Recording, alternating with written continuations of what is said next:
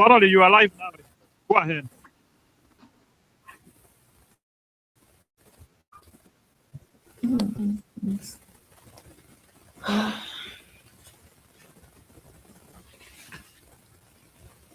Yeah. Okay.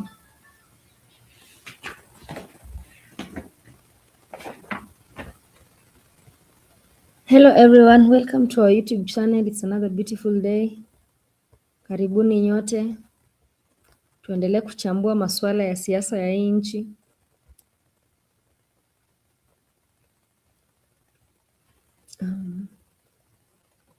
Nione tu kwa comment section tuone wale ambao washaingia so that we can start mchakato wetu ya kila siku.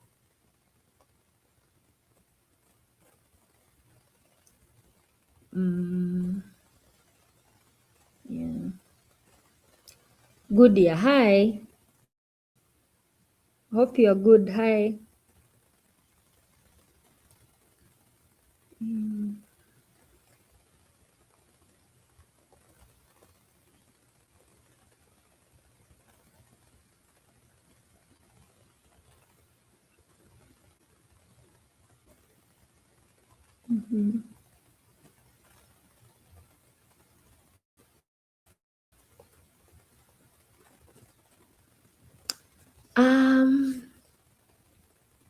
Leo tutaguzia vitu vingi but zingine ambazo tutaendelea nazo ni zile za jana. Tuliona jana wakiongelea hiyo story ya mafuta kupanda bei, wakisema it is because of the war in good. Yeah, I'm good. Ukiona jana hiyo issue when saying that the price of water itaenda juu. We've seen today the minister of Pio Wandai has said that mafuta iko mingi sana. Amesema mafuta iko mingi sana na imefichwa na the companies, that is why haifiki watu wale wa petrol station. Na he has given a warning to the companies for hiding the mafuta. Amesema mafuta iko, it's just that the companies are the ones that are holding the mafuta. But on the other side, Ndindi Nyoro gave another view. I think, let me see if I can find that Ndindi Nyoro was speaking. Just a sec.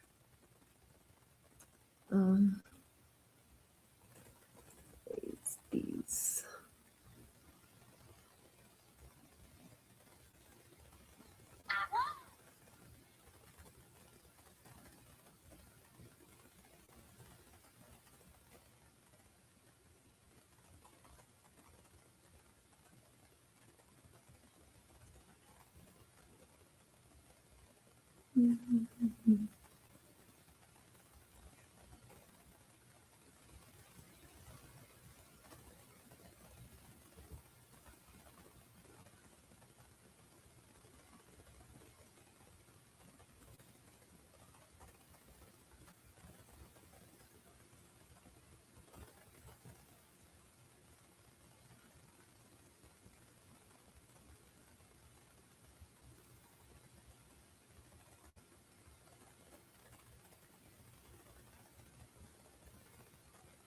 So when we look at the government, we see like there is some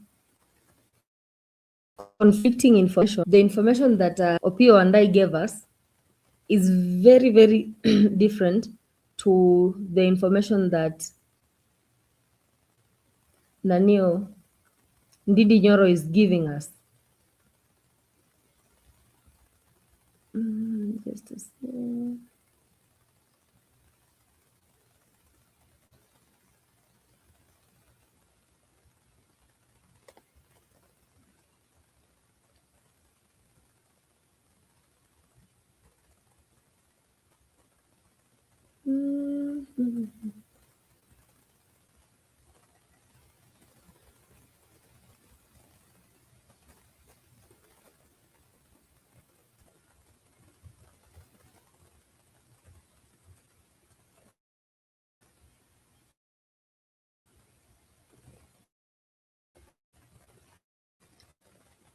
ndio atakuja baadaye.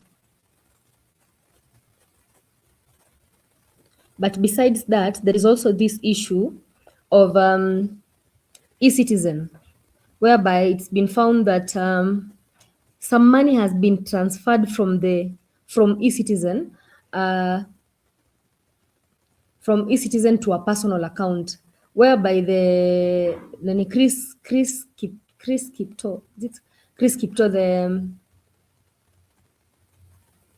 the treasury katibu wa treasury has been questioned about this thing, because how can money be transferred from the e-citizen, na hii ni mahali ambapo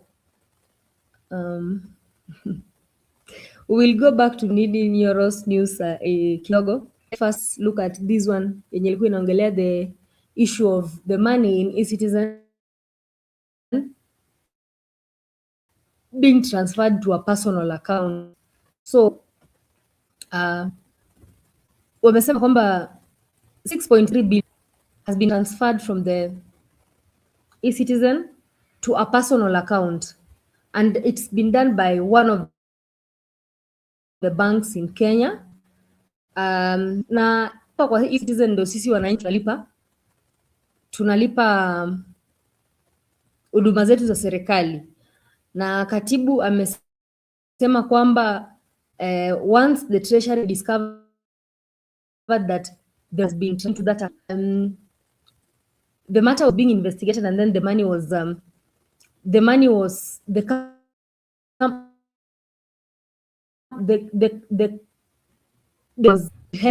funds in that account were frozen. So, but apart from that, the person who does the maths to check the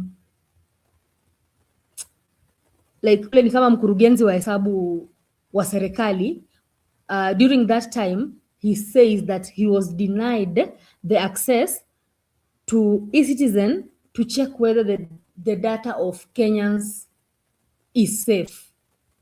And Kipto ended up replying that ati yeye haezi deny mtu nini, maybe even if the mwenye anafanyaga hizo maths za serikali alikuwa denied access to the portal, yeye hajui. So this is arising a big question: how can money be transferred from the government to a personal account, and whose account is this?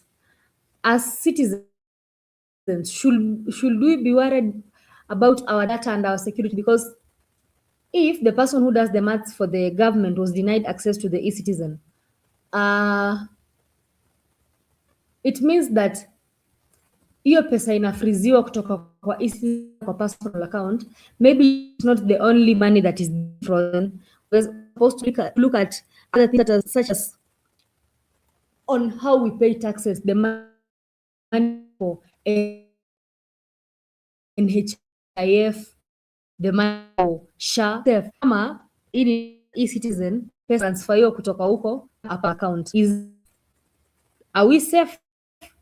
Do we trust government with our data, or anything might happen at any time? I'm actually looking for that video.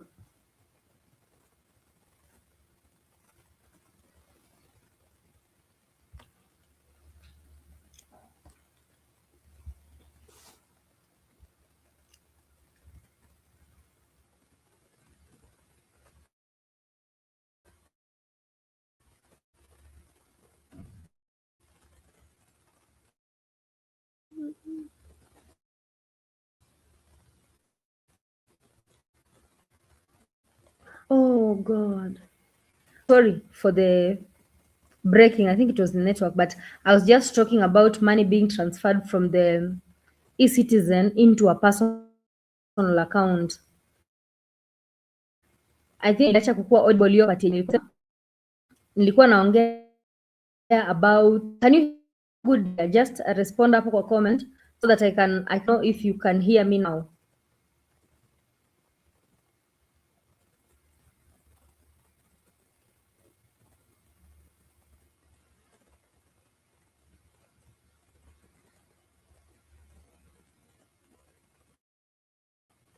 Can you all kama mnanisikia and respond so that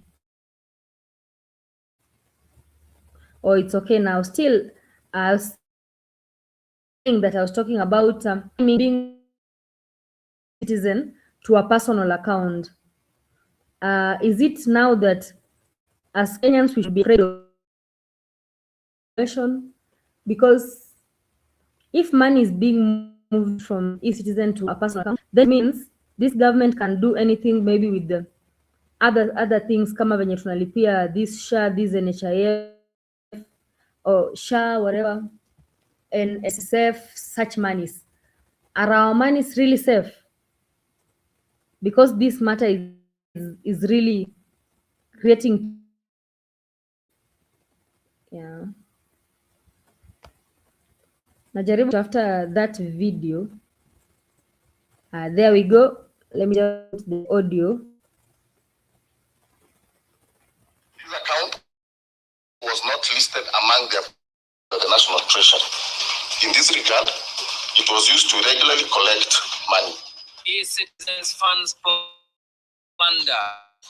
Lawmakers raise various questions. Divert 6.8 billings to a private account.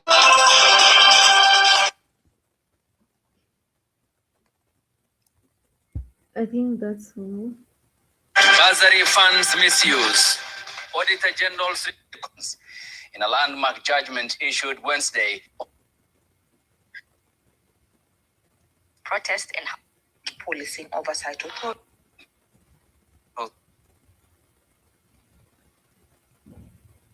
Tonight demanding a remote task, online jobs. Install it now.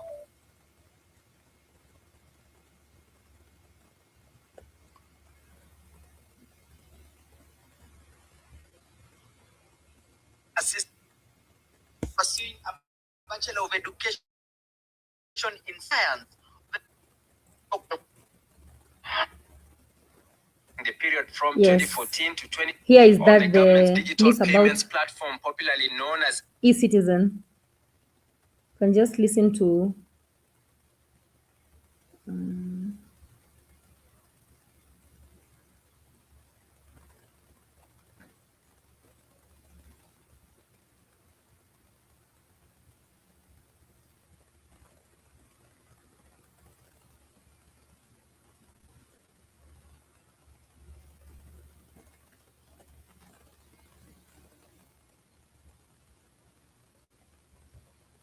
Citizen TV.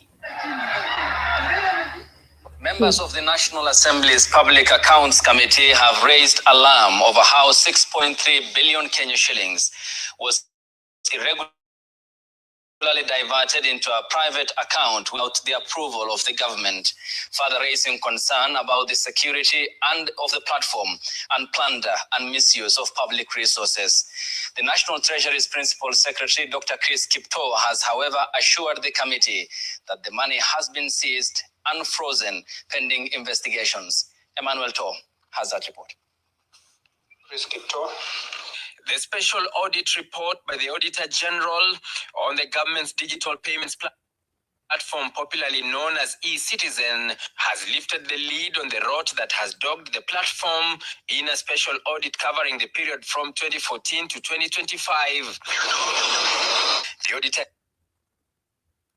hope you guys are able to hear me, and the audio that I'm playing concerning the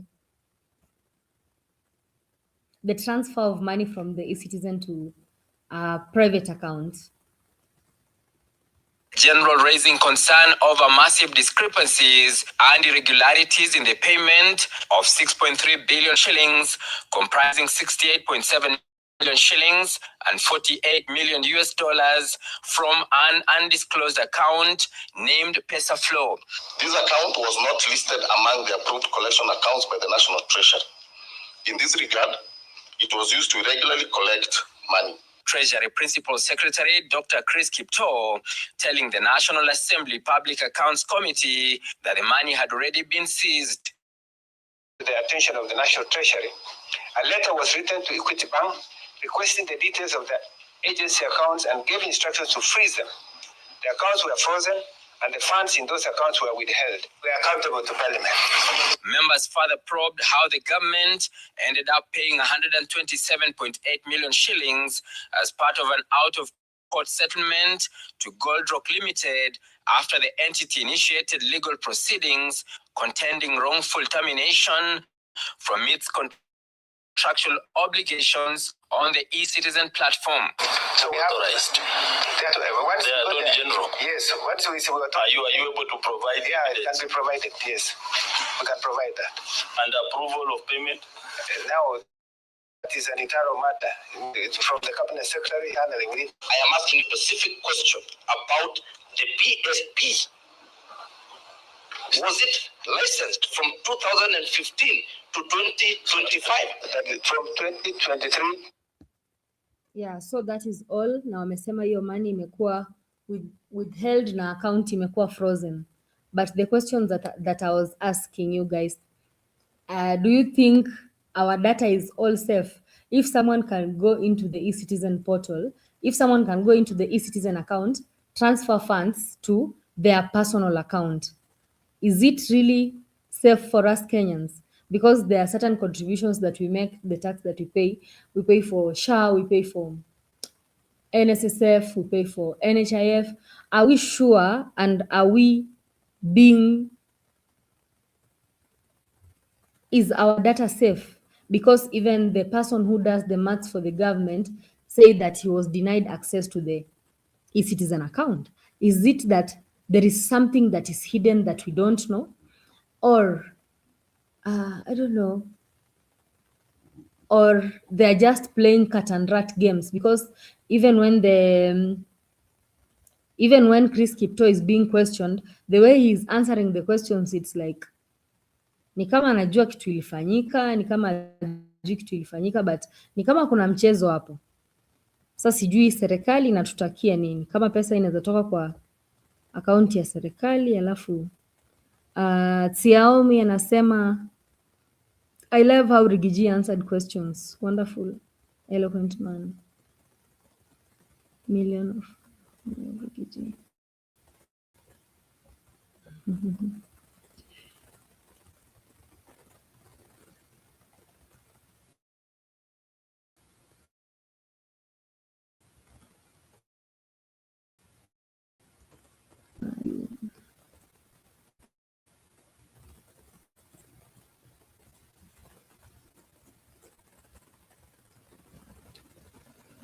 Budia is saying that's what I call inside job. Is this part of distraction? Which kind of distraction, Budia?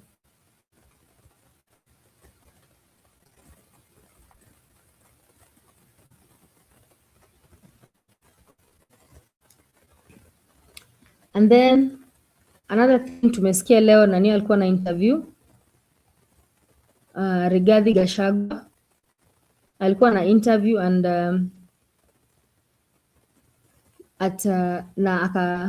I'll play the audio also so that you give your views on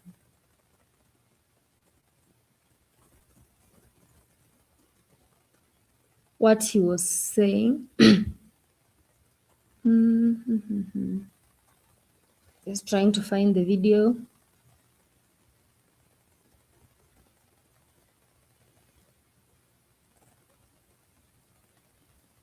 You're saying that interview with Rigathi addressing the Luo nation. Woke up in a dream so bright with stars that kissed and Why is it so hard to keep a Bible habit? A few years back, I read a study. Turns out there are two reasons. Time and Soundly I have an being. idea. What if someone made an audio guide, like your own personal tour guide through each?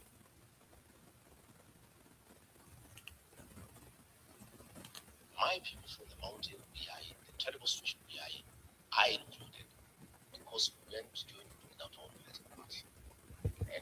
So this is Rigiji's interview today.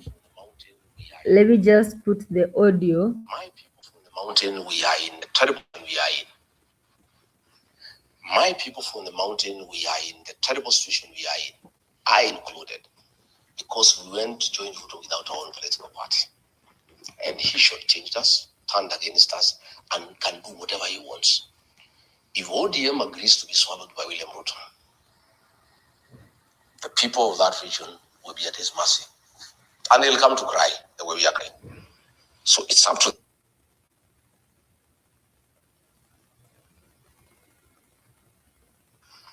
my people from the mountain, we are in the terrible situation we are in. I included, because we went to join Ruto without our own political party. And he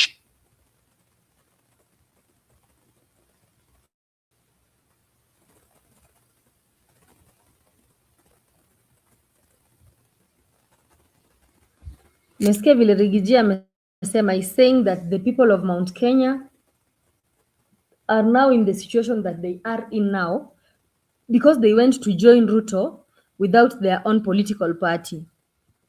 changed us, turned against us, and can do whatever he wants. If ODM agrees to be swallowed by William Ruto, the people of that region will be at his mercy.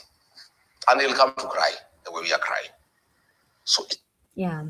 So Rigiji amesema hiyo situation yenye kwa Mount Kenya sahi, it's because they went to join Ruto with their own political party. And he's also saying that if ODM agrees to be swallowed by William Ruto, they'll also they'll dance to the tune. Mount Kenya are facing the situation that they are in now, including Rigathi Gachagua, because they just joined Ruto without their own political party. They just decided to support Ruto.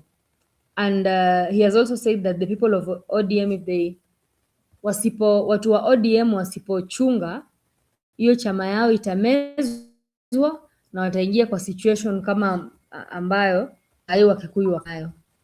Do you think it's true because of not forming their own political party and just supporting Ruto is the reason as to why they are going through that situation? And do you think that ODM will also be swallowed and then Luos will also end up in this situation?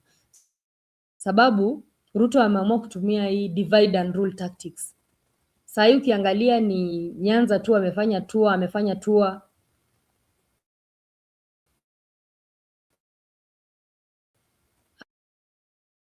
hataki hajakuwa anataka kutoka huko.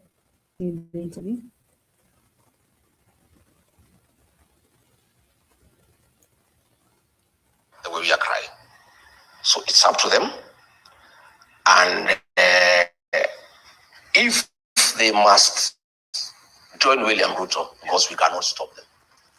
Yeah? If they must stop him, if they must work with him, I'll give them a few tips. Because it's important that I do so. And if they come to me, it can help them.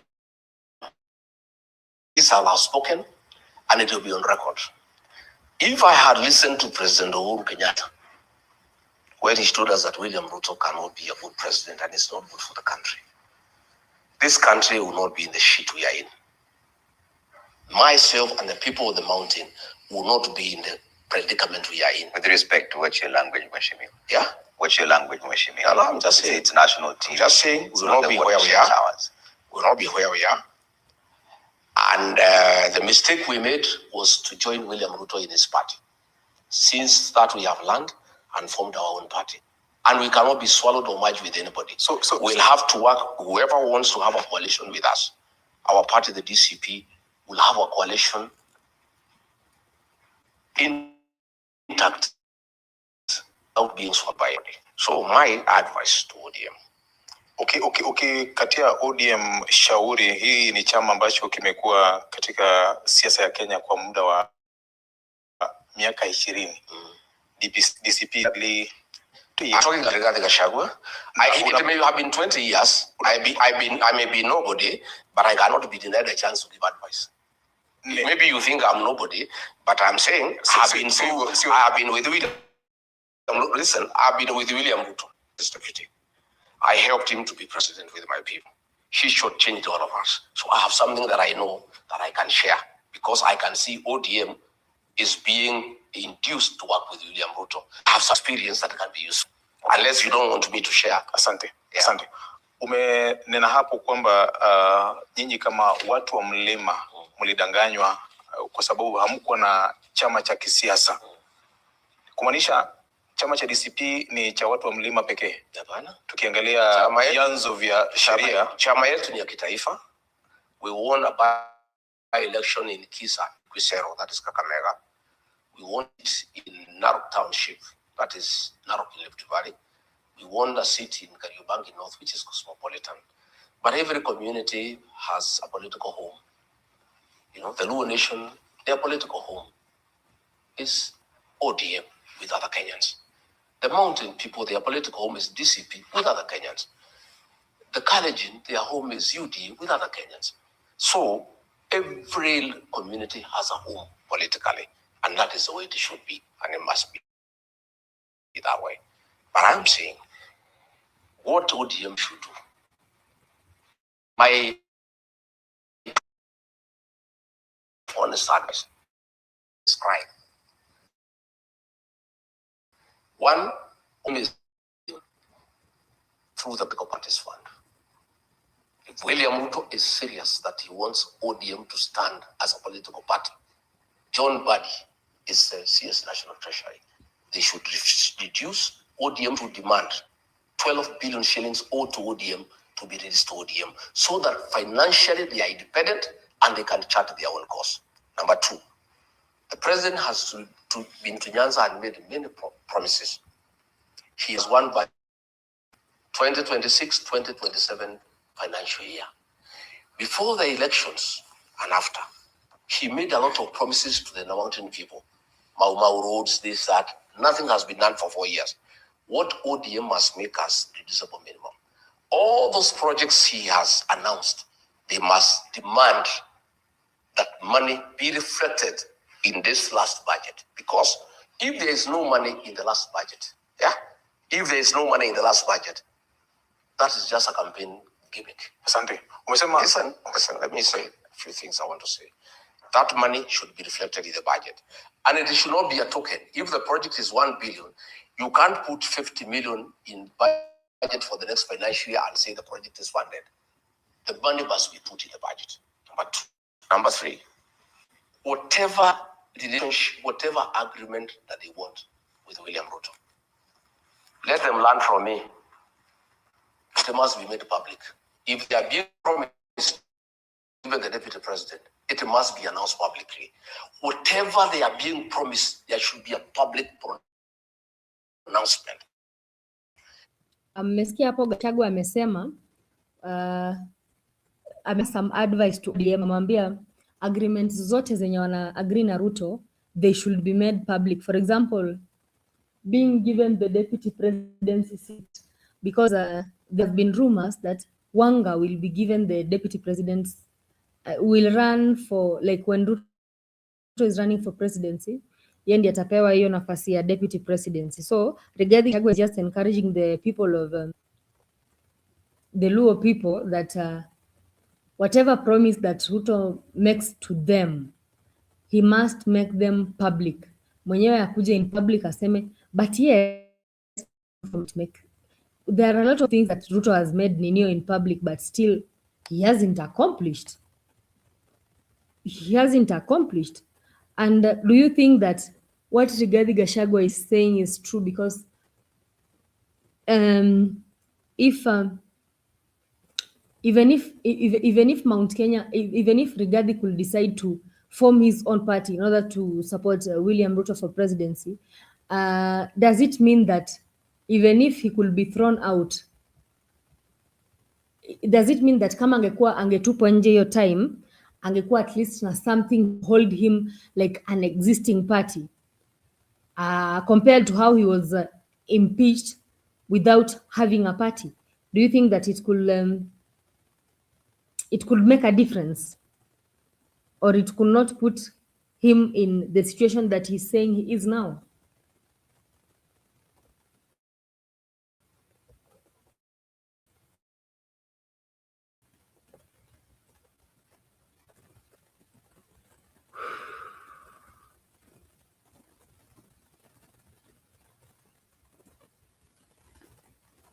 Apart from that, or in the same interview, Rigathi was asked why he didn't attend Raila's burial, and he said that when they were going to Nyayo, he received some news that goons had been planted to attack him, and that is why he didn't go to Nyayo Stadium.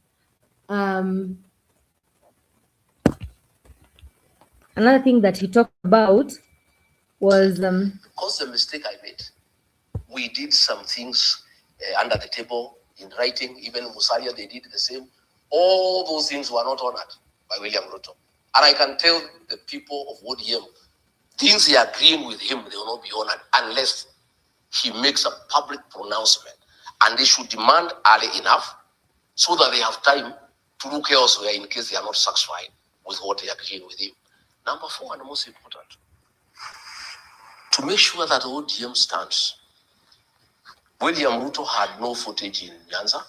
He had no footage in Coast. He had no footage in Northeastern. He had no footage in Western.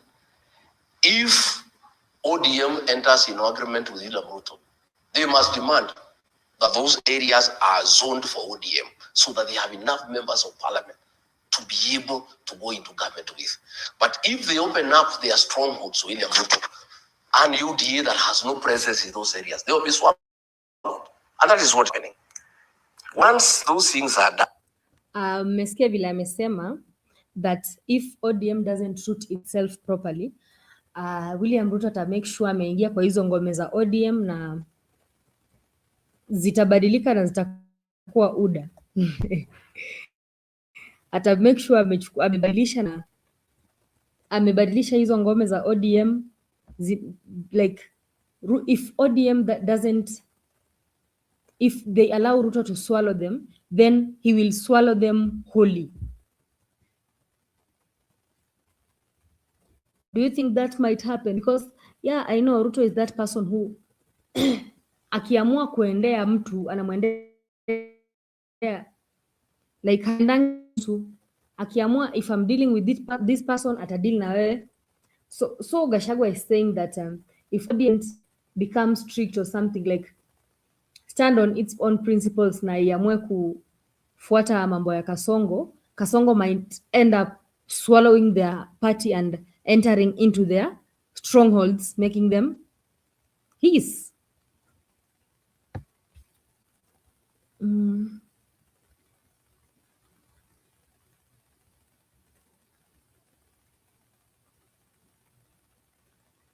Goodyear is saying Gachagua was kicked out with a mess, no party, but he even allowed to stand. What did the court decide?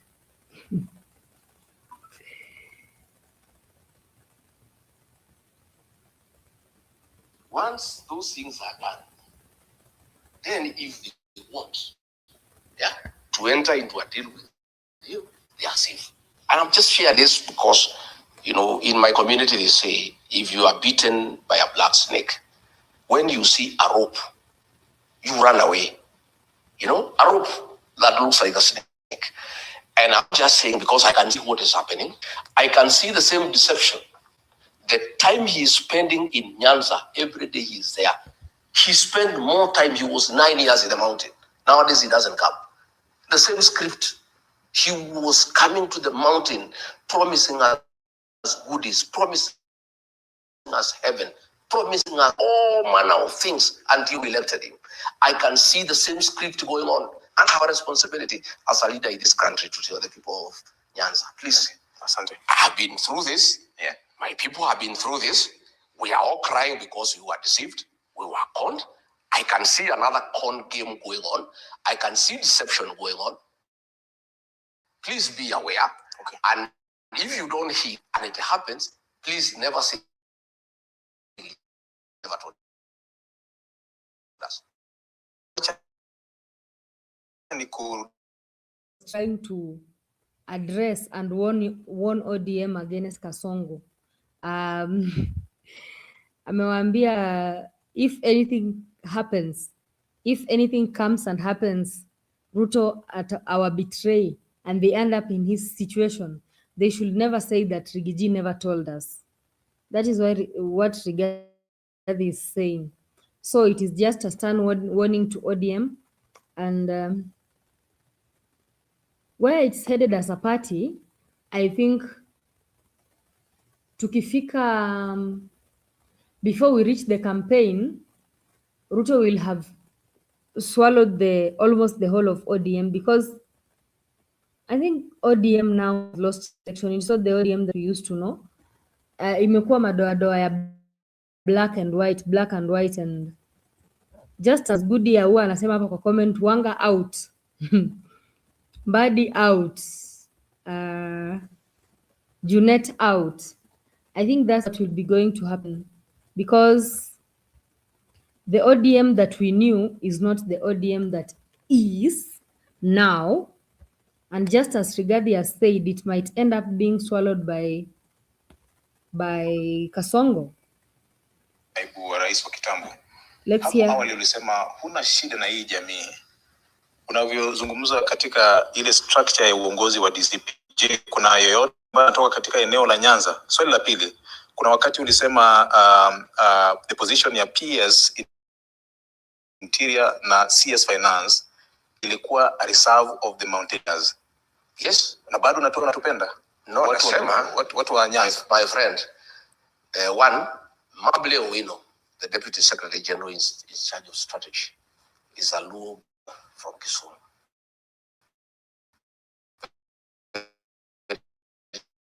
Talented young woman to work in the staff as joint boy in the Luo nation. A great time. Lakini aliondolewa baadaye akapelekwa mahali. Ruto alimtoa akapeleka Djibouti.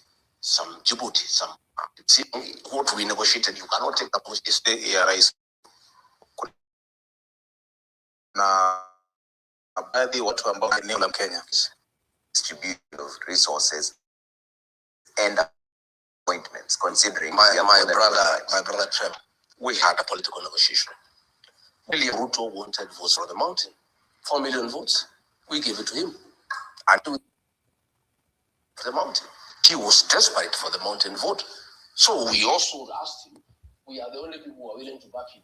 Coast rejected him. Northeastern rejected him. Nyanza rejected him. Western rejected him. Nairobi rejected him. Nobody else was willing to back him. The mountain was the only stupid region that could not see through him. We were conned, and we have accepted our mistake, and we are going to correct it. But since we are the only ones who are available to support him, we demanded that. So Rigiji anasema wakati Ruto alikuwa anaomba kura, Nyanza rejected him, Coast rejected him, Western rejected him, but it's only the Mount Kenya region that decided to stand with him.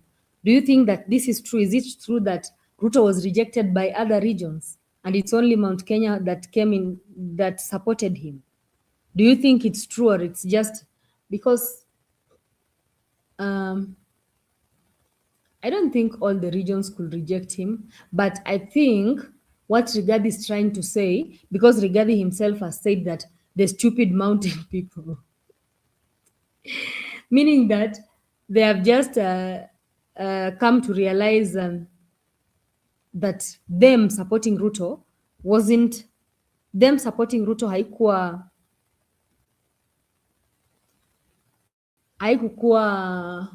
which word can I say?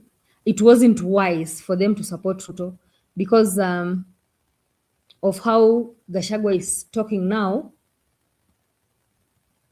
It clearly shows that Goody is saying, I'm shocked about the care Gachagua has now for the public. I wished he had exposed Ruto while in government. I think Goody, when Gachagua started speaking, okay, alianza kuongea partly when he was still in government. I don't know if that is the reason as to why he was thrown out or something.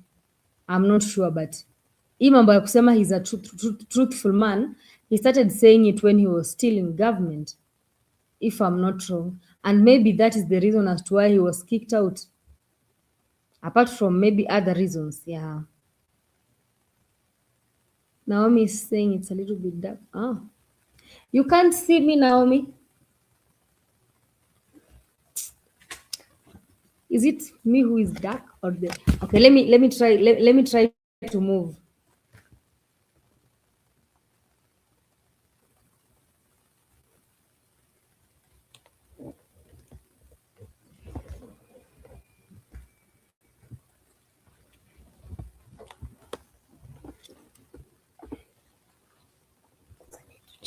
Laptop also.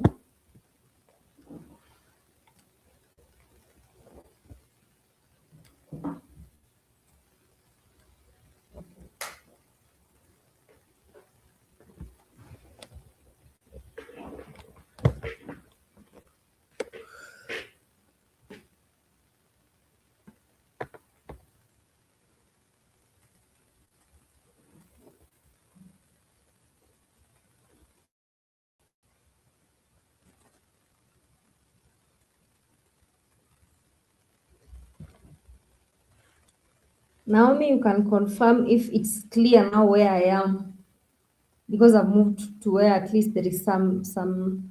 Wait.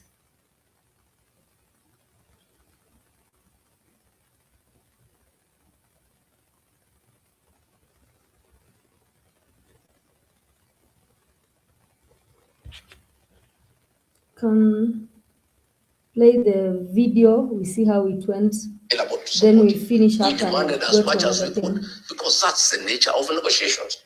But now, if we are in a coalition like now, we are with so many other people. I don't think we can demand that much because whoever we are with, we are many of us, you know. But that time, other than the mountain, nobody else trusted William Ruto.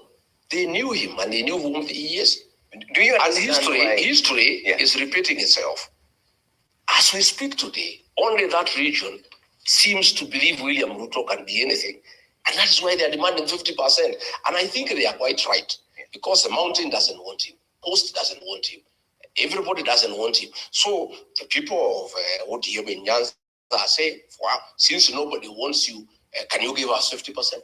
Do you understand why people are a bit shy to deal with you because of the strong language that you use? Even right now, when we speak about conversation, say you are shy dealing with me. You have just Don't said, talk about other you people. just said the Mount Kenya region are the only people who are stupid enough. Yes. That tagging is where the problem is. No, we was labeling communities. I have said that is a feeling in my community that we were conned and we did not see through the con. Naomi is saying that Trevor was biased. Why do you think Trevor was biased? He was just trying to interview. In every interview kunakuwaga na maswali, kila mtu anaulizwa maswali. Why do you think he was biased? Because he was at some point not giving Rigiji room to speak, or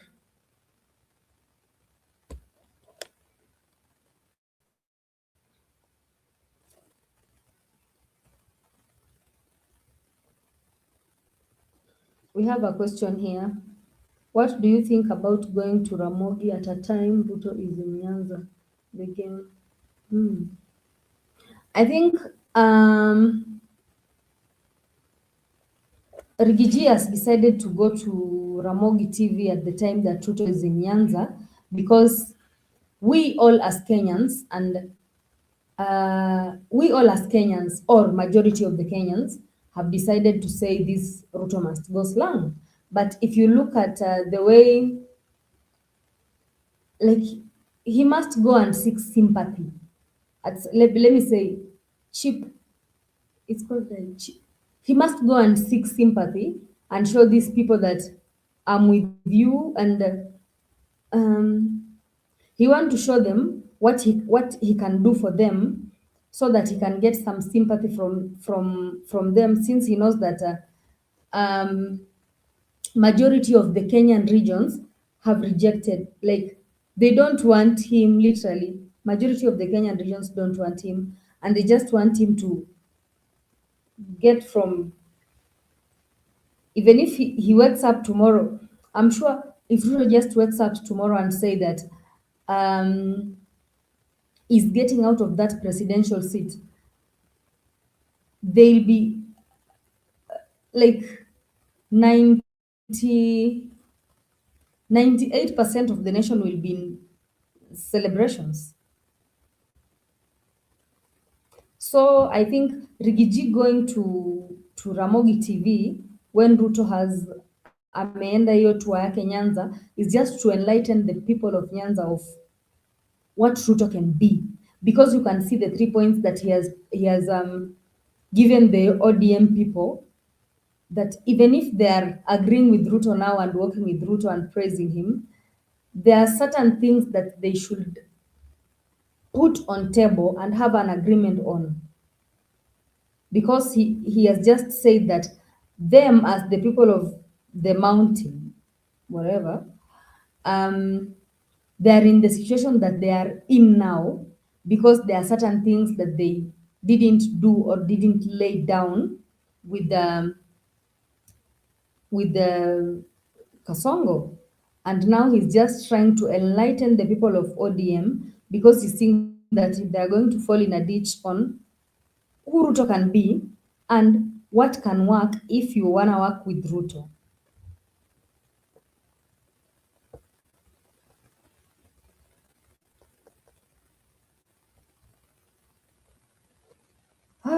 Enlightened is saying hello, Madam Valerie and everyone. Hi, welcome to the show.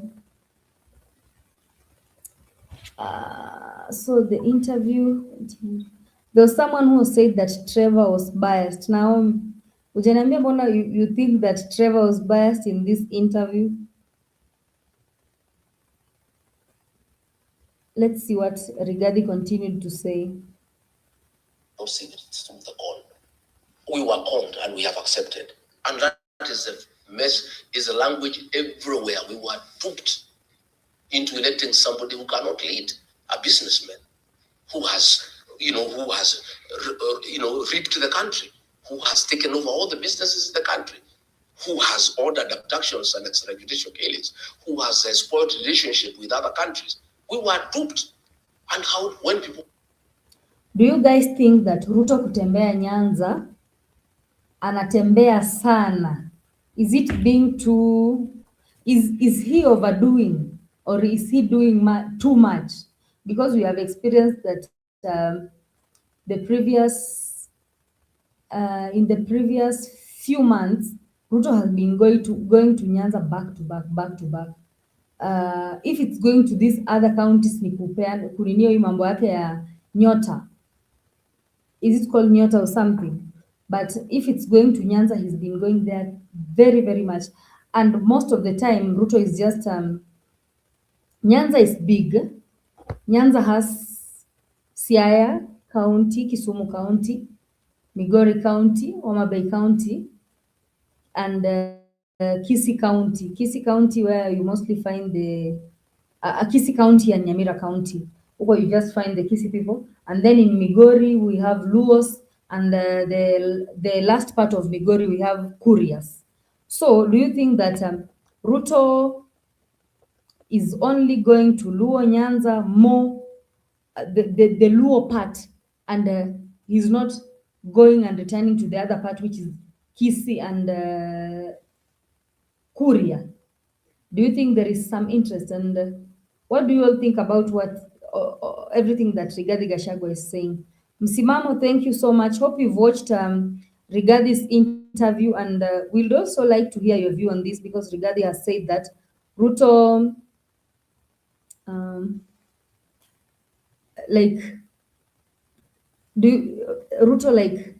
yes, we are all seeing that Ruto anaenda Nyanza sana.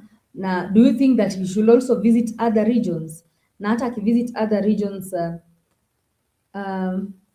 yes, anawaambia I'll do this, I'll do this, I'll do this. But what Rigathi is saying and advising ODM is that everything that this person is telling you that he will do, even if he's telling you that he has located he will build what, give you some money to do these projects, you should make sure that they have been included in the 2026 budget, not that just kuambia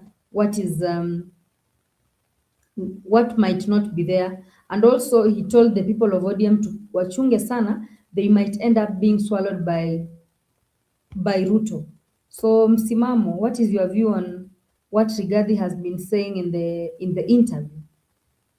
Welcome to the studio. Asante dadangu kwa nafasi hiyo. Kwanza pokea zangu wale wanatufuatilia upande wa comment section ya namaanisha kwamba haswa kuna Naomi, kuna na Nobel, kuna Gudia ya na wengine wote ambao wanatufuatilia haswa pande huu wa comment section. Pokeeni zangu. Ni furaha tena haswa kwa mara nyingine kujumika tena hapa kuweza kuchanganua au kuchangia kidogo yale ambayo naona yanafungamana haswa na siasa haswa hususa ya taifa letu. Interview kutokana na kulingana na swali lako, interview nimefuatilia. Kwanza hii interview ilikuwa ni setup, kwa sababu wenye kuuliza wote ni wanakaongo. Trevor tulimkuta juzi kwa mkutano pale akimwaga kijaluo chote akipewa mic haswa mkutano wa kaongo.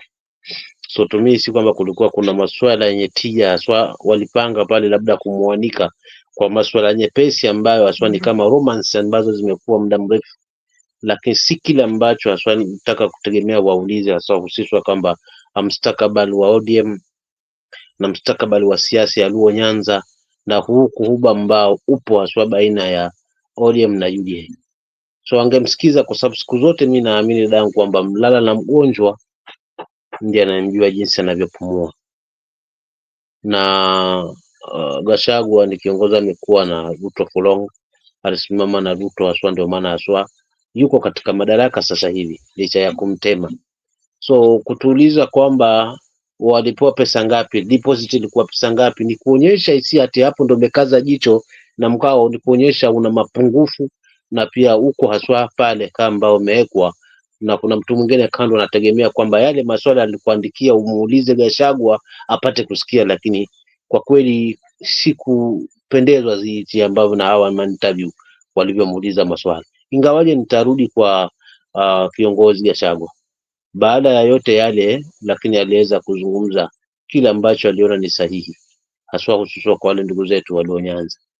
Nafasi wanayo waamue haswa wafuate upande huo, basi wawache wafuate, lakini wasione labda kwenda kwao watachukua haswa timu yote haswa mataifa zima, maana wanajidanganya wakisema kwamba ODM is a big party, we are the majority, lakini wanashindwa kujiuliza swali, it was in majority but it was under whose leadership? Wacha tuone Uhuru na hawa kina Wanga na kina Mbali na kina Junet kama wataweza kuwa na majority come 2027, then tutaprove kweli ODM ni chama kubwa kama wale ambao wanainani. Lakini kwa kweli maswali na interview, mimi Gachagua amegonga ndimo, na si kwamba ni fani wake zaidi, lakini nataka azungumzia yale ambayo nilikuwa nahitaji kuwasikia, na kwa kweli ameyazungumza, licha kwamba ameenda kukutana na ukuta ambao hawao wenye kuuliza maswali ambao waandaaji aswa wanahabari hawakuwa katika ustatili wa katikati kuweza kuangalia utofauti wa wanasiasa, bali walikuwa wako pale weza kuendeleza kile ambacho kiko haswa Luo Nyanza dhidi ya Gachagua, yani kile ulipizaji wa kisasi na nini, walitaka kupeleka hiyo narrative ili uonekane kwamba labda Gachagua hana nafasi upande ule. Ndio maana wameuliza ni lini utakuja kufanya mikutano yako huku, kwa nini hujaenda kwa Maodinga kutoka Filiwa mpaka muda huu? Yani kwa nini? Maswali ambayo kwangu hayana tija, kwa sababu Gachagua kwenda kwa mama wana asiende kwa Maida, but how does it helps us Kenyan citizens as a citizens? Kuuliza una ushahidi gani kwamba chama kitotupo ushahidi, shilingi ngapi, kwa faida gani? Hata akisema ni laki, akisema ni shilingi 10,000, akisema ni shilingi 2,000 zilitolewa, ndio tukijua 2,000 zilitolewa zitatusaidia wapi? Itatusaidia kuweza kuunganisha chama cha ODM ambacho kilikuwa kinasimama kwa minajili ya mwananchi na sasa hivi kinasimama kwa ajili ya power. So for real, this interview to me it was a setup from somebody else, na he was busy listening on his haya maswali alikuwa anaulizwa swa Gachagua, but uzuri ni mkomavu, ameweza kuyazungumza yalivyo, kwa sababu wakimlaumu Gachagua wakisema kwa nini anatukanana na rais na hawaelewani pengine na rais, but hata hivyo rais hakuwa anaelewana wakati ule na mheshimiwa Raila Odinga kabla ya uchaguzi, na ukuhuba ulikuja zaidi haswa GenZ hapa walipozuka haswa, ndio kuhuba huu watu wa broad based government ulikuja. lakini vile vile pia kutaka kumdanganya tena ili aache ile pressure alikuwa nayo kwa kumdanganya na mambo na AU seat of which alianguka. So for tukizungumza hayo ni kwamba sasa hivi mlimo umeteleza kwa upande wa Kasongo, ndo amekimbia kule.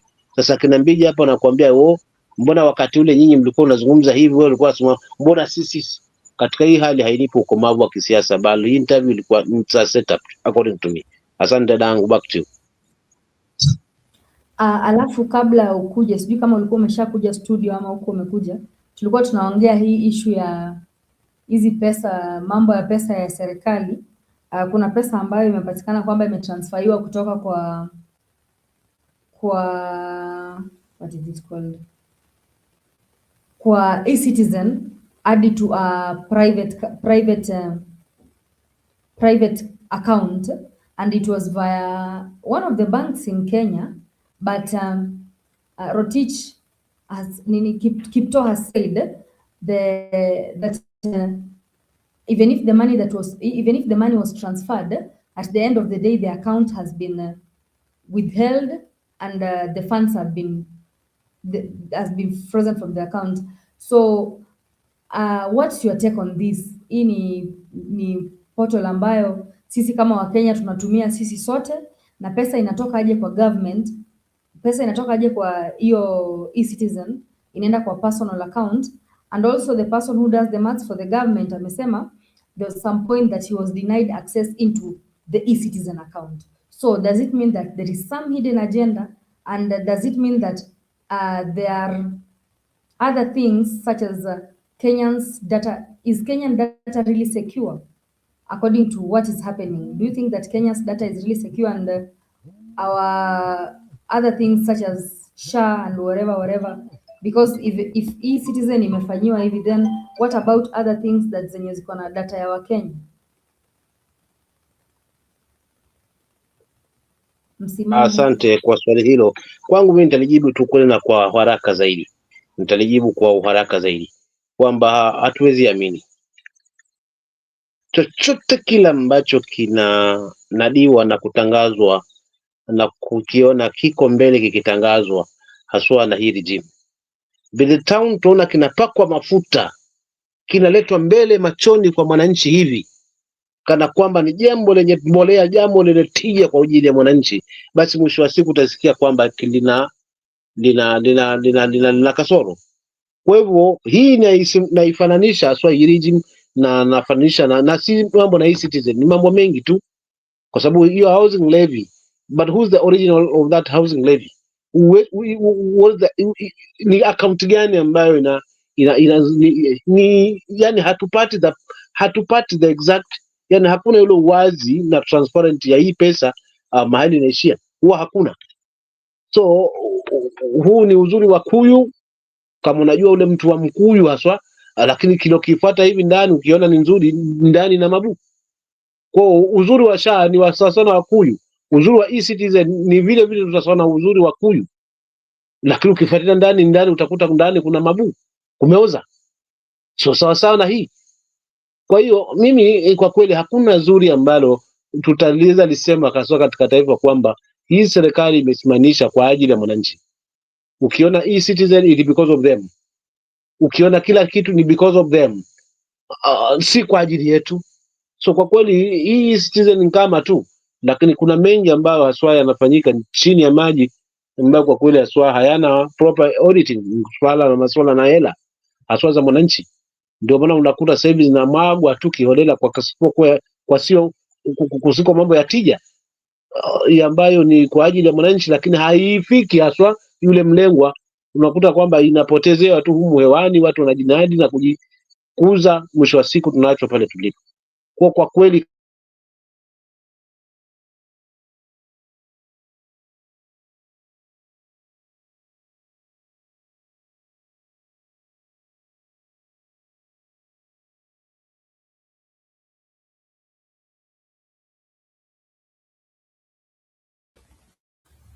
Msimamo sijui umenipotelea, sijui ni network yangu ama ni yako, sikusikii vizuri.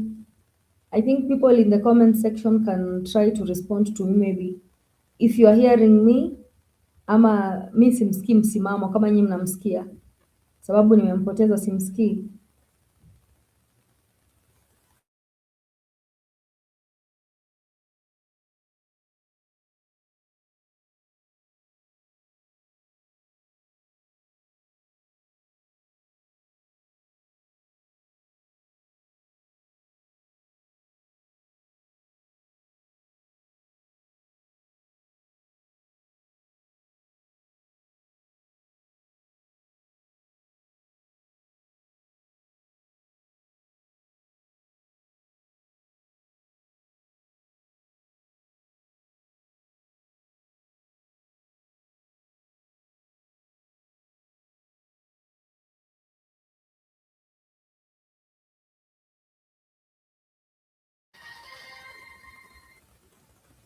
So ni network ya msimamo. Oh yeah.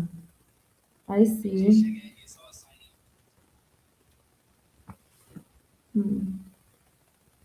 So, another thing that has been arising, we've been talking about police brutality and killing and shooting people unnecessarily like chicken. There is this Rex Masai that died during the Gen Z protest, and kesi ilipelekwa mahakamani na pia leo kumekuwa mahakamani, and despite all the evidence that has been presented, even the videos, hiyo kesi ya Rex bado hiyo evidence imepresentiwa imekataliwa.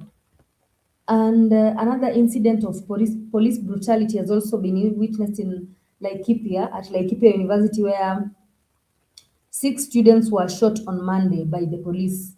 And I think police are using a lot of force against against us mwananchi, because it was just a peaceful demonstration by university students. Why should they end up killing 6 students who are just demonstrating peacefully? See, they could just even,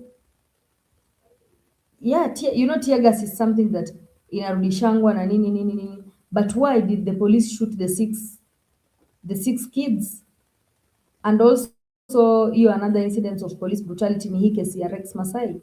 Despite all the evidence that has been produced in court, still wamekataa hiyo evidence. And I think this is the reason as to why police brutality is really increasing here in Kenya. Do you think that during this regime, the police who have been involved in harassing and killing citizens, do you think that they'll be held accountable? Because a lot has happened during the Gen Z protests, people were killed, including sasa hii kesi ya Rex, ambayo video zote zimekataliwa, all the evidence that has been given imekataliwa kotini, and then also these Laikipia students. But on another end, I've seen that for residents or for people who died during the protest in Kisumu, wamepewa fidia.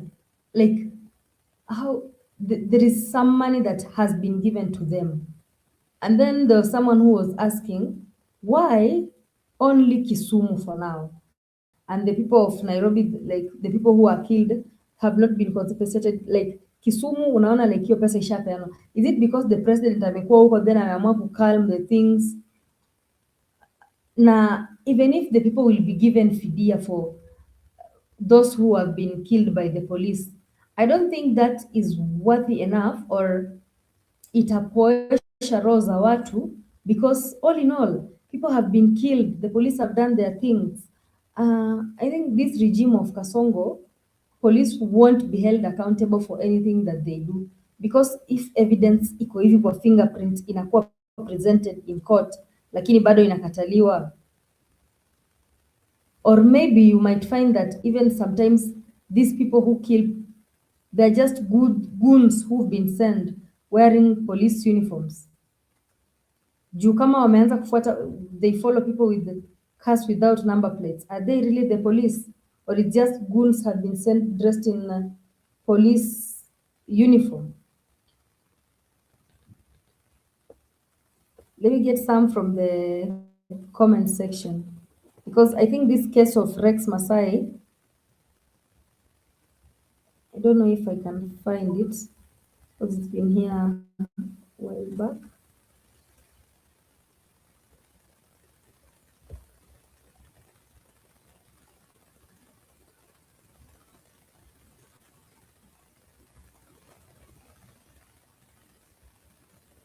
Just trying to look for it.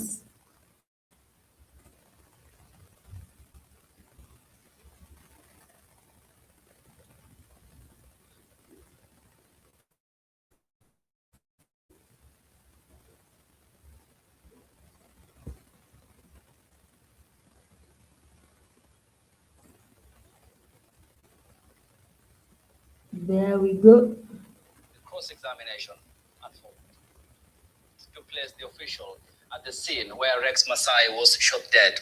Citizen TV's Ben Kirui with the blow-by-blow account of how the cross-examination unfolded. Witness Joshua Mutua, a forensic and crime scene investigator with the Independent Policing Oversight Authority (IPOA), placed a figure believed to be a police officer at the scene during the fatal shooting of Rex Kanyike Masai at the height of the 2024 finance bill protests. We wish to produce the report. The protests. How can you be able to identify the person from the footage? How are you able to identify the person? Your Honor, you're able to describe the clothing of the dead? Yes. The clothing of the dead? Yes, Your Honor. Yes. Vis-a-vis what was recorded elsewhere? Yeah. Yes. In another different period of the day? Yes. He corroborated the sequence of events presented in court. Do you see anything on his hand in the CCTV? Please, you can press play the footage and questioned the evidence presented in court. We've mentioned quite a lot about the CCTV footage. Yes, Your Honor. So it was scenes and police clearing barricades from the streets. Additional witnesses are expected to take the stand on Thursday. The third man is captured with a gas cannon. Not once, not twice. An individual believed to be a police officer has surfaced repeatedly during the Rex Masai inquest hearings. Several witnesses have placed him at the scene of the incident during the height of the finance bill protest in 2024. The inquest seeks to establish the circumstances. So it's just this issue of police brutality in Kenya and them not being held accountable. So like this case of Rex Masai, despite all the evidence that has been produced in court, still it's been rejected. And there are videos, like the footage is showing this person, inaonyesha wao polisi akishoot na venye alikuwa amevaa, everything has been described. And also this incident of Laikipia where the 6 students have been shot for something that they weren't even supposed to be shot of. Do you think that in this regime, police will ever be held accountable for what they do? Yeah. So msimamo, before you dropped, you are saying something, and tumeingilia mambo ya police brutality. We are talking about if it will ever end in this Kasongo's regime, ama tutaendelea tu kufuatwa na gari ambazo ni hazina number plate. Welcome back again. Najua network yako ili drop.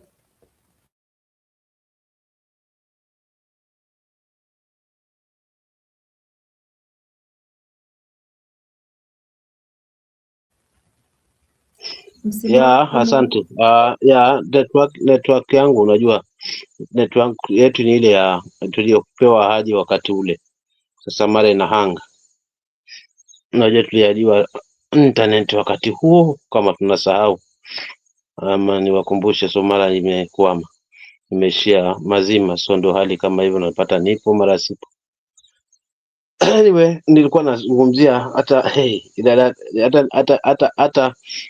hata pamenitoka pale nataka kupaeka, lakini anyway ni kwamba hususu katika masuala mazima, na umeniuliza masuala mazima na interview saa zile, labda pengine haswa ni kama kuna lingine swali uniulize baba yangu, kwa sababu hata nilipotaka kumake hiyo pamenitoka haswa. Sitaki kuwa muongo hapa, labda uniulize tena hilo swali ili ujenge hoja na nitarudi. Nimekumbuka ambacho ulikuwa unazungumzia. Ulikuwa unasema tulikuwa tunazungumzia mambo ya pesa transferiwa from the treasury to a private account, you had reached a point that you are saying that even this issue of apart from issues of SHA and whatever NSF, there is this issue of the housing levy. I think that is where you had reached.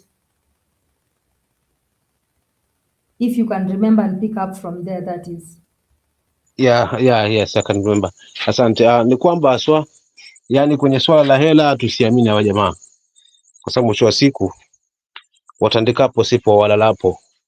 Huo ndio kweli ulivyo, na si swala la e-citizen tu, ni mambo mengi ambayo yapo haswa hususwa katika muktadha mzima na ufungamana na hela. Hawa jamaa kitu ambacho wanategemea haswa peke yake ni hela. Wanaamini hela inaweza kufanya chochote kile. So kwenye hela hawa jamaa zangu hawachezi mbali. Kwa hiyo si moja tu hili la e-citizen, ni mengi tu. Kwa hiyo mimi sioni kwamba labda pengine sasa ni na kubwa zaidi ya hili, kwamba tulipo sipo na waliopo pia nao sio. Kwa hiyo si wa kuamini, na maana ndio tukusema one term, basi one term ina maana, kwa sababu haswa kile ambacho tunakitarajia sie kama wananchi sicho ambacho tunakiona kikiwa kinatekelezwa na hawa viongozi, hususan katika haswa masuala mazima na hela za taifa. Kwa hiyo haiwezekani yani kuwe na akaunti mbadala ya mtu binafsi, kama siku kusanya alafu watie njaa, alafu nenda sasa warushie punje kidogo kidogo ili ujenge matumaini, na ukiwa unajua wazi zitapokelewa kwa sababu hali ni mbaya. Kwa hiyo mtu hataacha hela hii kwa sababu ya nini? Kwa sababu ya hali ngumu ya kimaisha. So kwa kweli huo ndio msingi peke yake wanaoamini kwamba wanaweza fanya chochote. That's why unakuta hii pesa iko kwa hizo accounts ambazo itakuwa kwao wanaweza access, but we as citizen hatuwezi zifanyia auditing na kuzifuatilia haswa hela hizo. Zaidi ya haya tunayashuhudia sasa kwamba kuna mapungufu tele haswa katika masuala mazima na udhibiti wa hela haswa za taifa. So nafikiri mimi nitaachia pale kwamba hakuna jipya hapa, ni kujipanga tu, kwa sababu ni mengi ambayo tumeyaona, na sasa sijui ni kitu gani ambacho labda pengine kina tujaribu kutuweka sawa, at least tuone kwamba labda mambo yatakuwa sawa. Mimi sioni dalili, so samata dalili hapa ni kuoana na uongozi, kubandika uongozi mpya. Mimi ndio langu tu, dadangu, pole kama nitakuwa nimepita haswa, nimepitiliza haswa kuongea hilo. Asante. Another issue that I was asking a question on is about justice. Nimeongea mambo na police brutality, hiyo story yote umesikia ya Rex na how students have been shot and whatever. Do you think in this regime, hii regime ya Kasongo, kutakuwa na justice between a case where it is involving common mwananchi and the police? Because so far where we have reached penye tumefika, things are not going well na the police are not being held accountable for what they are doing, for the brutal murders they are causing around the country. And some of the murders are not, the people that are being murdered are not, like si mtu hata anafaa kuwa amadiwe. Mtu anamadiwa because of nothing. Just going to the road to demonstrate peacefully. And then at the end of the day, you won't get justice and the officer won't be held accountable.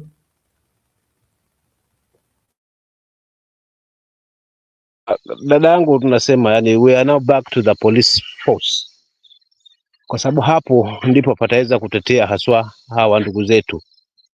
Unajua tulikuwa hapa wakati wa nyuma hapa katikati, uongozi wa Kibaki na uongozi wa Uhuru, tukapata nafasi ya kuweza kukaa pamoja na askari wetu. Hata pindi utakapokamatwa unakamatwa na maelekezo kwamba unakalishwa sawa na record statement, wanakaa kwanza, si kama pale zamani kwamba kulikuwa na huo tofauti. Yani wewe ukimkuta askari basi kiguni ponye, either unakosa unakosa, kinachokuokoa ni mbio zako. So tunarudi pale pale kwamba askari wetu sasa badala kwamba wafanye yale majukumu yao haswa ya kulinda mali, ya kulinda mwananchi, unaona, lakini vile vile na kuweza kuhakikisha wanakaa mstari mbele kunakokuwa majanga na kadhalika, imetoka pale. Imekuwa sasa ni tishio ya kuweza kublock maono ama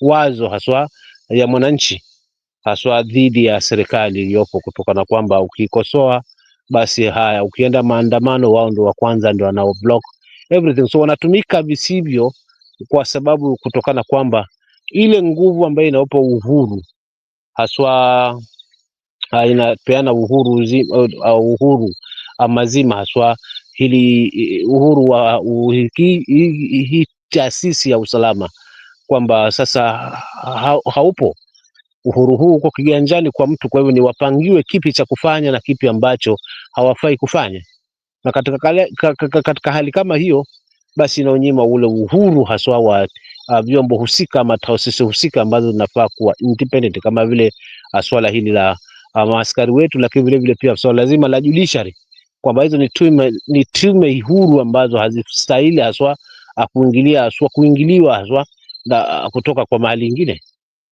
So unakuta sasa kuna huo utofauti mkubwa ambao upo.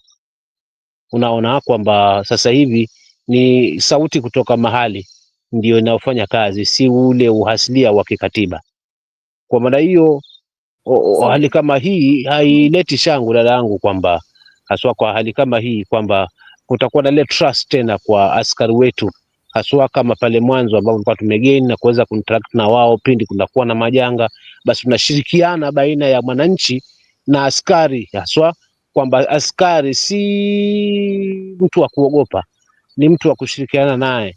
Lakini sasa hivi tunaregeshwa pale kwamba unapomuona askari basi ni mtu wa kuogopa, kwa sababu already yeye ana maamuzi kutoka sehemu nyingine, jambo ambalo lilikuwa limepingwa vikali na katiba ya sasa. So tunaregeshwa tena kwa katiba ya zamani ile ambayo sasa ni ya police force badala ya police service. So naweza nikajibu katika hiyo hali. Asante. So you mean now the greatest challenge is that there is no independence among different government bodies, like they are not standing for themselves. Exactly. They are being controlled by Yeah, that's my view. Okay. Njiru, I can see Njiru is here. Welcome back, Njiru. I don't know if... Are you able to hear me, Njiru?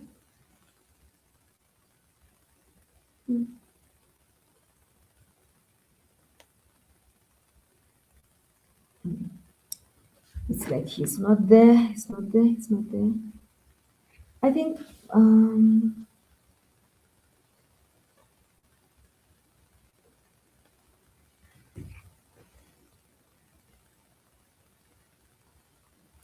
there was another issue concerning, nilikuwa nimeongelea kuhusu nimeona kwamba in Kisumu, specifically in Kisumu, the victims of police brutality, they have been compensated.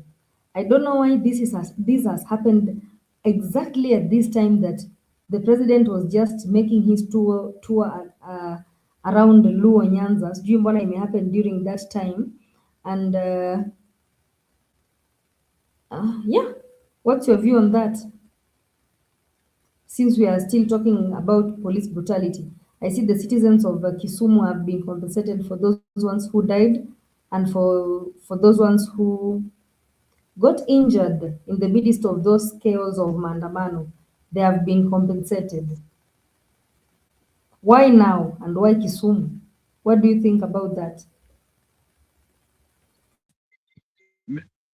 Maybe kidogo msimamo before you come, just a little bit.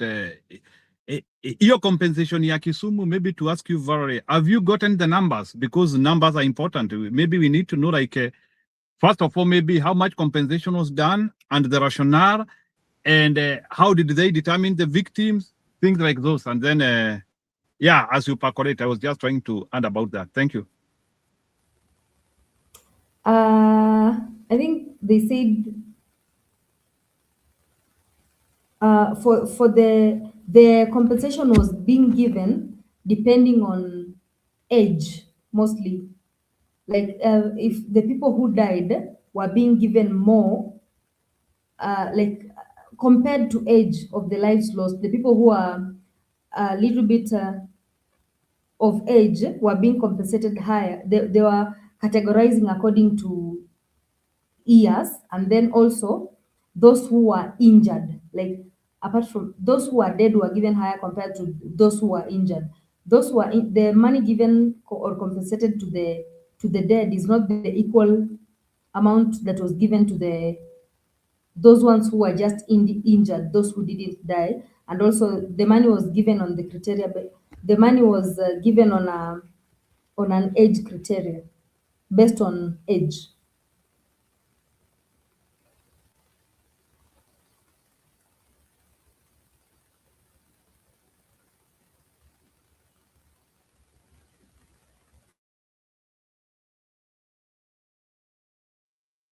Did they give the values? Like, did they say like we have paid 1 million, 2 million per victim?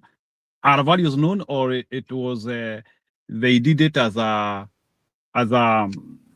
secret package to people? No, at first they did they reported this as a collective value, but as they continue reporting, they started categorizing it according to per person and how much was allocated. It was not just a collective value just that way at once, and then they left it there.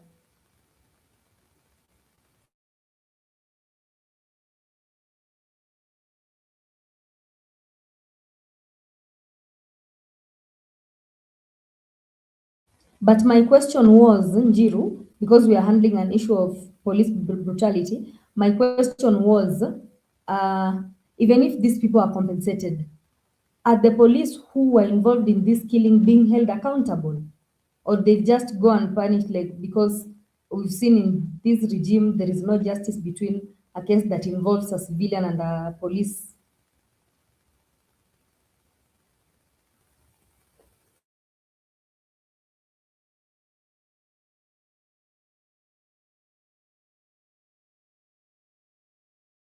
So labda niingilie kidogo tu hapo, kama dakika nusu dakika tu imenitosha. La kwanza, kama amekuwa compensated sina shida.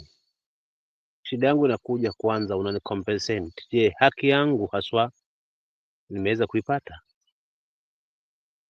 Wale waliua mtu wangu wameshughulikiwa vilivyo?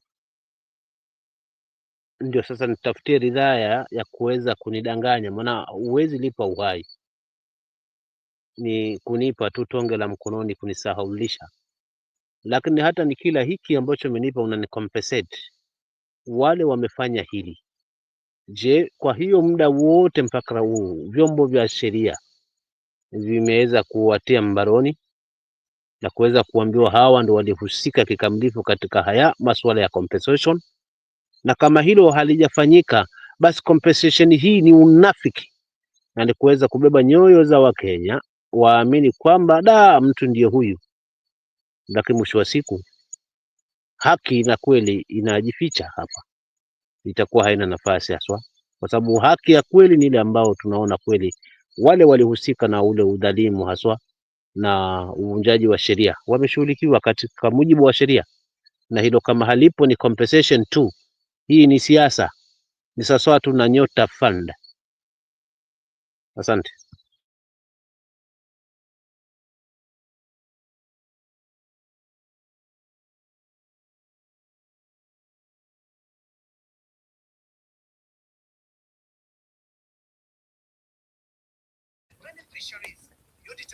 Kama umenipata. Nimekupata. Sasa finally umesema yes, even if the compensation is given, justice is not served. Ya, kabisa, kwa sababu angeanzia hapo kwa justice kwanza. Thus now he's to show kweli hawa watu waliumia na kile ambacho kilifanyika, na wale wenye walifanya kile kimakusudi wamechukuliwa. Lakini itakuwezekanaje wewe mwenyewe ndio umemfano umepeana hayo maagizo amefanya, halafu unakuja baadaye hasa unapoza mioyo kwa kuweza kutupa kitu kidogo kutupoza moyo, halafu then our leaders, viongozi wetu ndio ambao wako mstari wa mbele kuliendekeza hili. Huu ndio nafiki nasema wa kisiasa. na mara nyingi ndio hivyo tunavyotumika sisi wananchi, kutumika kama kanga wenye chongo kufukulia wenye macho, kwa sababu kupoteza hawa watu wetu tumepotezewa, alafu kisha mwisho siku ndo tunadanganywa na hii sadaka. Kisha viongozi wetu ambao tumewachagua ndo wako mstari wa mbele kuweza kuinadi kwamba unaona sasa, unaona ukuhuba wetu huu tumeungana, na sasa hivi wale ambao for the first time waliofanywa hivyo wameweza kupata fidia kidogo for the first time under this. Tumeweka hiyo ndio narrative ambayo tutaweza kuileta ati tuinadi kwa watu machoni kwa mwananchi for real. Mimi msimamo mimi ili uweze nidanganya nalo, nimpe haki yangu kwanza mahakamani, nionyeshe kwamba wale waliofanya wameshughulikiwa, then sasa niangalie fidia chochote kile ambacho hata naweza amua kusamehe, kwa sababu already najua mahakama imeweza kusimama kwa hilo. Asante.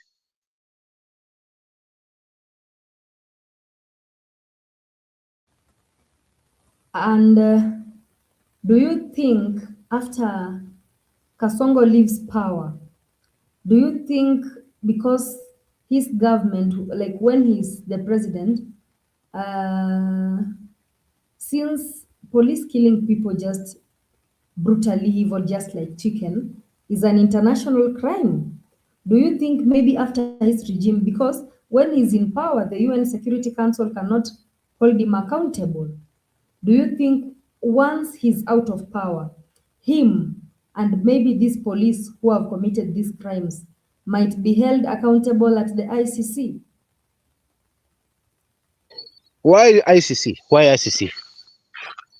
Why ICC? If we have a new regime, a regime that will care about rule of law na waheshimishe katiba, kwani hatuna mahakama za kuweza kuwafunga hapa kwetu? Hakuna lazima tuwapeleke ICC? Hapa patosha. Bora tuwe na uongozi ambao utakuwa ni thabiti, utakuhakikisha kwamba unafanya kazi kwa mujibu wa katiba na sheria ya nchi, kwa sababu kuua ni hatia, kuiba ni hatia, kunyang'anya ni hatia, na mambo mengi ambayo haswa ni hatia. So tunaenda ICC kwa ndo tutakuwa na nguvu gani? Na it's a waste of money. We have mahakama hapa.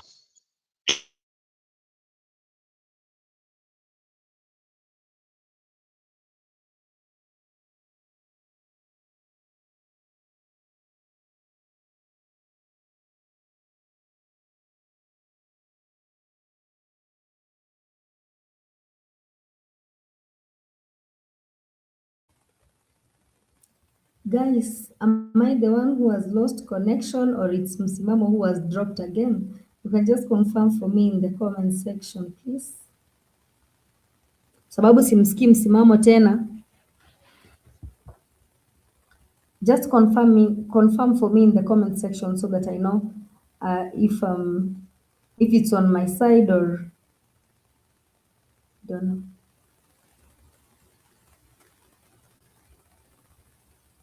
Oh, Msimamo has dropped. Hi Raf, I can see you are in studio. Umekuwa kutoka mwanzo so that I'll be able to know if you've been following up and upande pia utupea maoni yako.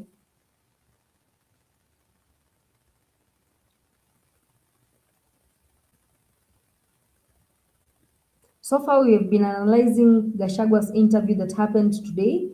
We also looked at the issue of police brutality, and we looked at the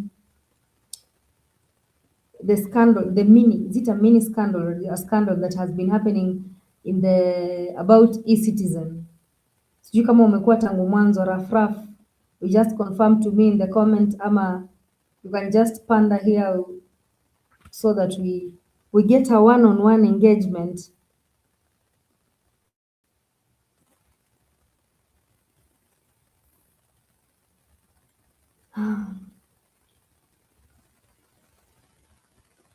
We can get a one-on-one engagement before we get Msimamo arudi. Yep.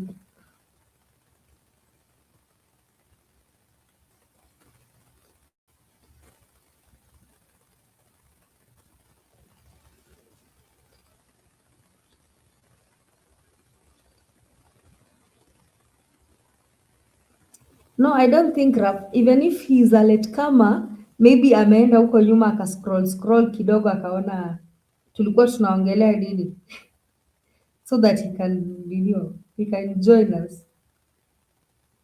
At least akuwe na rough idea.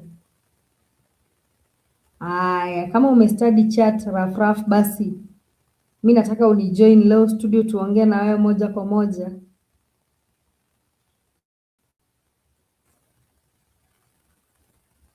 Good ya usimchokoze sana Raf.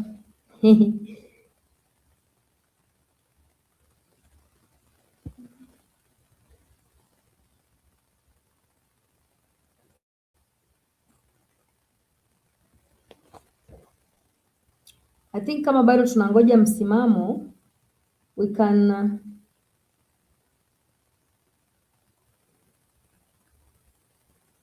listen to this.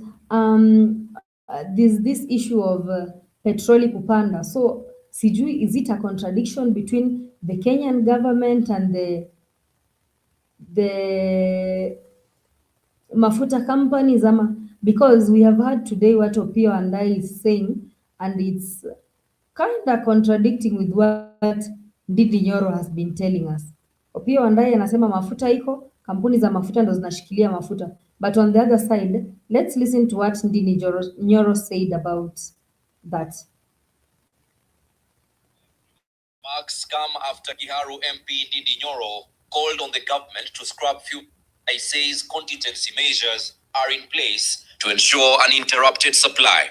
We are more than confident that our G2G arrangement is robust enough to manage any near-term uncertainties. Wandayi's remarks come after Kiharu MP Ndindi Nyoro called on the government to scrap fuel tax introduced in 2023 and 2024 to ease the cost burden on consumers. Lazima mwajibike wakati ambao muda bado iko.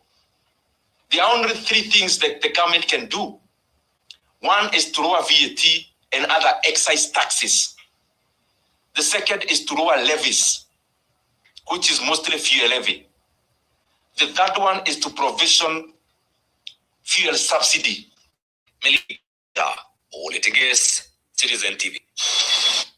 So I think there is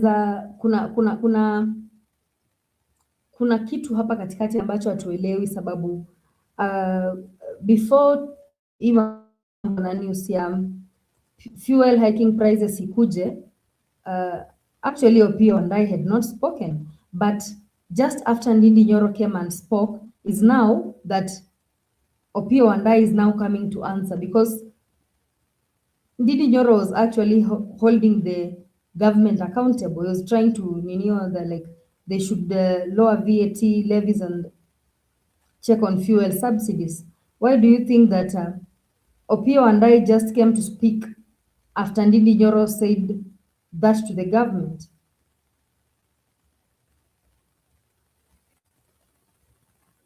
Is what Opiyo Wandayi saying that fuel companies have wamehold mafuta, wameficha mafuta ndio haifiki petrol stations, ama is it what Ndindi Nyoro is saying that the government should do?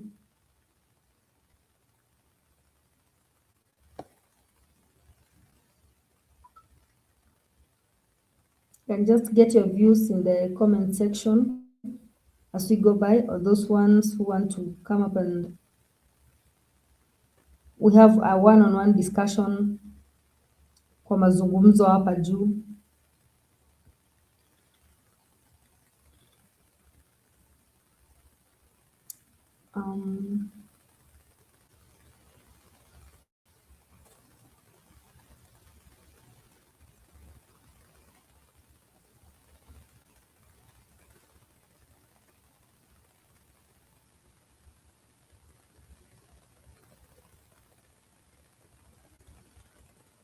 Wait, how do you have another package? As we wait for that, we can also continue listening to regard this interview, because hatukusikiza mpaka mwisho, like hatukuichambua mpaka mwisho.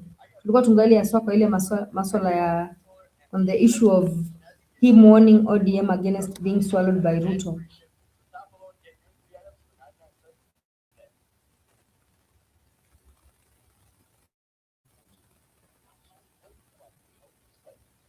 said myself I was stupid. I've accepted. I was stupid enough not to sit through William Ruto. And that's why I'm saying Here it is, the video, the audio of Rigathi Gachagua saying that he was stupid enough to believe and fall into Ruto's trap.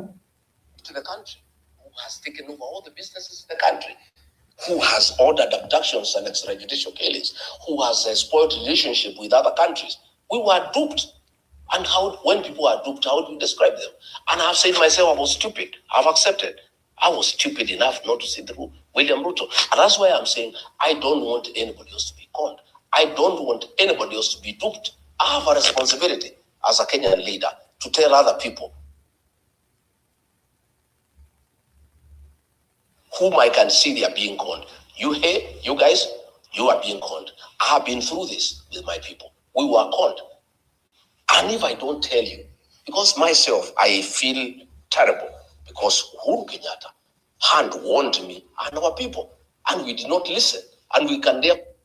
So Rigiji is feeling sorry to himself and he's saying that he was stupid and even he was warned by Uhuru Kenyatta, but he didn't listen.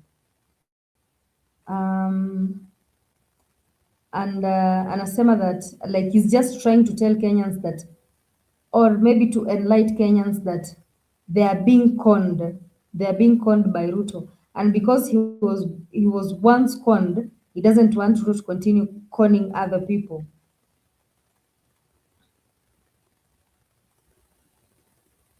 Do you think it was just an incident, him being called for an interview? Because hii kitu imekuja in the middle of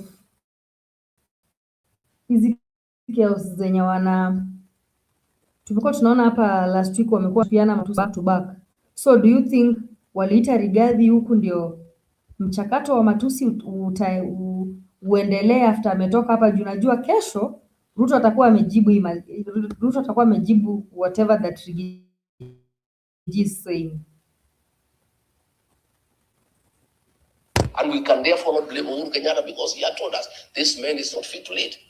This man will make sure there is no country.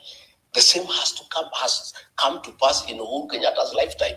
I don't want any other community to fall into the same trap when I'm alive and when I have a mouth to tell them. And that's why I'm telling the people of Nyanza, hey, be careful. And if you must go to bed with this man, can you demand the following?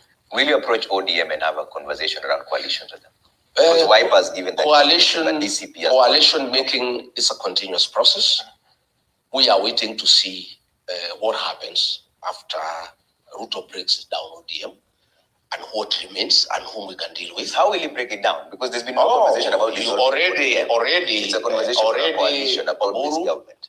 Junet, Wanga, they have sold ODM to Ruto. It was sold in Kirigori. There's no evidence. Only ODM, and what is the evidence to that effect?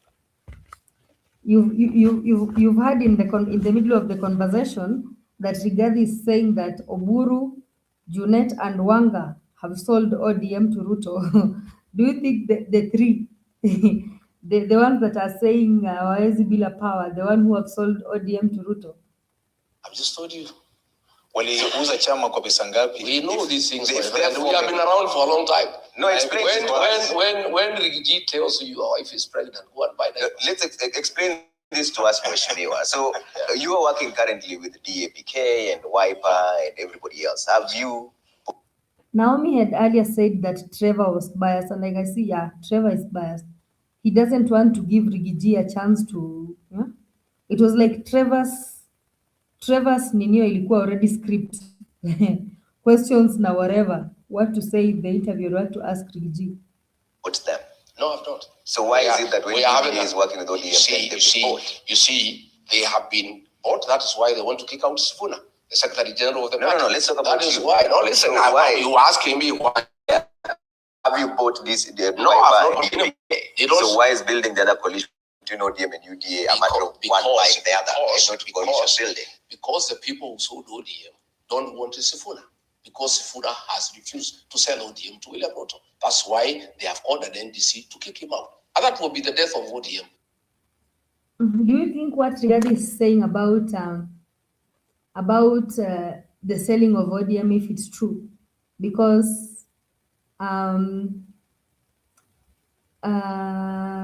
he has said that Junet, the three people, Junet, Wanga, and Oburu, are the one who have sold ODM, and they are chasing away Sifuna because Sifuna doesn't want to be involved in selling ODM, or rather, Sifuna doesn't want to sell ODM. Do you think this is true, that Oburu, Junet na Wanga wameuza ODM?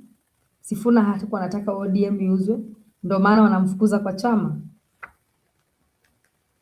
Do you think what Rigathi is saying is true?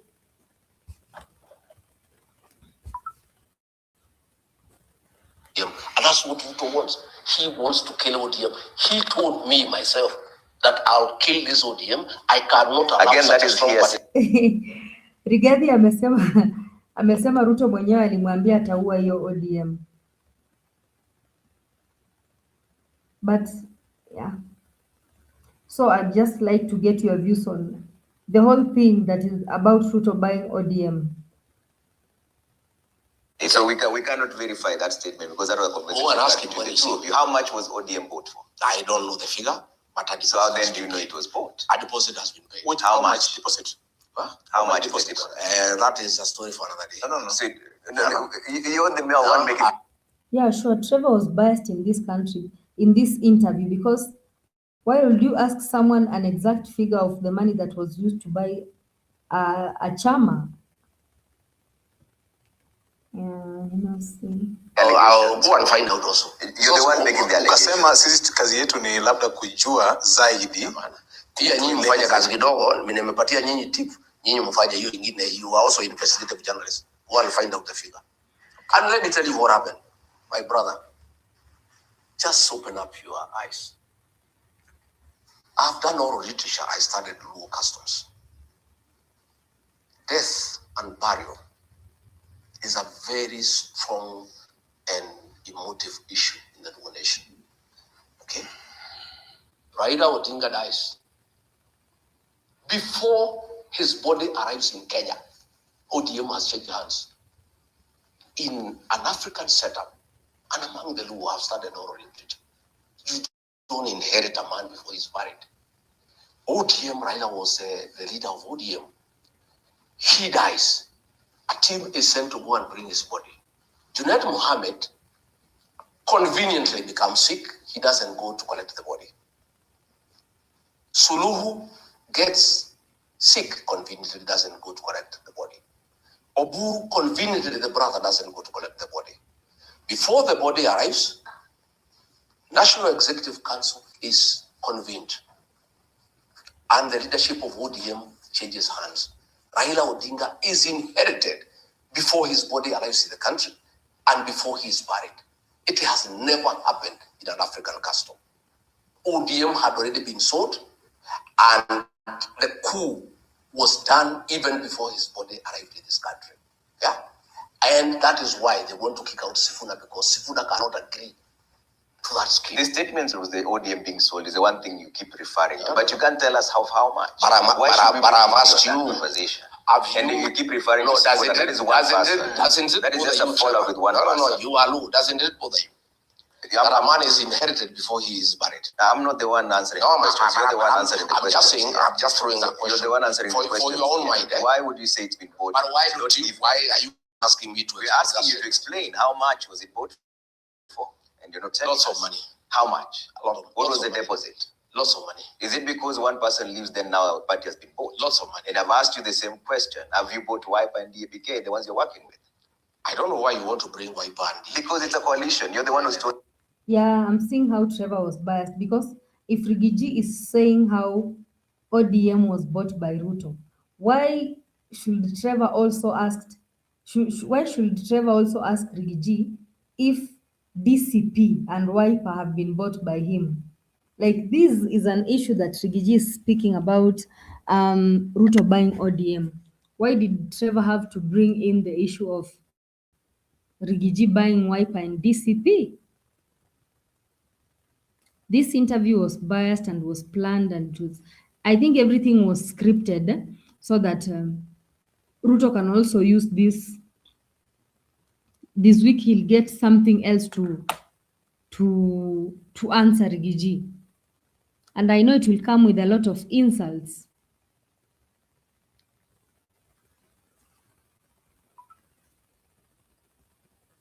Because it's a coalition. You're the one who's told us you've been in politics for long. So we're trying to understand. I don't know why you want to play advocate for William Ruto. Aren't you bothered as a law that ODM is getting finished? You should be bothered. That is your vehicle. That is a vehicle that Raila Odinga developed for the community. Is it not giving you an opportunity as DCP maybe to be solid and work with? To do what? To work with the ODM. I am saying, and even accommodate. I am willing to work with like-minded Kenyans, like-minded political parties. But I am saying we are still waiting. We are observing the political space. The destruction of ODM is imminent. Whatever little will be left or whatever will go away, we'll see who we can work with. The Wanga, Junet, Oburu wing will go with William Ruto. Whatever else remains, because I've seen Akina Sifuna, Akina Babu, Akina Orengo, they are steadfast that they don't want to destroy Raila's legacy. They want multi-party democracy to work. They want a strong political party. The Akina Orengo are very clear that you cannot finish ODM. Is that the wing of ODM you want to work with? Is that the wing of ODM? I don't know what will remain. Let's see what happens. You just said that they are. I'm just saying. That's the Linda Mwananchi. I am listening. I'm listening. Are you working with? I am listening to Orengo. I'm listening to Babu. I'm listening to Sifuna, and I agree with him that we need good, strong political parties for Kenya's democracy. I'm in agreement with them. So you're likely to work together? Yeah. Why not? Have you had a conversation of what? Not yet, but why not? Politics, as I told you, is dynamic. We can work together. So finally, when Rigiji was asked about the other wing of ODM, Akina Sifuna and Orengo, he said that if it's them, then he's willing to work with them. Why not? And this is a discussion that we had the other day when we were saying that if they want to make things easier for us, the common mwananchi, especially we are going into the electioneering period, they should make sure that they come together, form a coalition, and then they give us one candidate. Niliona Daniel hapa akisema, there was a fellow here in the comment section was like, no, we won't say who tunasimamisha nani kama candidate sababu atakujiwa. That was funny. So Rigiji is saying that he's ready to work with the other wing of the ODM, which is the Linda Mwananchi group, because they want to advocate for the democracy that Raila Odinga really wanted in ODM. And I think it will be a good thing them forming a coalition, because if we have like 1, 2, 3, like 3 oppositions, I don't think it will be that much stronger than having just one opposition and them bringing up one neutral leader who can help us, the Tuko Kadi initiative, tujue ni nani tunasimamisha juu tunataka sana huyu jamaa aende home, tujue ni nani tunasimamisha against him. So no, I didn't say that you must expose them.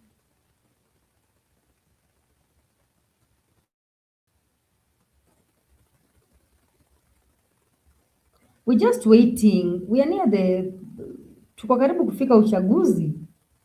Definitely watu wanasimama watakuwa exposed. They'll not be in the hiding forever.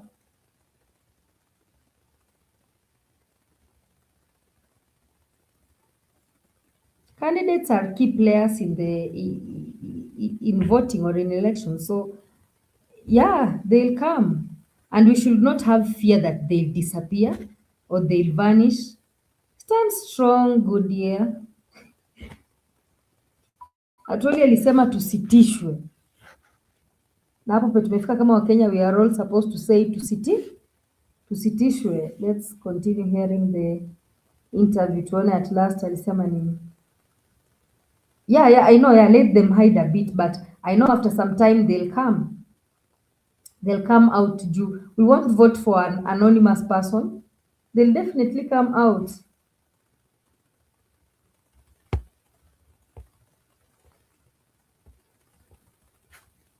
We can work together. Okay. Yeah. But are you willing to have a conversation with Oburu Oginga? I have no problem. I can work with anybody. Okay. I can work with anybody who wants to work with us. We have no problem. Including President William Ruto? What? Are you willing to work with President William I'm not Ruto? willing to work with President William Ruto. He's bad for the country. He's destroyed the Kenyan nation. Why is Trevor bringing up William Ruto? Aliuliza tu vizuri Rigiji, are you willing to work with the Linda Mwananchi? And Rigiji was like, yeah, it's okay. And are you willing to work with the Oburu? But why did Trevor bring up Ruto? Like, are you willing to work with the Ruto? He clearly knows that Rigiji cannot work with Ruto, but he ends up asking that question. Destroyed the Kenyan nation. We had very good education system bequeathed to us by Mwai Kibaki. Free primary education. He has destroyed it. We had day secondary school bequeathed to us by Uhuru Kenyatta. He has destroyed it. We had Leader Mama. Destroyed. He has sold public assets. Safaricom, Kenya Pipeline, JKIA. But all these are being done by the approval. We have a shell of a country. But are being done by the approval of the National Assembly. No. It's an entity given that mandate to do so. There is no approval. And by the way, the National Assembly is also captured. Yeah, it's not a house that now represents the people of Kenya anymore. It's a captured house. Including MPs who are allied to you, you say are captured? Mine are the minority. The majority have the way. When did this Damascus moment for you appear? When you now noticed that the person described as your brother is running the country down? 1 year down the line after you were impeached. 1 year down the line after we came to office. 1 year we had problems. But you never said anything. I said it that year. I said it internally. You only talked about this after you. I said it internally, but when I was still in office, I said no. Why didn't you resign? Why should I? I was not elected by William Ruto. I heard him saying that he gave me an opportunity. He didn't give me an opportunity. I was given an opportunity to lead by the people of Kenya. The person he has given an opportunity is Kindiki. I was elected by the people of Kenya, not William Ruto. When you were friends, in fact, I'm quoting you again, you had said that President William Ruto, you were not to be known if it wasn't for President William Ruto. In fact, at the time, you were having a camaraderie with him, saying that he's been holding the hands of other leaders, including yourself. Why has that changed now? That was then. But that does not make me daft. Because I was friendly with William Ruto, I have no brain. The minute I started seeing the country is headed the wrong direction, I told him no. When I was in office, my friend, if you remember, I called a press conference in Mombasa on 26th of June about abductions and extrajudicial killing and told him off. I said, Mr. President, don't call our kids criminals. These are our sons and daughters. I stood with the GenZs when I was in office. At that point, there was really a conversation about your impeachment. But don't say, no, that was June. Impeachment came in October. I didn't speak when I left office. When he sabotaged the war on drugs, on the fight against drugs and alcohol abuse, in Nyandarua, I told him on his face, why is your CS Interior and PS Interior sabotaging the war on alcohol? I heard him saying that I was taking money from Qatar. He said you are extorting. Yeah, he can say whatever he wants to say. If that was true, it would have been one of the charges of the impeachment. It wasn't. That is an afterthought. After I have really put him to task and I have created a huge one-term movement in the country that is sending him home. The reality of one term has just sunk to him. I have told you, I told him publicly, don't sabotage the war on drugs and alcohol when I was in office. I did not start telling him off when I left office. And one of the reasons why he had to get rid of me is because I was opposing him from within the cabinet. When he brought the finance bill, 2024, I was the only one voice in the cabinet to say, no, this is not acceptable to the people of Kenya. And the people of Kenya will have a problem with it. And we shall have an egg on our face. And it came to pass. I went back to the cabinet. I said, Mr. President, I told you, after the GenZs forced him to back down, I said, I told you, you did not want to listen to me. I told you this thing cannot be accepted by the people of Kenya. So this argument that I only spoke after I left office is a fallacy. It's not true. I spoke from inside, and that is what precipitated my removal, because I was bringing oversight and sense, and starting with the people of Kenya from within government. And by the way, that is what the framers of the 2010 Constitution wanted. They wanted a deputy president who is elected and who can check a rogue president from within government. That was the intention of the framers of the 2010 Constitution. They did not expect a robot, an appointed deputy president like the one we have, who cannot say no to the president because he's his appointee. The framers of the 2010 Constitution wanted to bring oversight within the executive so that you have a president and a deputy who are both elected. And since not both of them can go wrong at the same time, if one of them goes wrong, the other one can check it. Hiyo ilikuwa kazi ya bunge. Tuko na makamati mbalimbali za bunge kuangalia jinsi executive inavyotenda kazi yake. Mheshimiwa, are you trying to rewrite what the constitution says in terms of its spirit? I am saying there is something called the letter and the spirit of the law. The letter is what is written. The spirit is the intention.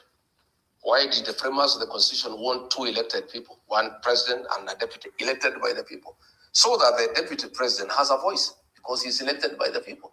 The current deputy president we have is a robot. He's somebody's appointee. There's nothing he can say. Everything is yes, I. There is this point that they have been asking regarding Gachagua about kutoka huko hivyo, and then he was like, he had started questioning the president and some of the policies that were being implemented, and he explained to them, yes, but when he finished, he termed Kindiki as a robot. Do you guys think that Kindiki is a robot? Yani like ni bendera tu anafuata upepo. Whatever Ruto says, Soprano is just anakubali tu, and he's very like mkubwa wangu, whatever. Do you think that Kindiki is just a robot? He's not seeing some of the things that mkubwa wake anafanya?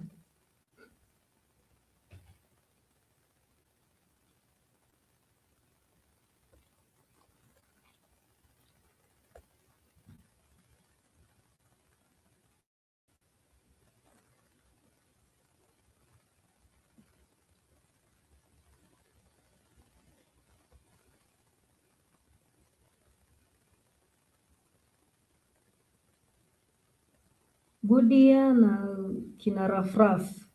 Do you think that Kindiki is a robot?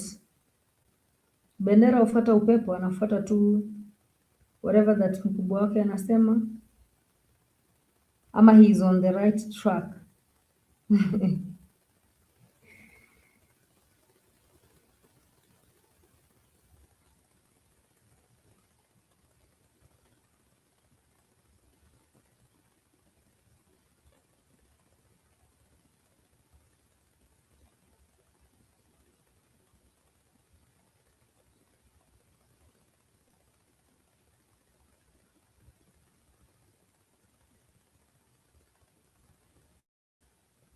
Today we don't have people who are joining the live stream apart from Simamo. Leo nani wako wapi?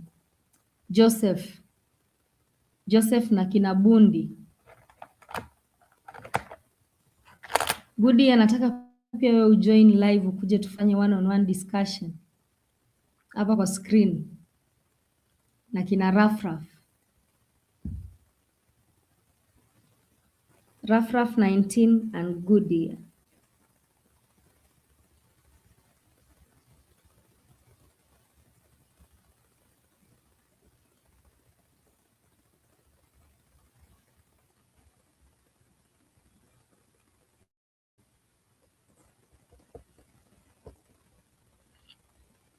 Goodyear is saying Kindiki has got to protect his job.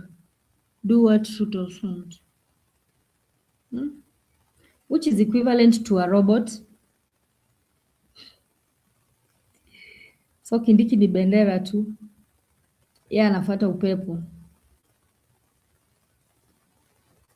Do you think Kindiki really deserved the deputy president role?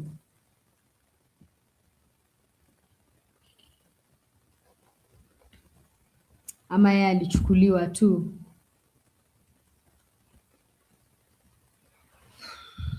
Don't be shy. You unaweza kuja but usiwashe kamera. You just unaweka voice peke yake tukusikie. Sawa Goodyear. Mimi nataka ukuje hapa. Utatoa kamera, utaweka tu sauti. Tunataka kusikia sauti yako hata siku moja.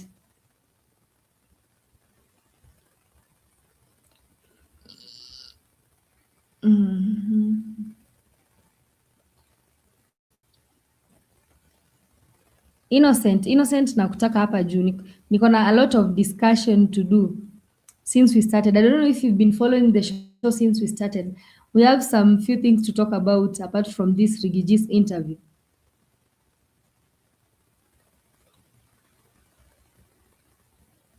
Aya, Innocent ingia. Mimi nataka uingie hapa. Ukuje hapa tukue na wewe hapa kwa stream. So that you also talk to you talk to us. We also want to hear your voice. Pia nataka kusikia sauti yenu kama ni poa. Sababu Innocent amesema sura zetu ni poa, tutaingia. Haya, njoni niwaone. Exactly, good year. Tell Innocent to join me so that we run this show and okay, nice. I'll be waiting for you in the next 10 minutes, but so far, Goody anasema Ruto used Kindiki because he is a soft touch. Because Kindiki is not like Rigiji. Rigiji will confront you in your face and tell you this is wrong. But Kindiki cannot face Ruto and tell him that this is wrong. Kananyenyekea tu hapo kakisema ndio mkubwa wangu. Good, yeah, you're right. So Ruto needed someone tough like Rigiji, someone who could implement policies zenye hazifai zinataka kuhata wananchi, ana intervene haraka. We can finish listening to the interview kidogo as we wait for Innocent to join me live, akuja atusaidie kuchambua yale maswala ambayo tulikuwa tumesema at the start of the show before we started kusikiza interview ya Rigiji. Say everything is yes sir. You had said in one of the political meetings when you were still in good terms with the president that wewe ni mtu wake mkono, wewe ni Mr. Yes sir. I say yes on good things. I was prepared to be yes sir on what is true, what is good, what is constitutional, what is within the law. I had no problem. And for the good things that we were doing, I was supporting him 100%. But when he started abductions, extrajudicial killings, I said no. Okay. When he started demolitions and evictions, I said no. When he started theft of public resources, I said no. When he started misappropriation, I said no. I was prepared to be loyal, yes sir, on things that are constitutional, things that are good, things that serve the people of Kenya, things that are appropriate, and that improves the lives of the people of Kenya. I was more than prepared. Thank you. The minute I realized that what was happening is not what is supposed to happen, I said no. Kuna wakati ulikuwa kama naibu wa rais, wakati chama cha ama coalition ya Azimio walipokuwa na maandamano, tulikuona ukiokea makubwa sana ofisi yako ukicoordinate masuala ya kudeal with mambo ya maandamano, watu waliuawa, watu wakapigwa vibaya sana, mali ikaharibika. Was this part of the script of saying yes sir to the Mr. President? I was not in charge of security operations. The way the security architecture works. You chaired a meeting, Mr. The way the security architecture works. You chaired some meeting in absence of the president. Yeah. Let me tell you, the way the security architecture works in this country is that the president is the chairman of the National Security Council. He also appoints all the security chiefs and they report to him directly. The deputy president has no say in security operations, except if directed by the president to carry out a certain assignment, or the president is out of the country and deliberately assigns the deputy some duties. That meeting I chaired that one day on a Sunday morning. We had gone to the airport and he was chairing the meeting. At time he told me to continue the deliberations. Okay. But all decisions on the crackdown on president, executed by Kibiki. I was a bystander. Going to the office early in the morning was part of my routine. I used to go to the office every day at 5, whether there's mandamano or no mandamano. I have found some ODM MPs going to Nyanza to tell people that people were queued when I was deputy president. I was not president. I did not appoint the inspector general. I did not appoint the director of the DCI. I did not appoint Raymond Omolo. I did not appoint Kidiki. Those were appointees of Kasongo hajanivamia. My laptop fell down, then I was just following it to catch it. I don't know, Eli slide. Yeah. Okay. My laptop slid, so I was just trying to follow it down and then, yeah. But I'm okay. Wakati ukasema kwenye kanda kwamba IG wa polisi wa sasa Kasongo hajanivamia. Kijana kutoka kwenyu, wewe ndio ulimpendekeza kwa rais. Yes. But he's the appointing authority.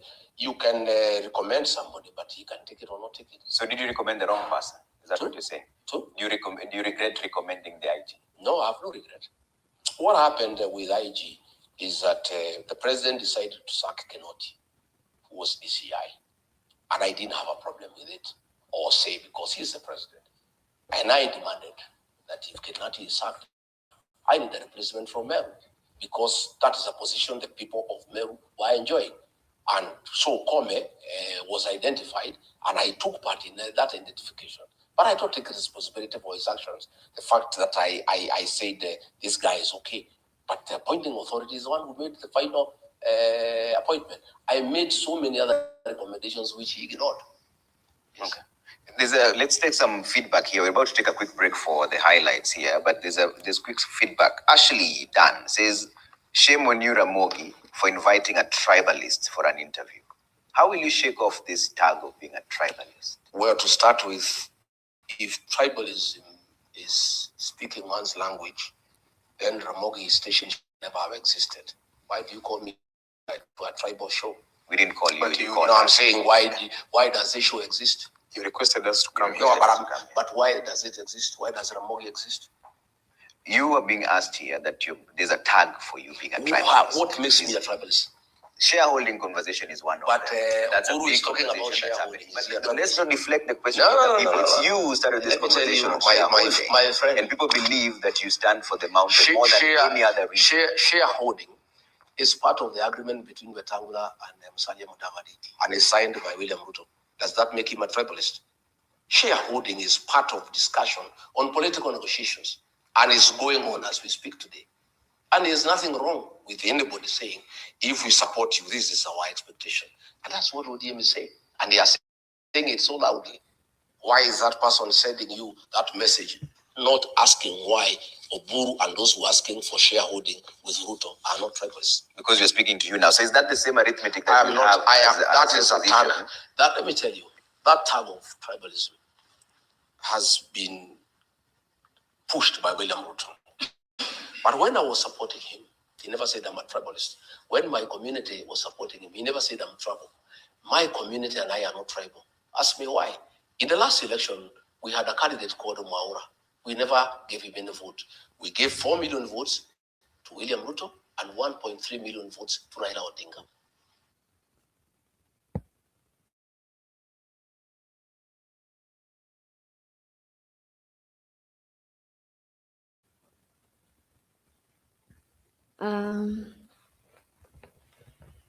How do you think that who is this called Kasongo? How will he respond to Gachagua's interview today? Because I'm sure he's where he is now. He's really looking for terms that he will use tomorrow against Rigathi Gachagua vile ameongea hapa kwa interview. Najua kesho kitanuka.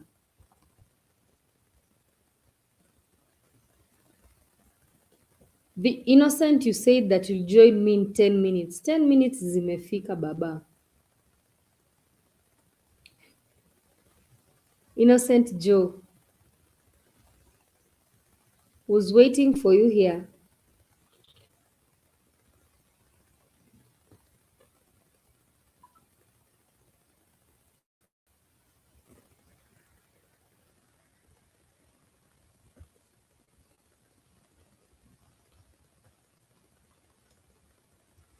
Matheus, você com essa notícia aqui, ó.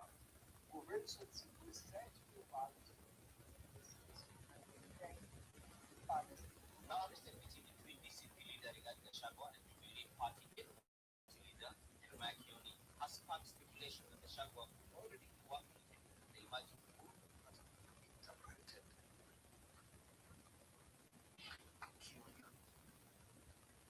And being endorsed to work together by the former president himself. It tells you that there is that agreement. All that they need in Congress is to betray Gachagua and therefore his impeachment. Nothing else matters. You betray in this community, you are done. Of leadership, the one who is doing the day-to-day activities, David the Musoka NTV, and we still have to write about it.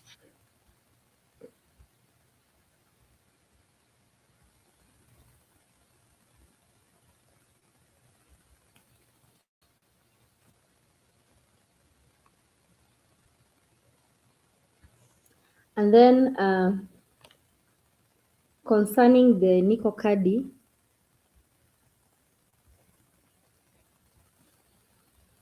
or just a minute, I'm sending the link.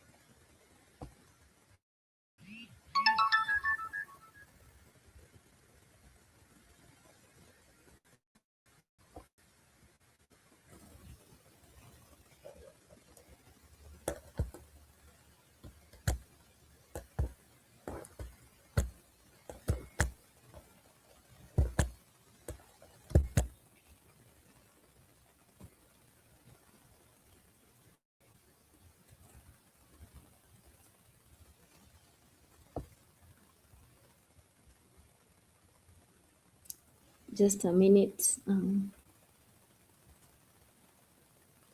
There's the link, Innocent. You can use it to join now.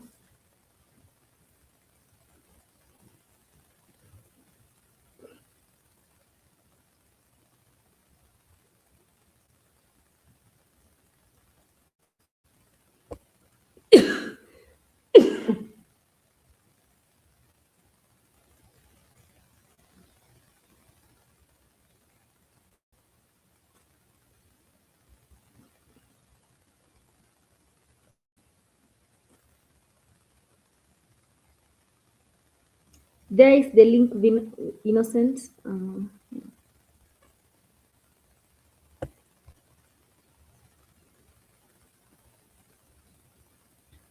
Welcome, Innocent. Hope you've been following us from the start about the things we've been discussing.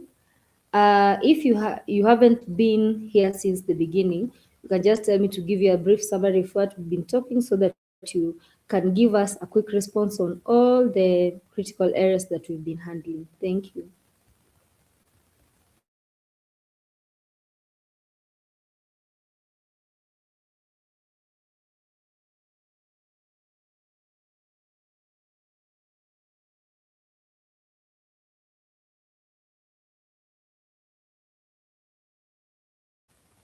Innocent, can you hear me? You can unmute your mic.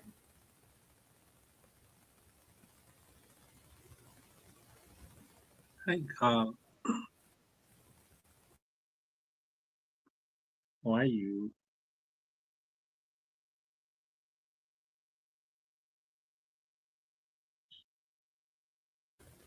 I'm fine. I can hear you clearly. Okay, niko hapa sasa.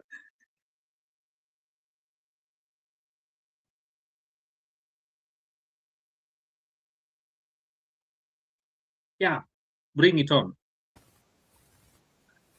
Or have you been there since the show started, or I should No, elaborate for you faster the point so that you can give your contribution? yeah, sure. I just entered some few minutes ago, Mm-hmm. so I didn't know it. I just had Big G being interviewed by I think Ramogi or what? I don't know. Yeah. Yeah.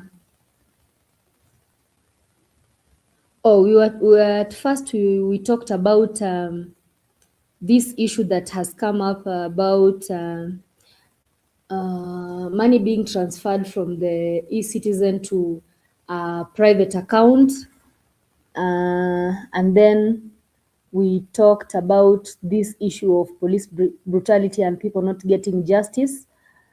Um, what else did we talk about? We talked about this thing of fuel, the contradiction between what Opio and I is telling us and what Ndini Nyoro is telling us. And we also looked at what Rigathi Gachagua said at Ramogi today. He was saying that Ruto is going to swallow ODM and all that stuff, and the people of Luo Nyanza should be careful. Yeah, such. Yeah. I don't know if you've been familiar with the issue that has been being handled in Parliament when the about the money money issue being transferred from the if it is to a personal account. I've been busy, but it has been happening from previously. The control of budget said that there's some billions and billions, I don't know how many billions, some are trillions of money that got lost some few months ago. And indeed, we don't expect to have something or the government changing their tactics, especially when they are heading towards general election. Na hakuna pesa ya kupatiana watu. You know, Rigiji told wananchi that fungueni hoteli. Na this has been a 5-star hotel. People are demanding a lot of money to attend the meetings. Kucheka tu ni ngiri tatu, kufanya nini. So they need to get this money. They need to make sure that wakule vizuri. And that's why maybe the money is getting lost. And patients are not being treated. So kama zimepotea, sikusikia leo, but obviously, ukisikia alarm imereisiwa, panapo moshi kuna moto. And indeed, things have been happening right, left, center.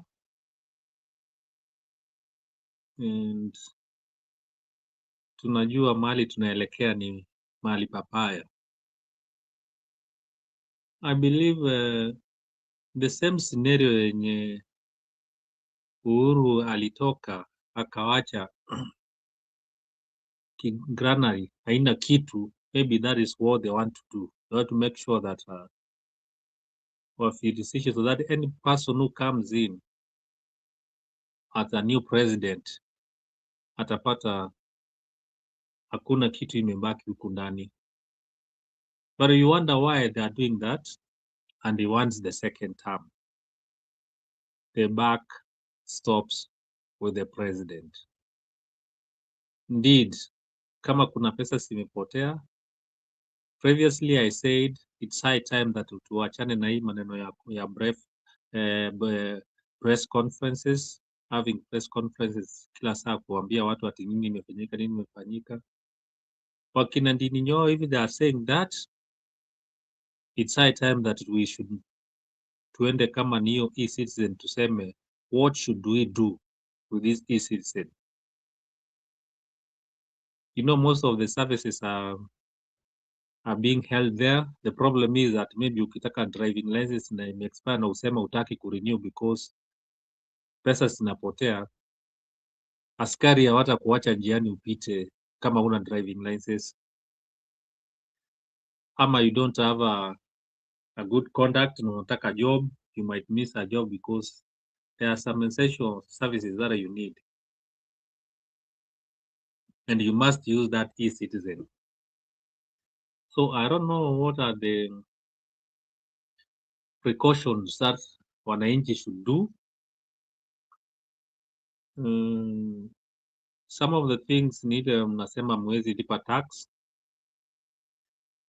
but you know some of these taxes zinakatwa na employers. So sometimes ukisema tuwezi lipa na mdosi wako ashakulipia, sitaenda tu huko, ama these services zenye zinatakana kufanya, then you might not get those services kama hujalipa because haiwezi fanyika, the process will never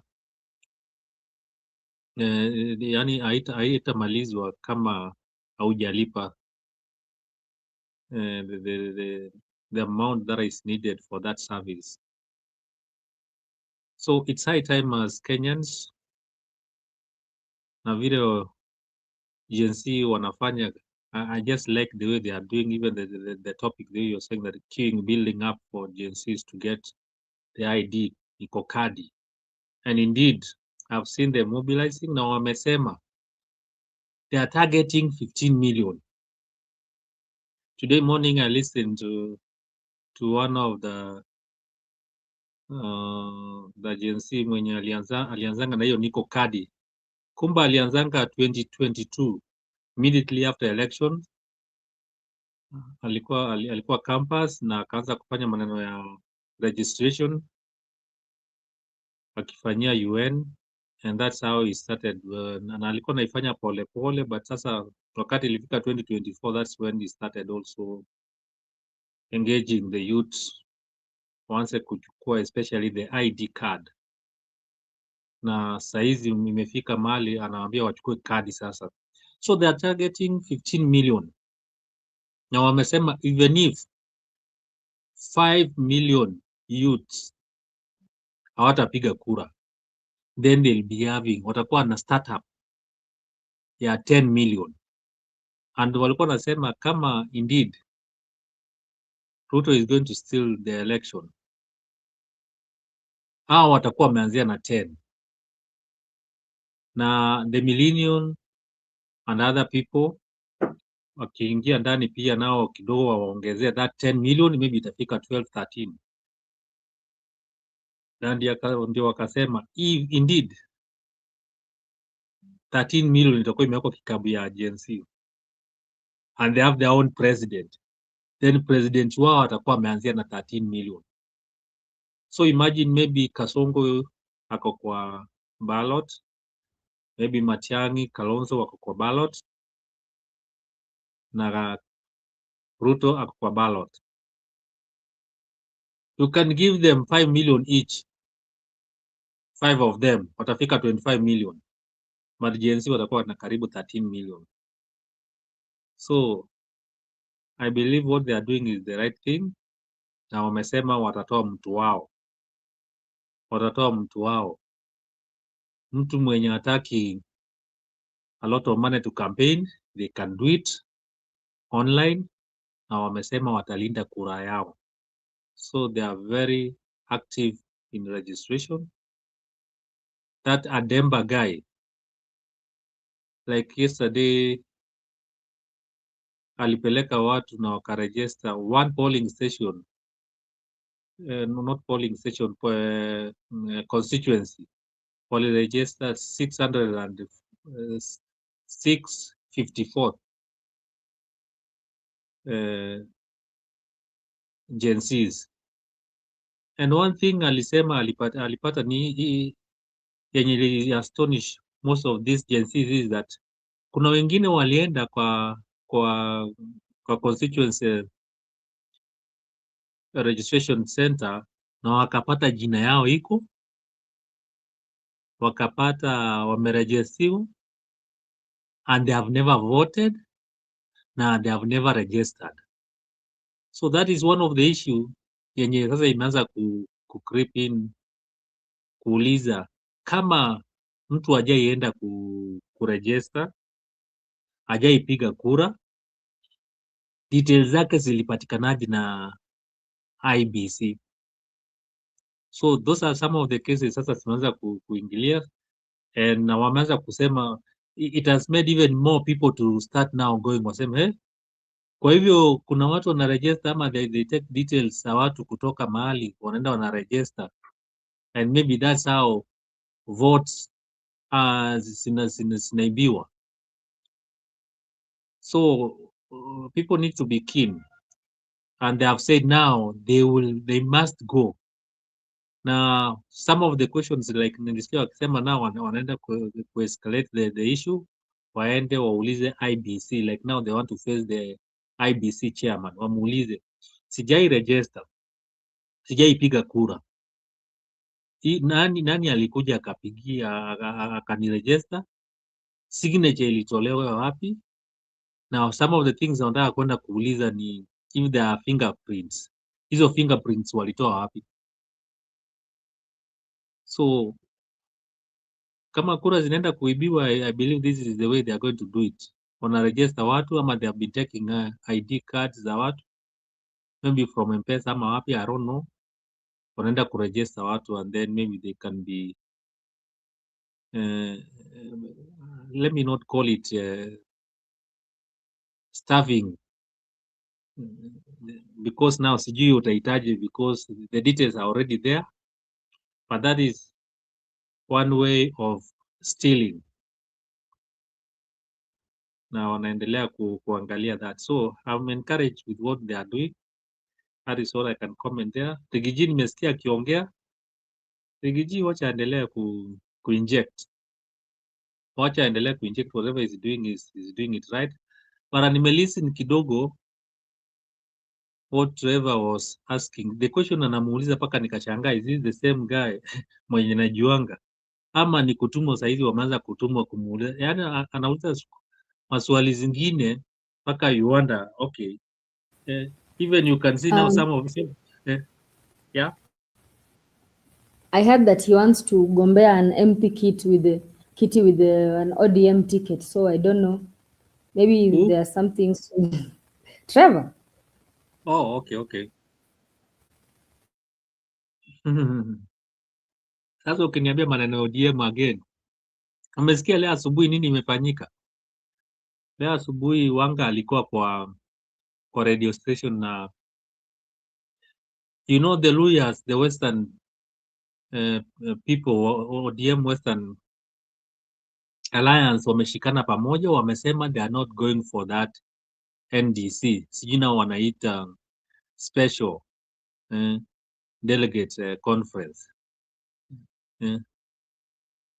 Sasa that special Waluya wamekataa, wamesema waendi, na wamesema inaitishwa na secretary ashaitisha NDC.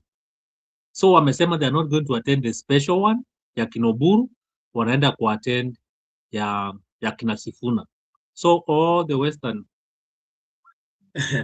constituencies zimewekwa pamoja na wamesema hao wanaenda kuattend ya kina Sifuna. So you can imagine how far hii ODM imeenda. So those ones want to join ODM, some of us tulitoka na vifunguu tukaenda. Vifunguu tunazo. So mwenye anaenda kuingia sijui ataingilia wapi ndiye ingie kwa ODM. So and then asubuhi sasa ndiye akasema, I listened to what Wanga was saying, na alikuwa anauliza akasema ati who called the meeting? Wakasema the meeting will be called by the secretary, and kama secretary is not able to do it, then the deputy will do it. And akasema, so akauliza ni nani alicall, akasema the deputy called. So you can see ameanza kusema the deputy. So means ana recognize Sifuna as the secretary because alisema the deputy secretary ndiye aliitisha hiyo special meeting, and akasema it can also be called by the chairman, na the chairman ni Wanga. So it's boiling nicely. I like the way ODM inaendelea kutokota.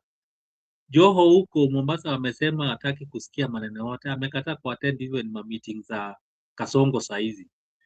Walikuwa wanafungua one of the mining, I don't know mining what in Siaya, I think Siaya ama Migori, and as a minister for mining alitakana kuwa huko na hakuenda. So that is how far it has gone. Amesema yeye anataka kiti ya deputy.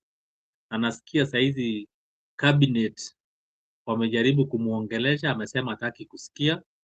Amesema ni huyo cabinet wanataka kuchukua wachukue, lakini yeye anataka hata cost umesikia wamesema they are coming together na wanataka kama ni kiti ya udeputy ODM inapatiwa atachukua, kama sio hivyo watashika hiyo ODM aulize upresidency. So and you see the constitution ya ODM inasema that the party leader ndio anatakana ku seek for presidency. So you can imagine what this ODM wakina Oburu are facing.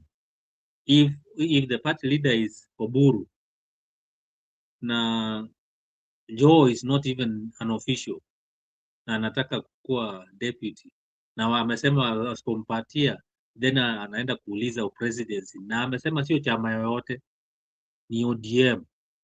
They are not going to leave ODM because hao wame sacrifice for 20 years and now Wajaluo wa sacrifice also the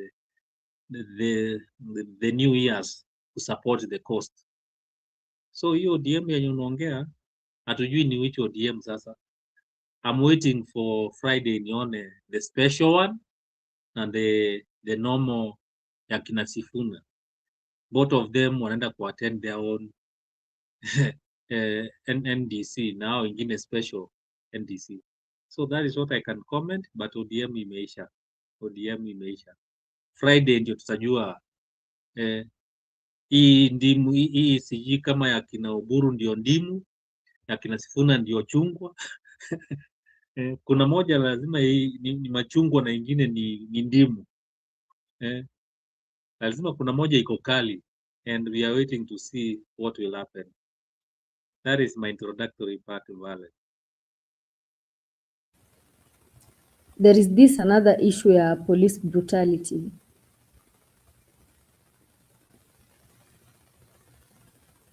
Sasa aswa hapo tuliongelelea hii kesi ya Rex Masai yenye tumeona inaendelea. Even after all the evidence has been presented in court, still like even the videos are there inaonyesha the police officer who did it, but after all hiyo evidence imekataliwa, and so we were asking ourselves, do we really have a just society? Will there be justice in cases where in cases that involves a civilian and a police officer, ama itaendelea tu hivyo watu wakiendelea, polisi wakiendelea kuwa watu instead of kulinda watu? So it's a case of, will justice ever exist in this Kasongo's government, especially in the cases involving a police and the normal civilian? How will it happen? The commander-in-chief is Ruto himself. He is the one who has ordered people to be shot. He is the one who has ordered people to be molested, to be abducted. Just see the simple scenario ya Tuju. Tuju ananyang'anywa land yake na hoteli yake. Wakina Wanga, wakina Musyoka wanakimbia huko. Kufika huko kupigia Ruto asaidie Tuju asishikwe na hawa askari. Na askari nani aliwatuma? Obviously Your guess is good as mine. Wametumwa huko wanga kupigia Ruto simu kumuuliza ati asaidie tu juu kuna askari wengi wametumwa huko. Akawaambia hiyo land aliuziwa, he has the title deed, na akaforward the title deed to akina Wanga. That is how far hii kesi ya Tuju unaona imeenda. So who sent the police waende if the case is the case is in court, why do police involve themselves kwa vitu zenye hawatakani kuwa involved at? Number 2, ni nani ndiye alikuwa auctioneer mwenye ali-auction ati the land ama the hotel was auctioned last year na the bidding ikafanywa mtu akanunua, and then now the police are being sent waende huko na kesi iko kotini. If indeed kesi inaweza kuwa kotini, watu wengine wachukue law kwa mikono yao.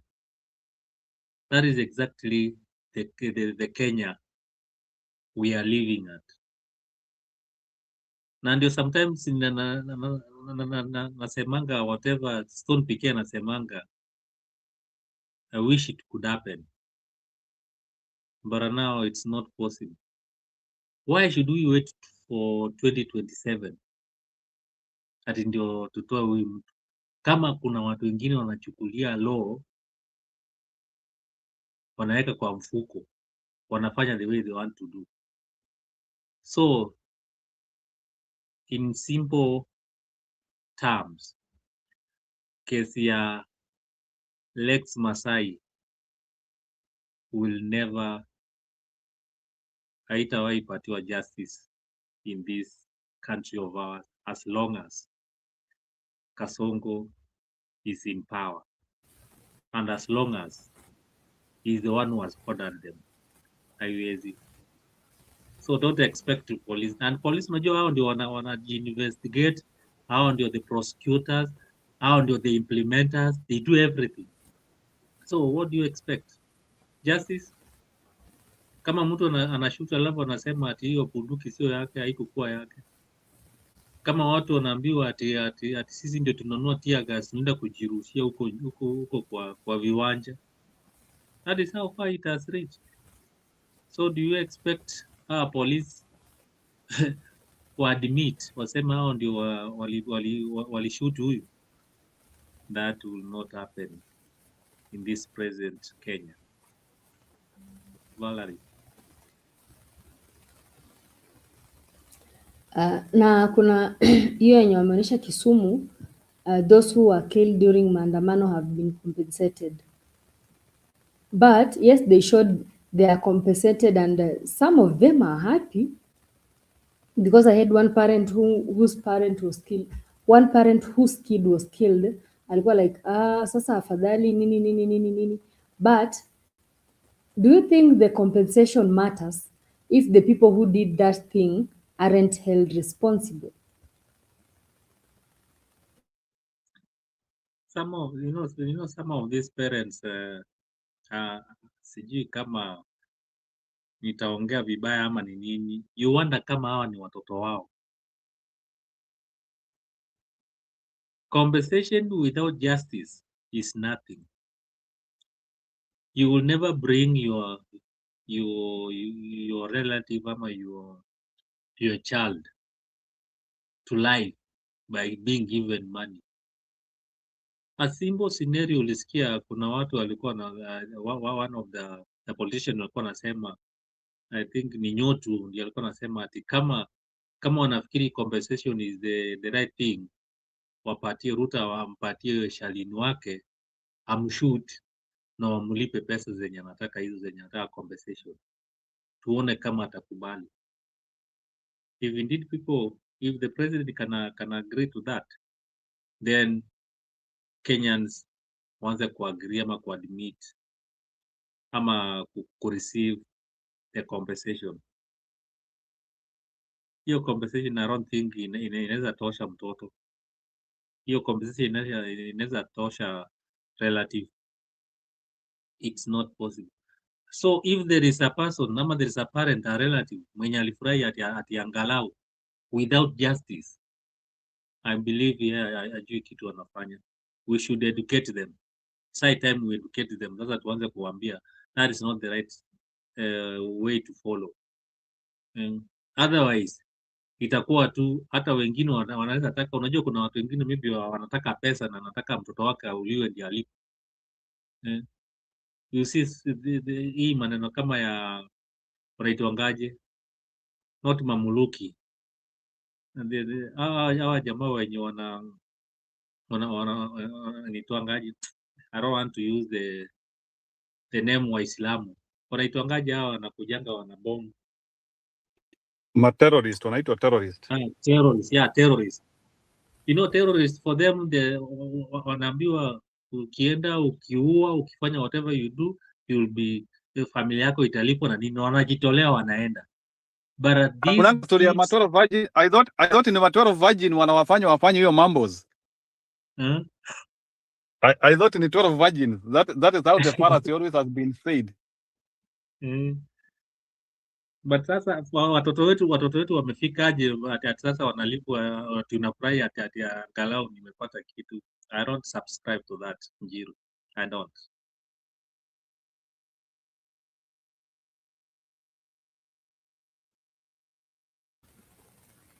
Okay.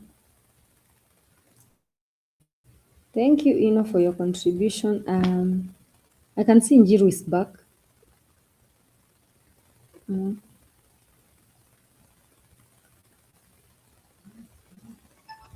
And then okay, okay, Varal kidogo. I think I can engage Bwana Innocent a little bit. So najua you have been here alone. So yeah, I will engage Innocent, don't worry. So yeah, tutaongea na Innocent mpaka information ishe. So it's okay. Thank you, Varal. Nimekuandikia message. So away from that. So Bwana Innocent, let me ask you something now. Maybe can you help me understand that Kasongo is concluding his tour in Nyanza, and it seems to be like hoodwinking Nyanza people to the extent that no one else has ever hoodwinked any other region.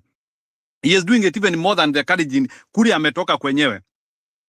So na umesikia hata Gachagua leo ame-highlight hiyo story akisema no one actually trusted Ruto and you don't other than watu wa mlima ndio walikuwa wanamtrust. Sijui kama ulisikia statement.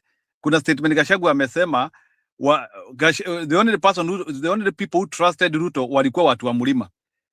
And now the Luo people seem now like they now also want to, yani ni kama like wewe unasikia bana, huyu jamaa alikuwa ameolewa na huyu demo alikuwa ameolewa na serial killer, alafu huyo serial killer na kuapproach unasema, in my language tunasemanga nitajua na mwili. So Bwana Innocent, wewe unasikia huyu demo alikuanga ameolewa na serial killer na alifanyia watu mambos, alafu na huyo serial killer ana approach demu mwingine na huyo demu anasema bana, wacha hata mimi nijione, wacha hata mimi ni prove huyo jamaa ni serial killer. Kwa nini mnataka kuniambia? So the question which I'm asking you, why is the Luo Nyanza not willing to learn with the experience of others? Yani wao wanataka kusoma na they want to wanataka kusoma na experience yao wao wenyewe.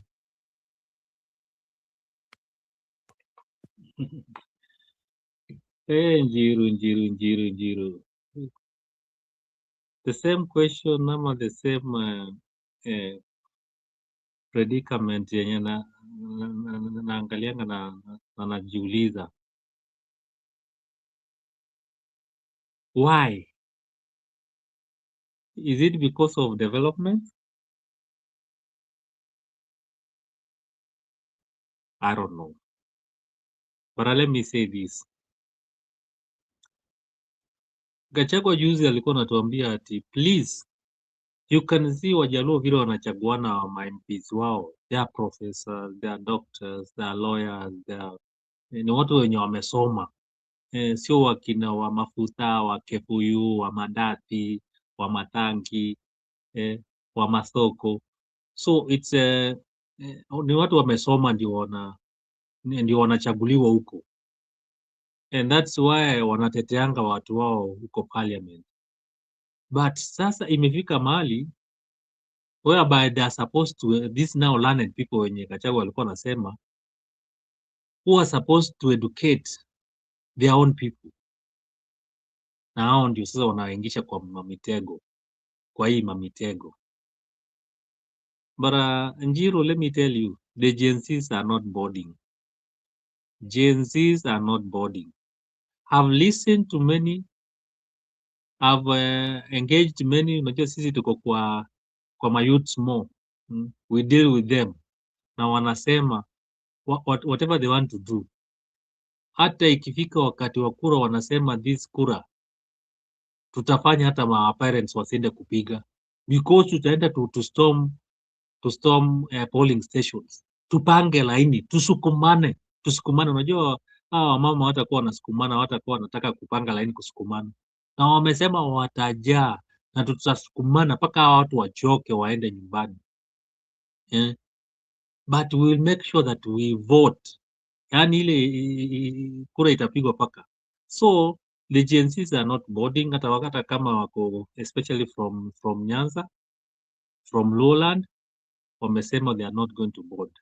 And let me tell you, sio wananchi ndio wameboard. Most of these guys wenye unaona wanapiga kelele huko, hata Siaya ukiona alienda naitwaje, Orenga alikuwa kwa meeting and president anaongea na watu wengine, alafu anapigiwa wanamwambia ati two term. Do you know Orengo alikuja na watu wake na Kasongo akakuja na watu wake, so immediately meeting iliisha. Na those who are echoing Orengo alitoka na crowd yake, Kasongo na some few people, crowd kidogo ikatoka ikaenda. But wakati mkutano iliisha, Orengo alitoka na crowd yake na wakaanza kusema one term. Na if you listen to what Orengo was saying, alisema wewe utakuja na ukuje na hakuna mali alimwendosa akamwambia ama wewe ni tuta mama ni nini ama ni, akasema maendeleo, tutaendelea kufanya kazi, lete maendeleo na ukuje, lakini siasa zako na zangu tutaendelea. You see, alimwambia ukweli. And those are some of the leaders we want sasa in Nyanza, wenye wanaelewa what they're supposed to do. Njiru, leo asubuhi ukisikia vile Wanga alisema, I'm telling you, hii ODM imeisha. Hebu tuambie alisema aje, you are supposed to tell us what she said. Nabudi urudi bana, I'm here. Alikuwa sijui alikuwa ni Citizen, ni Radio Jambo ama ni nini, ama Radio Citizen ile asubuhi, na alikuwa anauliza maswali na akasema na amesema now what they want is to make ODM strong. They have decided not to hataki kuongelea maneno ya one term na two term. Saizi what they want to zero in is to make ODM strong, because they have realized that hii maneno ya kupigana imefanya ODM imeweaken, and even itaenda kushindwa ni hewa imemuishia. So ameingia kuona hakuna kitu inaendelea. Wamerealize hakuna kitu. Unajua Waluhya, unajua wamesema wanaenda NDC ya Sifuna on Friday. Wamesema they are not going, na wamesema any person mwenye ataenda hiyo special NDC ya Uburu kwao wanaenda kumtupa nje, hata kama uko ODM watamuita msaliti na hatapatiwa kura. That is how far Waluhya wameendelea. So hii ukituambia ati Wajaluo saizi wako, mimi naona Wajaluo wanataka tu kukula saizi. they want to eat. I don't know, Bundi maybe anaweza kueleza, lakini mimi the way Okay, ni nimeona sawa. I want kidogo innocent, I want to loop in Budi in this discussion, but pia wewe utakuja after Budi amenini, but I want to loop in Budi on two situations. There is something which I'm seeing with Gachagua, which I've not seen it with any modern politician in Kenya. Yani Gachagua ni kama ameamua, yani he will go to all radio stations speaking with all people of different walks of life. Like leo nasikia amekuwa kwa station za Wajaluo. He has been to the Masais. He has been to Merus. He has been to Kikuyus. Nataka Mbudi kwanza uingie na hiyo story uniambie, like is Gachagua trying to define a new political space which is beyond what our conventional politics has conceived? What do you think?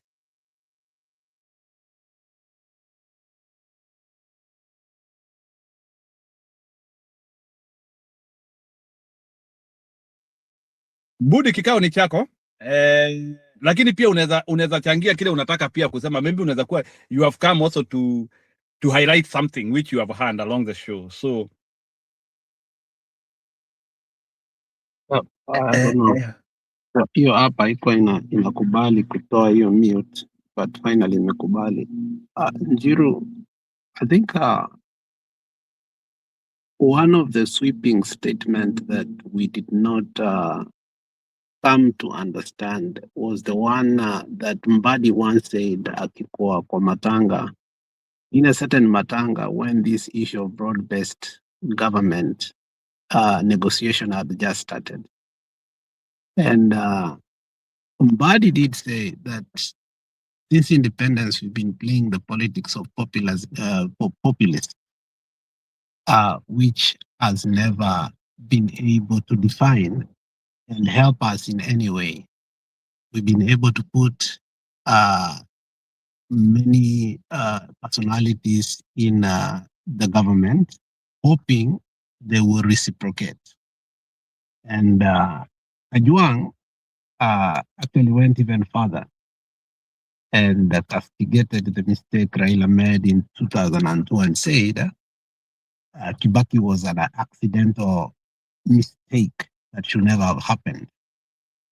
Looking back on every agreement that they signed that never came to fruition.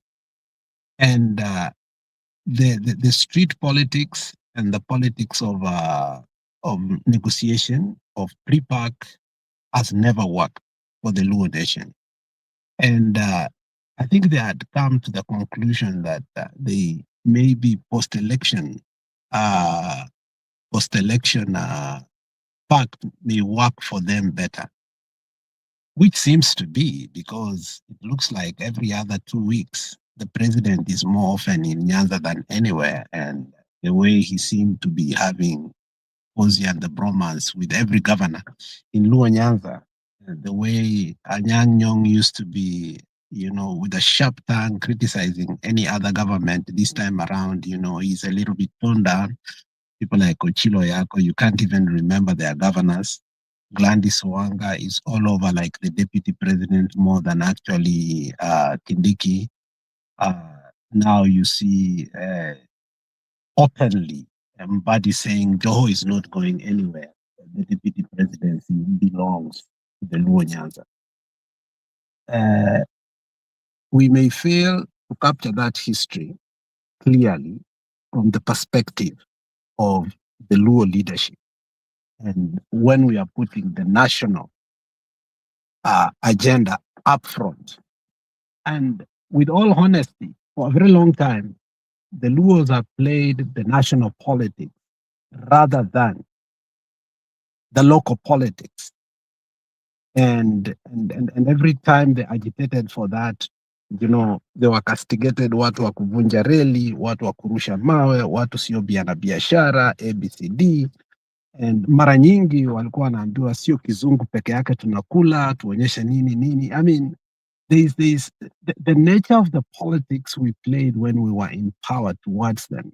I think obviously, we never understood, it will turn around.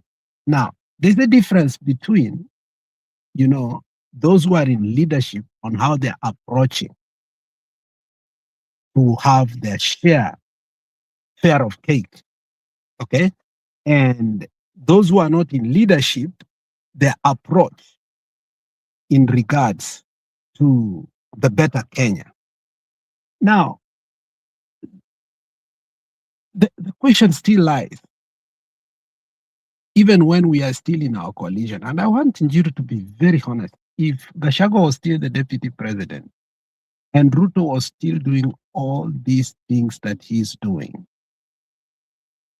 do you believe, and Raila was still alive, and we approached 2027, Njiru, I want you to be very honest. Do you think the mountain could have voted again for Raila, or they could have said Raila amechoka, wacha tu Ruto aendelee? Those are the complex things that when you go ahead. Yeah. To be fair. Yeah, that's why, and I also want us to analyze that Railaphobia, which was in Murima, because I can tell you, free of charge, kuna vile tu siasa ingecomplicatiwa na Raila tena wangeanzia kusema hapana, sijui nini. Yani kuna kikitu tu ingeletwa. Somebody could have brought the few wise people, maybe watu kama sisi ambao tutasema wacha mtu apewe kura, we could have got overrun. So I think with Raila Odinga not in this equation, is like now, I think it has also helped the Murima people, this generation of people who are there, majority of the generation, these people who, you remember what walikuwa wanasema ati people had been brought up with Railaphobia. Sijui ati hata mtoto akikataa kukula chakula alikuwa anaambiwa ati ataletewa Raila. Sijui kama mtu ulikuwa umesikia the way najua hiyo. Sabina Chege actually put more clear than any other person last time kwa sisi tulifikirianga Raila ni shetani. And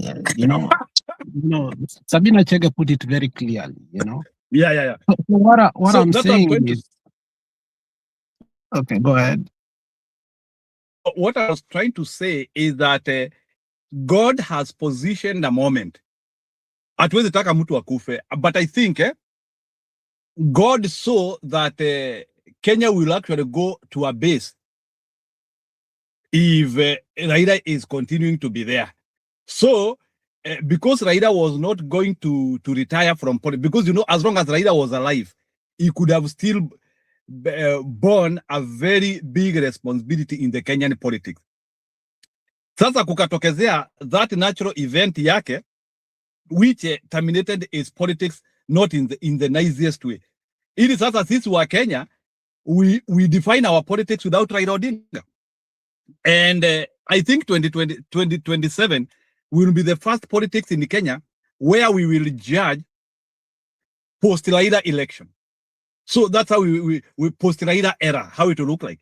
Because up to now, it looks like even Raila, even as bones, even as bones as he is like becoming, sijui kuna yule mtu sijui nasikianga alikuwaka kwa Biblia, alilalia sijui ni mifupa ya nani alilalia akaamuka. So it looks like Raila Odinga, even as a bone, he seems to be silently influencing some axes here and there. So what I don't know is to what level are the rural community trying to imagine what Raila Odinga could have wanted for them. So I don't know if Raila Odinga could have wanted the rural community to be part of Ruto's access. And because according to Raila Odinga, he was fighting for second liberation, democracy, things to change. So at one time, Raila Odinga said, hata Ruto hapewe miaka 100, Ruto hawezi badilika. So even with this Nadico things which came up and all those goodwill stanches which Raila Odinga did with Ruto, and Raila had pronounced himself that huyu mtu hata apewe miaka 100 hawezi badilisha Kenya.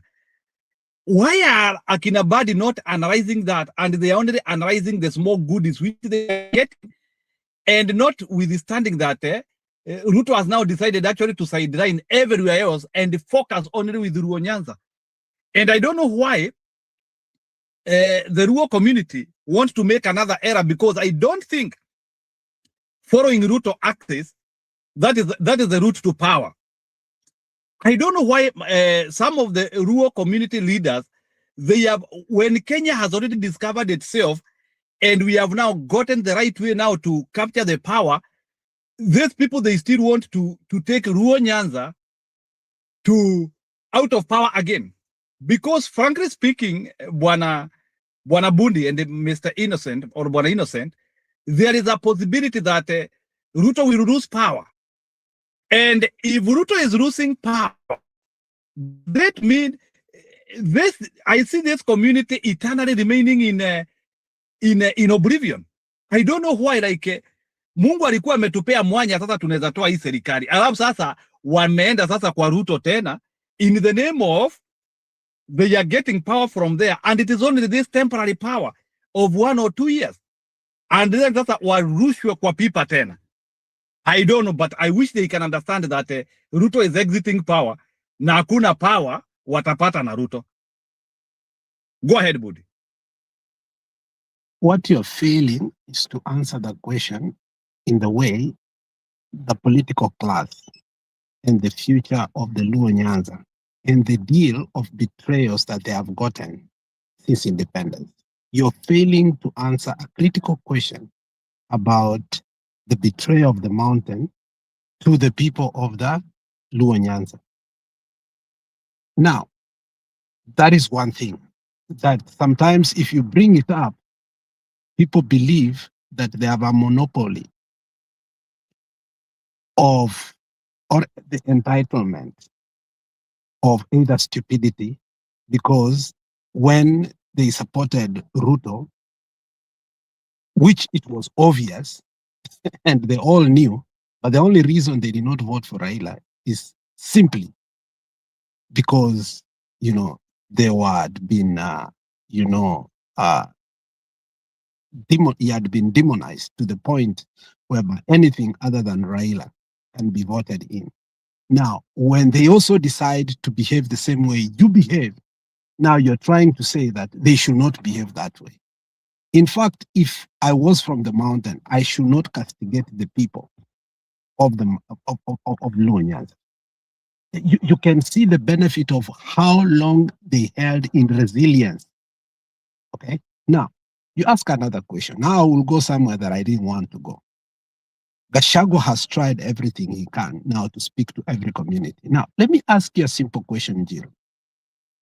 When Uhuru finally understood through the intelligence that this is what the people of the mountain wants to do, he personally, as a national leader, decided to go to your people and speak in tongues so that they can fully understand.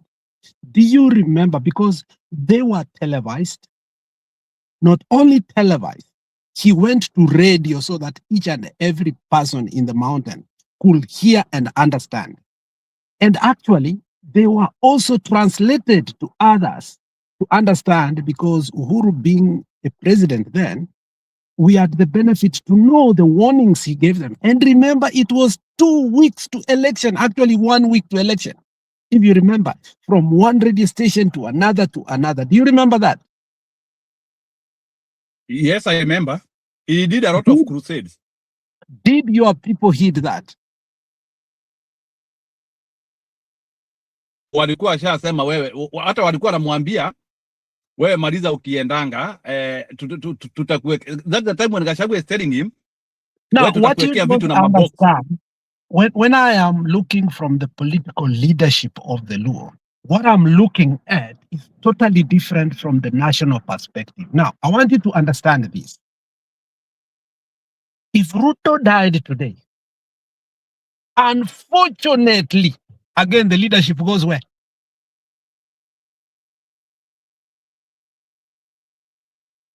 And I'm using the word unfortunately. It goes where? Kwa Kindiki. Mulima tena. Do you think that goes well with the Luo Nyanza? Of course, no, because now that's also another axis of isolation. And that is why I am telling you, these issues are so complex that sometimes we want to look them on one side. But for them, they are saying this. We have tried this approach. It has failed. We tried Kibaki Tosha. It failed. We tried the handshake. It failed. Even when we tried the deep state, it failed. Why don't we go to the route whereby now we are going through a ticket that is guaranteed? Unaelewa? So it's not that they are not seeing. My friend, they know the evilness of Ruto, the same way you also knew the evilness of Ruto.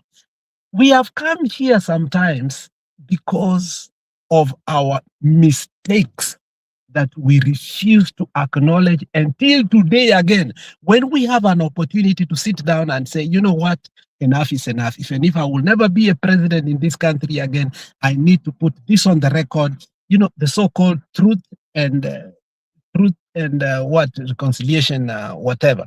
If Gachagua was man enough, and eventually, whether he likes it or not, eventually, one of these good days, he's going to sit down and, you know what, say, you know, enough is enough. I can't keep going round and round and round. He's going to acknowledge what happened in 2007. He's going to acknowledge what happened in 2013.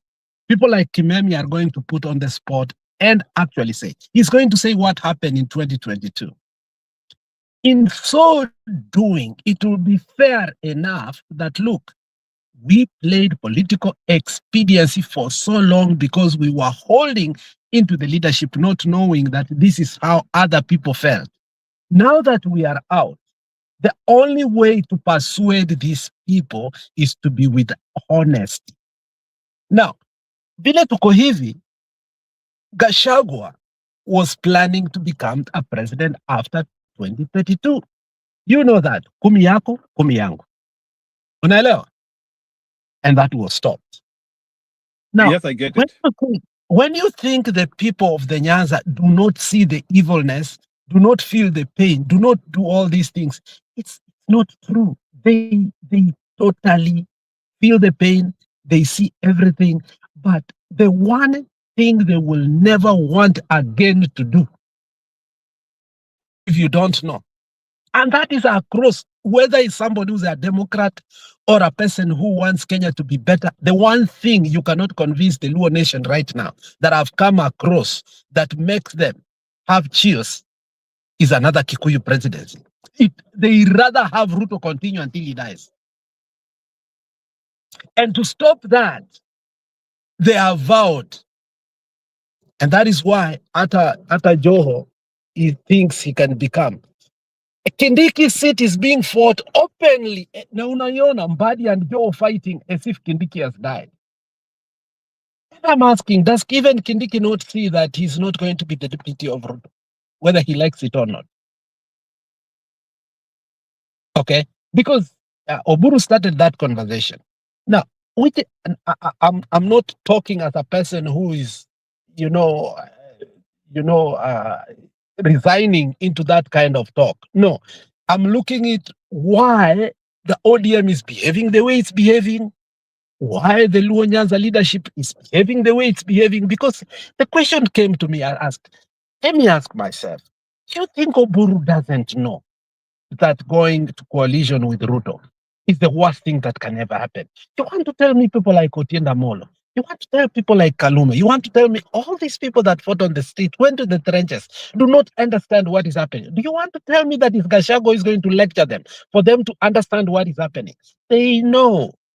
They have decided to play the same politics you played. And the politics of stupidity put you in power for a very long time. Because you all decided to buy into narratives that did not exist. That obviously at that particular time benefited you. Okay? Not knowing that if, now, and this is the warning too, if it does not work for the Luo nation, now I've spoken pro what they think they can get. The question is, if they do not get what they want through the means that they want to get, where do they go again? They should also be thinking about that. Where would Oburu, Junet, or Rengos will have left the next generation of their young leaders? So what they are doing is not for posterity. It is for now and now. It's like mtoto anataka kitu right now and it's Oedipus complex for them. Okay? It's what makes them happy right now. Okay? And they have decided to play that politics. So whether Gachagua speaks to the Luo Nyanza mpaka kesho, people like Ayaga have made a decision. Anything. If you realize, lastly, before Julia speaks, every time Raila or the people that are very close to Raila came to the media to be asked, why didn't you support the GNC? And unasikia wanaanza kudanganya, the military could have taken over. And where the military, there is no power. Maybe how could the military take over? Number 2 was there. They never wanted number 2 to ascend to power no matter what. And the only reason they could not allow it is because I think they have made a decision that they will never support a mountain candidate. That is the leadership. I'm not talking about the entire Luo nation. The entire Luo nation looks at it differently. But the Luo leadership have decided to play the politics of Tugege. Not because they are Tugeges. And if you realize the organic Tugeges that we used to have, like Gachagua, Ishungwa, Ndindi Nyoro, all of a sudden they have become wise. Then you ask yourself, you want to tell me they didn't know? No, they were looking at power. So power can make you very stupid or very wise. Out of power, you're very wise. In with the power, very stupid. So that's how it plays. So the Luo Nyanza have made a decision. Whether we talk with them, whether we persuade them, whatever we do, that's number 2. I think it's the only closest route that they made a mistake in 1969 when they lost it to power again. Thank you.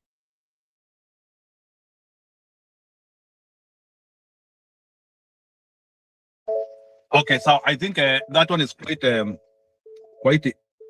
in order. Sorry. Kuna kelele hapa. So that's okay. So and I don't know why, like every time there must be a community which has to make stupid decisions deliberately. Bwana Budi, that is what I'm getting from your presentation. That there must be some communities whose their leaders have to make stupid decisions, and they make those stupid decisions out of hyper selfish mentality. Because you can't tell me that many of the rural leaders, they don't know that Ruto is a non-starter. I know they don't believe in him. I know even deep in, there is a day when Badi said something in Nikasema, hey, Akasema, there was a time when like people had gravitated to Sifuna too much. Then Akasema ati hata wao waambiwe ni nini iko na shida. Sijui kama Bwana Budi, you remember sometime Badi said that it was a meeting, it was a press conference somewhere he was saying. Ati hata sisi tutafanya, like it's like they don't believe being in that side. Oh, but Innocent, you wanted to say something, eh? No, nile meeting ya elders walikuja kwa Ministry of Finance. Yes. By the way. But what did he say? Can you give me that statement in vizuri nisi paraphrase vibaya? Kuna kitu alisema about hata wao wanaweza ambiwa whether to be with Ruto or not. Walikuwa wameuliza mbona amekuwa na meeting kwa board ya government and is a minister na wakina Sifuna that they are not gelling together. Ni akasema ati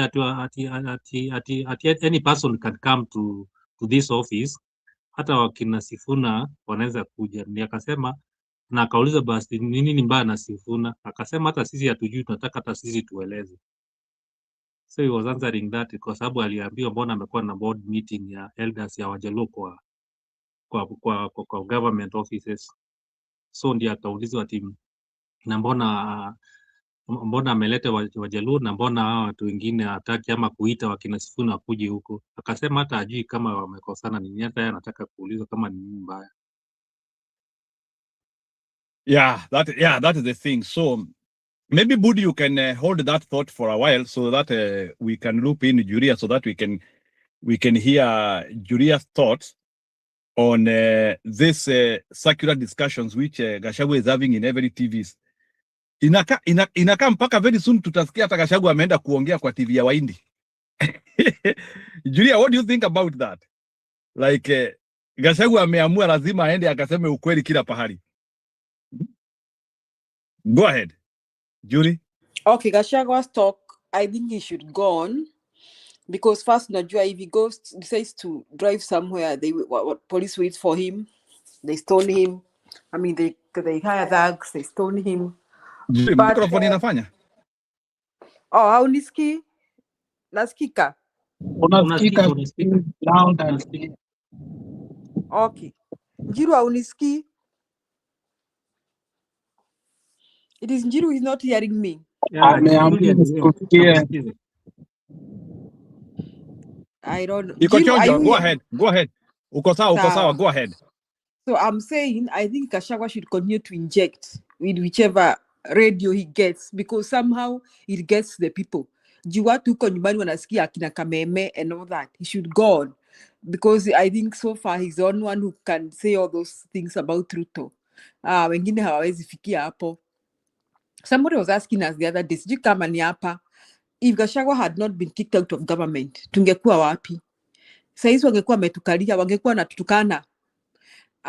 Both of them, me and Ruto. And now I'm going to why these people do that, whether Kikuyus or Luos, is out of their selfishness. So, they are not on the side of Mwananchi because they want to fight for Mwananchi. It's because of their side of selfishness. So right now, Gachagua is fighting Ruto to punish him. But kama hangefukuzwa serikali, you people, have you asked yourself if Gachagua had not been kicked out of government, do you think you'd be talking the way he would be talking? If people, have you ever asked yourself that question? Mitego huko. Mnafikiri Innocent na Alex, mnafikiri Gachagua angekuwa anatutetea? Mitego ilikuwa imewekwa kila mahali bana. So ni Mungu tu alitukumbuka. Alex, you laughed the other day when I told you ni Mungu alitukumbuka. Ni Mungu alitukumbuka tu. And Gachagua was kicked out. So we have a bullfighter right now who is fighting, who has given Ruto a headache. I have started praying for Gachagua because I think Ruto can do anything to Gachagua right now. He can. He given room and anamaliza. He wonders why that man is leaving. I am sure of that. Because the things Gachagua says every time he gets is that microphone. And you know, Ruto is not the type of a person to take such kind of things and swallow them. I think Uhuru would swallow them. I think you'd not fight Uhuru with that kind of a battle because maybe Uhuru may just ignore you.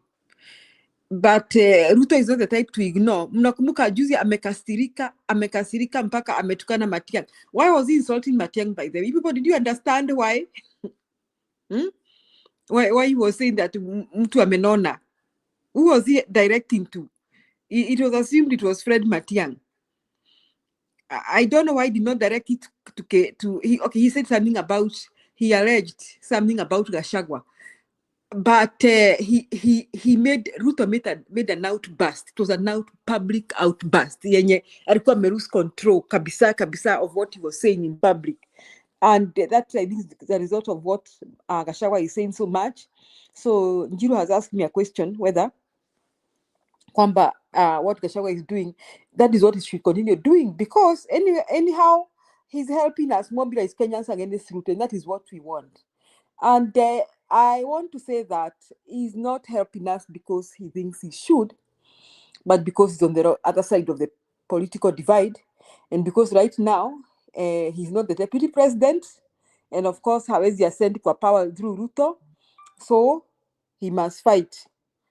Otherwise, watu wote, Alex, even those Luo leaders, they never fight for communities, they just fight for themselves. Ni tumbo zao tu. Alafu anaambia Kabila ati ni wakati wetu, ati shareholder, ni wakati wetu wa kupewa mamlaka. What is the difference between a Kikuyu and a Luo when Kenyatta is president or is not president? There's no difference because the same problems, the same cost of living. Hata saizi, okay, people may say that challenges are happening mtu wetu. But I guess, I think they have the same challenges. It is not all challenges who are in power who have been given those appointments. Kuna yule common mwananchi ako kule chini, lazima apeleke mtoto wake shule, lazima atafute pesa ya kulipa SHA, lazima atafute pesa ya kupeleka mtoto hospitali. They are feeling the same pinch. So it is a lie that Kenyans buy that our tribesman is the president and therefore we are okay. I don't know what we are going to do to beat that lie. But I think the Gen Z are giving us some directions. I am very impressed to see the turnout of the registration of the young people. I am impressed these people can mobilize themselves quietly and suddenly come out and do something. I am very impressed because I understand they did that in social media. And they are coming out every day to register as voters. I hope what Mother Karua was saying the other day that will happen. Mother Karua, when Kip asked her a question, she tried to explain how we can prevent Ruto from stealing. And I just wish that scenario plays in the next January election because hiyo tunaweza mtoa. And if we take the Gen Z attitude. Now, personally, I have a suggestion on how we can beat this tribal thing. Like mtu wetu akuwe raisi, Mkikuyu asikuwe president, ama Mkikuyu akuwe. I don't know. I was arguing with somebody and we were discussing how kila saa these Kalenjin thugs are very fast to say, and even those rural thugs in government are very fast to point at Gachagua and call him Mkabila. And they are also practicing the same tribalism and hate. It is just ironic. So this is my suggestion. I was given a good combination of leaders that can beat that tribal tag. That if for once Gachagua team and Kalonzo can decide to support a Matiang'i presidency, probably deputies by someone like Sifuna, I think we can beat the tribal tag. Because that will not, Matiang'i is not a tribal candidate. That is how I see it. If he's supported, it is because Kenyans feel he qualifies. If he'll be supported, it is because Kenyans will be feeling he can change Kenya. So we can demystify that tribal balkanization and say, for once tumeamua kuweka our tribal thing kando, we want Kenya ibadilike. And I think that will be a big shame on the other side. I just wish these politicians can see what I'm seeing. I just wish and pray that somebody like Kalonzo can see that. Because if we decide to have Kalonzo as presidential candidate, which he's expecting so much, and I don't know whether he's ready to step down for anybody. If he can just, Kalonzo will be a tribal candidate. Or if anybody has a different reason here, niambie, which other way unaweza tetea Kalonzo? Unaweza sema ati akona kura mingi za Wakamba, nitapata za Wakikuyu. Which other reason? Somebody in the comment section and niambie which other way you can, how else can you campaign for him? How else? Maybe you can say he worked with Kibaki, but really his will come out as a tribal candidate. But if we pick somebody whom we know has performed before from a relatively smaller tribe, so if we have a Matiang'i presidency, it is not because we think the Kisis have very many votes. It is because we tell Kenyans we are convinced that this guy can change our country. So I think that will be the Ruto will be beaten pants down, trying to float Kindiki and the others. What a chap. And we have people like Akina Gachagua going around Mount Kenya, and Akina Mother Karua saying, "Apana, we are voting for performance. We are not voting for tribe." So mwenye anataka kubaki na Kindiki wake, abaki na Kindiki wake. And maybe successfully we beat them. When we Kindiki vying for being the deputy president. I think that will be the end of tribal candidates in Kenya. And I think from then going forward, Kenyans will be voting for performance, not tribal candidates. That is my take. Wacha nifikishe hapo, sijui Innocent na Alex mnaonaje? Huo ndio mwito wangu. Alex, you can chip in. You know, for me, I'm not endorsing Matiang'i just like that. I want a competitive nomination, rigorous nomination that comes with consensus. You all sit down, like the Pact of 2002. We end up saying we had an accidental nominee because that was the only way we could win. If people will understand that the Luo Nyanza is already gone because they fear the Kikuyu presidency, then why don't we just bring the Kikuyu in, support him with all our powers, and make sure that all our Kikuyus are in one bag? I mean, let me tell you, this issue, if it becomes tribal, you have to sit down and become tribal too. And that's why I was telling our young sisters the other day that, look, this issue of once we realize that what, you know, repels the Luo Nyanza is this. And also that axis unajua iko na Matiang'i pia. People you've had people like Themba breathe fire anytime you speak about Matiang'i. They'll breathe fire because they look at Matiang'i as a Kikuyu too. So we can never be able to sit and persuade such kind of elements. So wape dawa yao, wape hiyo dawa yao. Let us not, you know, gravitate on walking on eggshells. Kuwa unajua ikikuwa hivi.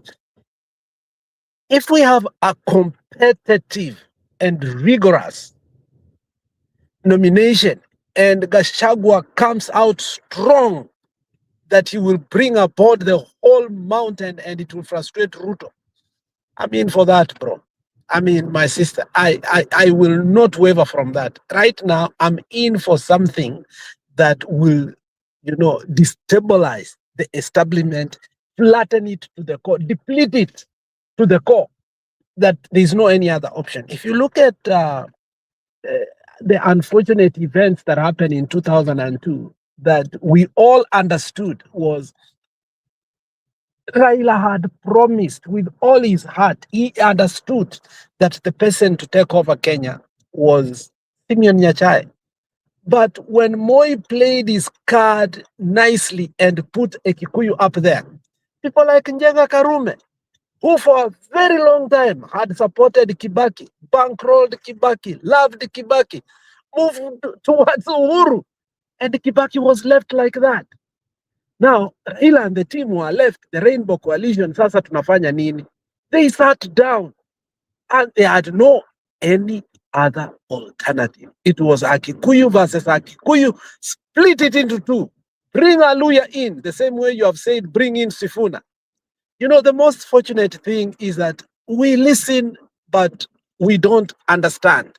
Now, Moses Kuria, in a conversation the other day, he said, Gachagua has an upper hand.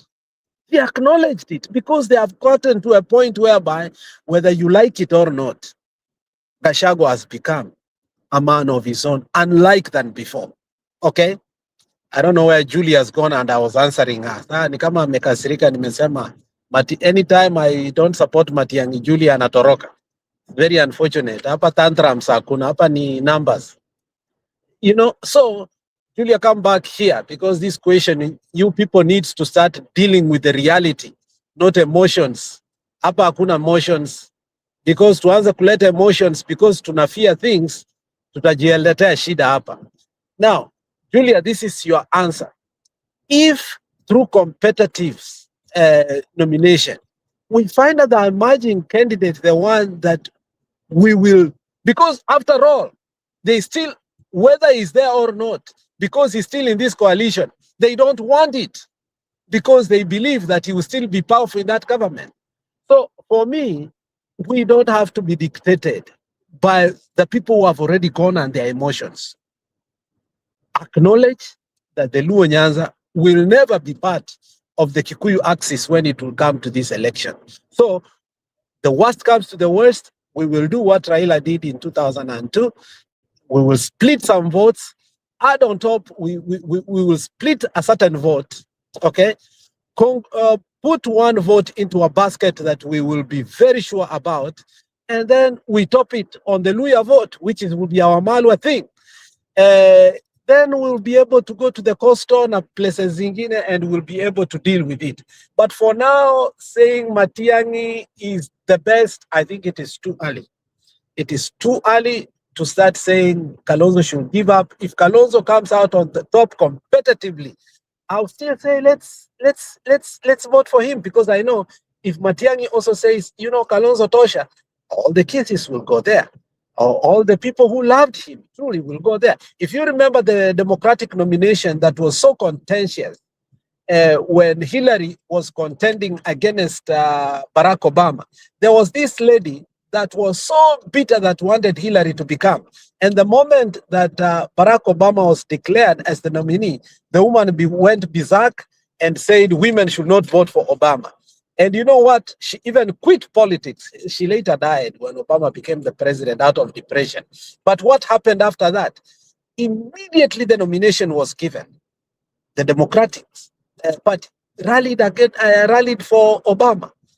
However contentious it was.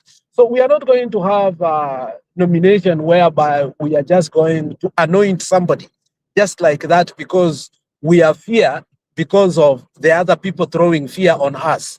We still have to go and ask ourselves, because if they are going on a tribal level whereby they want to back the Kalenjin and the Luo votes together, then they start looking for Sisi's cabbages or the leftovers, then we must also ask ourselves, what can we put in together plus this? Then also we start looking for other votes.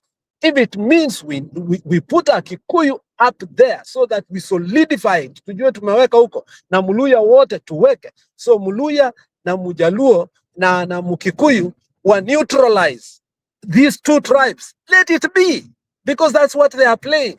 I don't know why you people fear. That's the nature of power. Power is grabbed. Power is not negotiated through things whereby, look at what we did in Nairobi. We feared that, oh, because the Nini is this, the Nini is this, we decided to give somebody a ticket in Nairobi that could not win when we knew where the temperatures were. We said, oh, because of this, wacha tupeane huyu. We ended up allowing Dimples to win. Why? Because we gave nomination to a person out of fear, because it was dictated from the other side that if you don't give a Kikuyu, this will not happen. What happened again? We lost it. And that is the same mistake we want to do on the presidential level, because tunauziwa uoga kuwa ikikuwa hivi ikikuwa, and nobody is talking about the Kalenjin. Nobody. We are assuming that the Kalenjins are just going to vote for Ruto, which is not true. Which is not true at all. But they have created this perspective to kuiba kura, and sasa sisi tunataka to create this perspective kuwa, you know, if we do this, tutakuwa tumefanya hivi. Hapana bana. If it means to counter Kasongo, ni kuweka a Kikuyu candidate huko juu, let the Luo vote go away. That is my take. I wish Julia was here to rebut on that.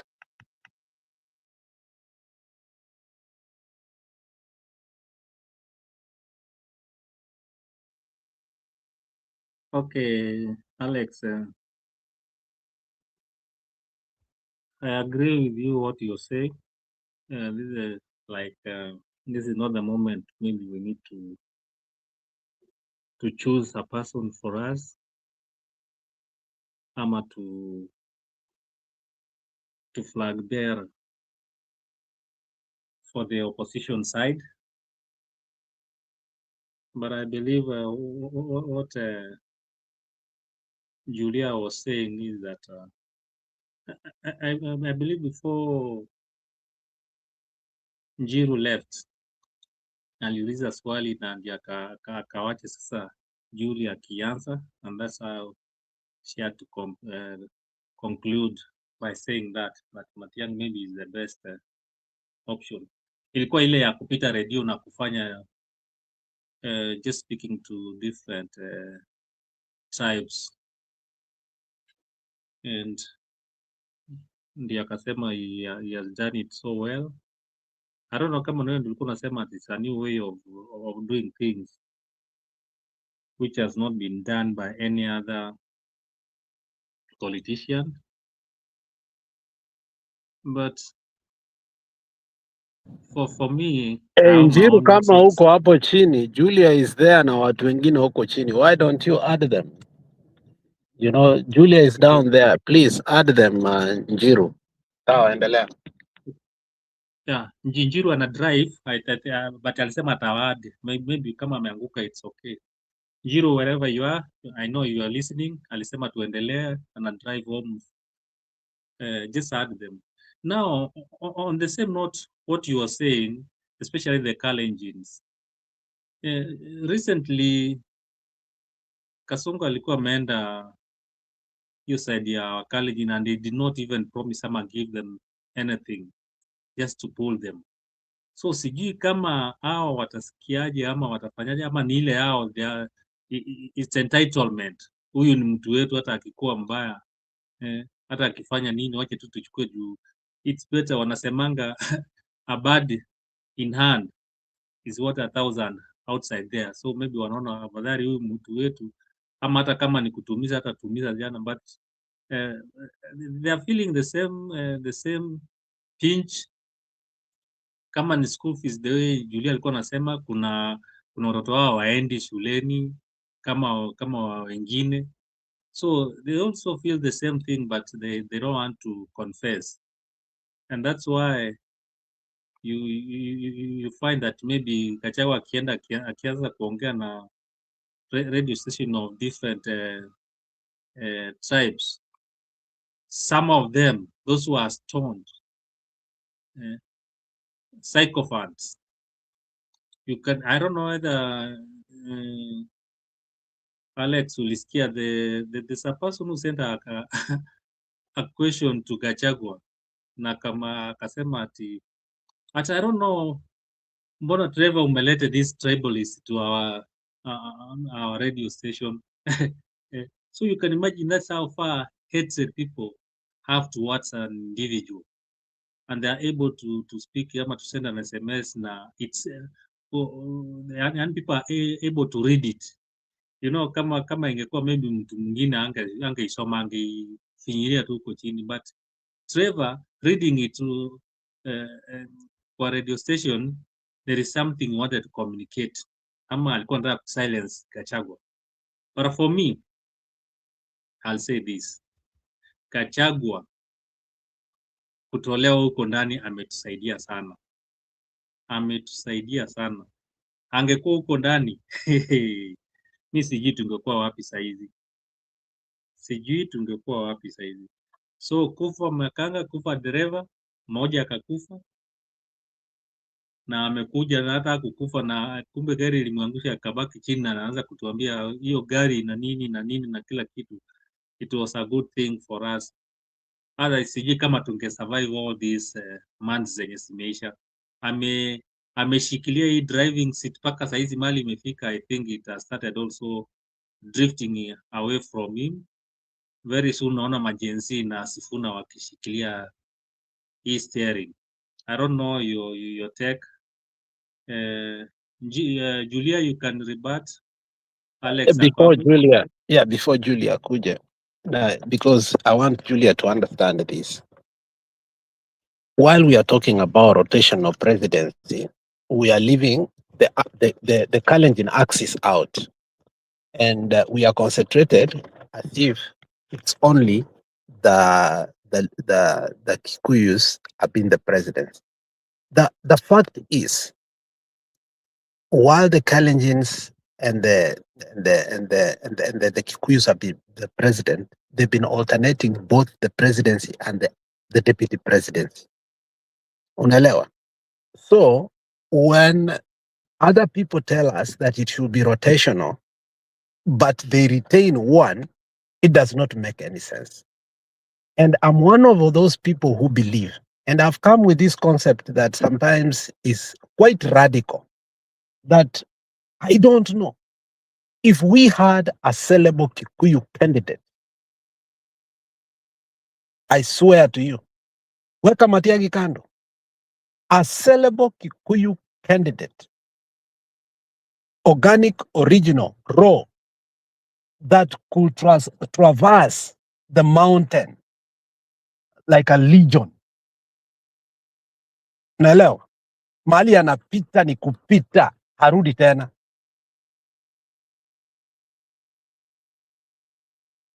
Hii kitu ni one time. Hii kitu ni one time. Yenye Kindiki hata hii, perspective ana try to create, it will not avail to nothing. Hii kitu itakuwa one time. Because we are trying to find tangible solutions. Because what we are being played with is, tribal arithmetic here. And it's working on their side because the perspective is they have these votes, the Luo votes these ones. But then if we decide again, we bag the Kikuyus totally, completely, we suffocate them from that, then I think the equation becomes easier on our side. So let us not market Matiang'i too much, forgetting, we can have another alternative if the worst comes to the worst. The most important thing is not Matiang'i becoming the president, is to take Ruto out first. Then the rest we can deal with it. For me, that's the most urgent thing. Now, Julia, answer me. So, Alex, I get your point. So, do you have any Kikuyu candidate you think is sellable right now? Mwenye anaweza leta euphoria.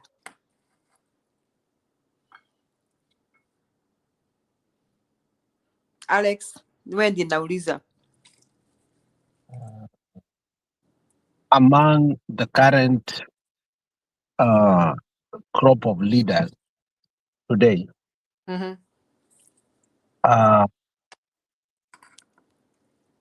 yes. Who is that? I will refrain from saying, but there are two. Wow, two? There are two. If Don't you refrain- people are don't open, refrain from saying, just say it. It's good, they are sellable across the country, but it's up to the mountain. We don't want to prepare a leader for you. We want you guys to look beyond and ask yourself, what has become of us? Why are we the way we are? You have a Alex. galaxy. You have a galaxy of leadership. Alex, that's your own opinion. So what ukisema you're not pinpointing for them. It's your own. Who knows? By saying that, maybe wataanza kufikiria mara mbili.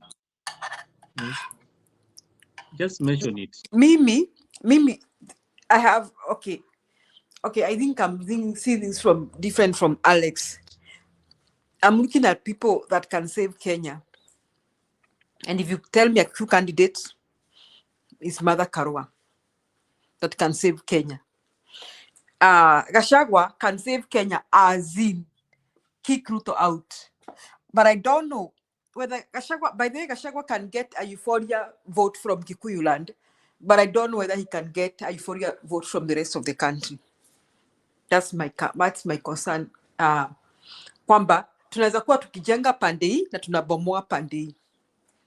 That's my concern about Gachagua. Otherwise sijasikia mwingine. That is why I ended up with Fred Matiang'i, Sifuna, and if you want me to come back to Mount Kenya region, I will bring in Mother Karua. Alafu ninakwama hapo. That is one of the people that the mountain has crucified for years, that actually, if you look beyond and you stop being a patriarchal society, it will have been easy to sell that woman across the country. If things were done right in the mountain, and you understand that you sit between life and death, that is one candidate who will have easily, without a doubt, because first of all, he will not sell out. She will not sell out. And weka emotions kando, weka abrasiveness kando. Because after all, we have had wachana hizi vitu za 2007 kuwa ali ABCD. No, weka hizo vitu kando. We are asking if the mountain really wanted a solution to this thing, and they opened their eyes and told Kenyans that we want to give you a gift and we resolve this problem. We should have started that conversation a long time ago. Across the board, wacha hizi alternatives mko nazo. They are helping us kidogo. Now, on a national level, if we were serious, everybody in the mountain say, okay, we have a problem. Ikitu tunadanganya should be Democrats. We should have so many parties. Let's stop this nonsense. Let's ask ourselves. We cannot, all of us, save ourselves. The only reason we have been able to be saved, especially from persecution, is because we decided to go as one people. That is one alternative. But the moment you bring it up, a lot of lies come in. A lot of lies. And then you acknowledge them, you put them in the media, na munaanza kuviongelea. Whereas the Kalenjin has totally, completely, apart from Keter nowadays is the lone ranger, the lone wolf. Yote imeshikana imenyamaza. Under 1%, Ruto. Kila mtu amenyamazishwa, including Gideon Moi. If you people gave Martha Karua the mantle, and the Kenyan people saw that the mountain is behind Martha Karua, Gachagua is just only bringing the heat in, ama the fun in. This thing ni one time. Umpe Sifuna. Martha Karua umpe Sifuna.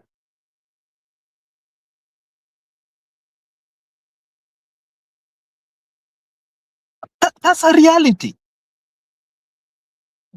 That's a reality. But the problem is we come from a patriarchal society. We don't want to be bold enough to acknowledge kuwa if the mountain becomes one thing,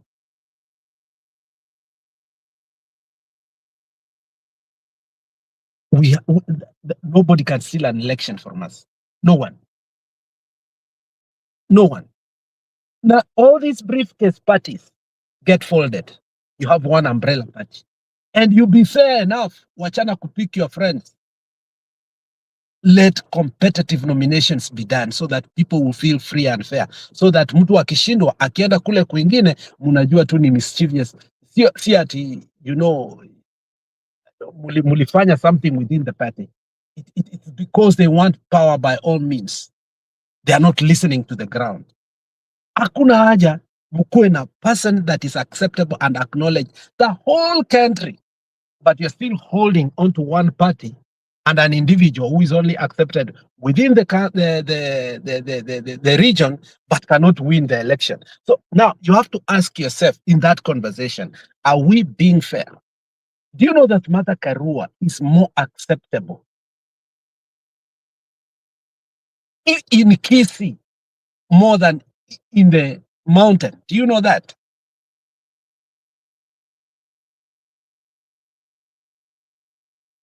So it's for the mountain to give this regime to continue or to break it.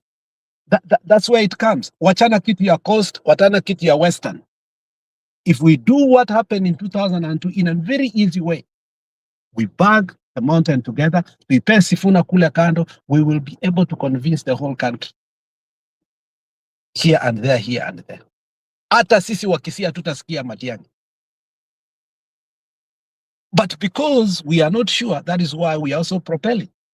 But with all honesty, sometimes we sit down and ask ourselves, arithmetically, the way Ruto anajipanga, na sisi tunajipanga, can it work out? We have to deconstruct his arithmetic because it's a perspective that is building to the point whereby we believe that Luo Nyanza ni yake na nini yake na the Rift ni yake, which is not true. Now, if he wants to steal, he can steal from those two. But if we put him out completely from the region called, which he got 46% last time, a region called a mountain, I think then we allow, even if he steals, we have to go to round 2. And round 2, he cannot win. And Ruto will never allow himself to go to round 2. Deflate him from round 1. And it's to make sure you don't give him any seat, because the problem with round 2 is the moment you allow, because these elections tunakuwa nazo governors wanashinda nini muna allow the and then round 2 inakuja because these governors won more from this ABCT, unapata sasa wanafanya nini, wana sway because of wameingia power already. No, Martha Karua is accepted and Gachagua accepts to work under her. She's effective, she's professional, she's non-tribal, and I know she's presidential. That's my take. We need to come up with better debates. Why would they sell to us to a Kikuyu cannot be? But they are not saying a Kalenjin cannot be again. Why are we buying that?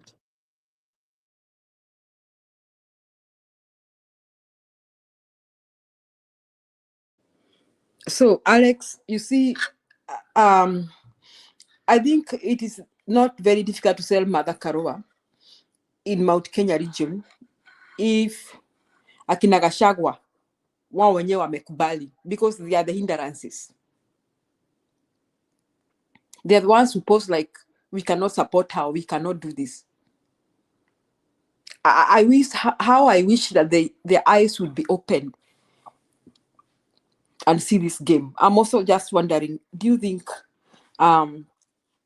opposition should have their candidates early ama wagoje mpaka dakika ya mwisho? Munaonaje Alex na Innocent?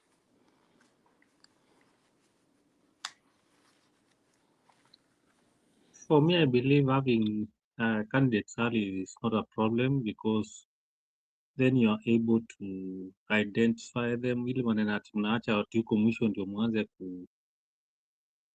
kumchambua. Unajua, the early the better for me. Why? Kama ni kutukanana, wanatukanana saizi, hizo vitu zinaisha. Then ikifika huko, at least you are able to again to move. Unajua, especially for the opposition, hawana pesa ya kutembelea Kenya mzima. Like the president, he can use the sitting president can use pesa za government ya kutembea, ni kama anaenda ku launch something, but ni anafanya campaign.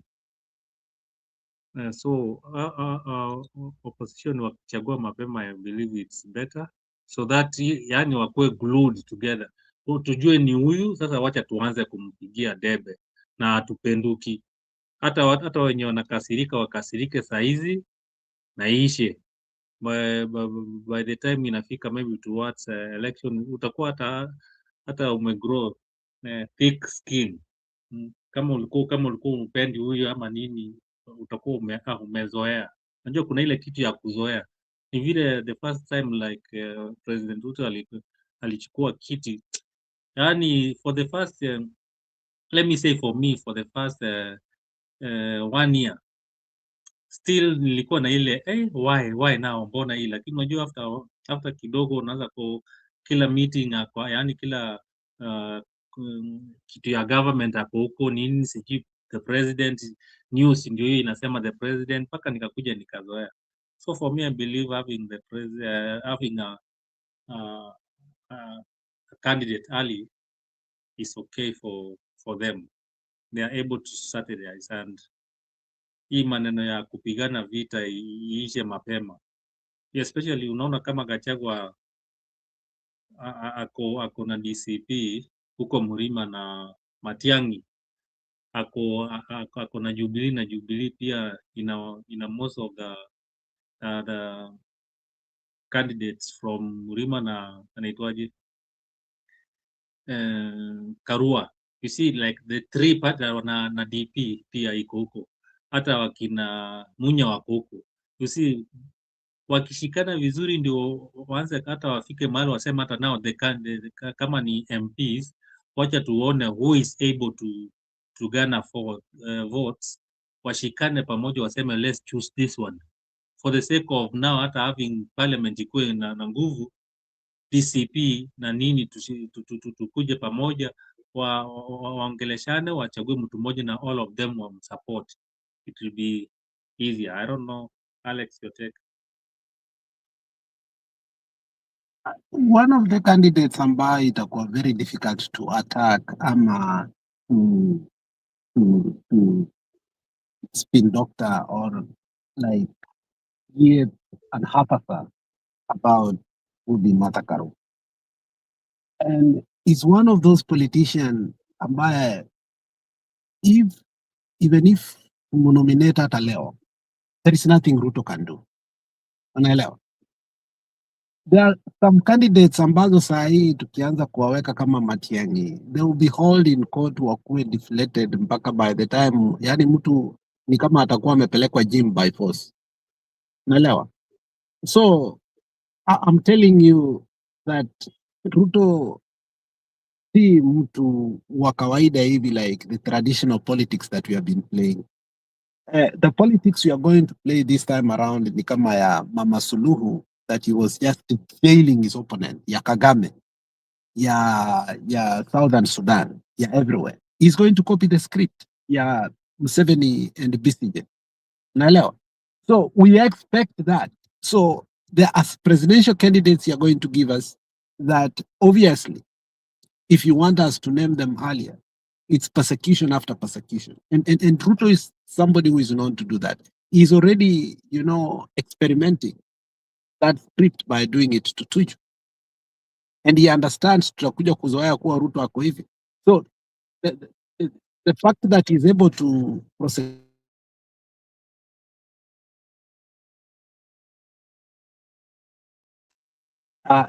tells you a lot. But when it comes to Martha Karua as a presidential candidate, and I have really thought about this deeply, Ruto will have to rethink a lot. And the way Gachagua atakuwa anatetea Martha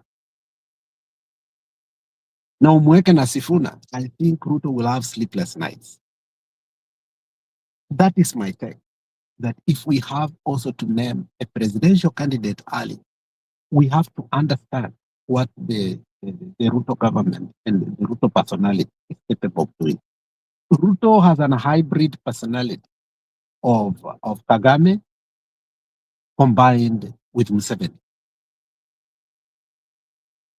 That is Ruto, by the way. Sio mtu atakushika kama Besigye afanye ukwe emaciated hivi mpaka ukufe pole pole. Is a person ambaye atakumwagia acid kwa uso. That is Ruto personality. So as you say, okay, let us name them early. You must know that those persecutions will come. Until today, the opposition leader, Tundu Lissu, is still inside. We thought he was going to come out after the election, but these people have refused because they understand that he's still too popular.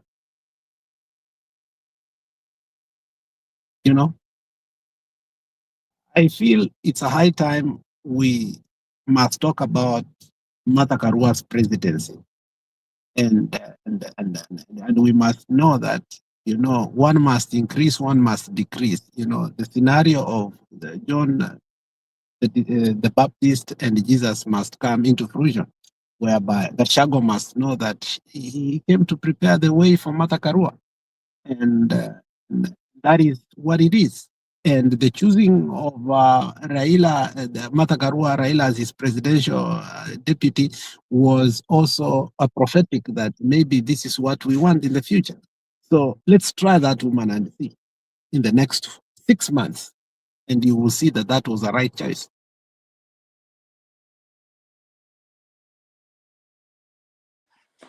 Yeah, for persecution Matiang'i atapelekwa mbio. Nimeona Manyora leo amepelekwa kotini.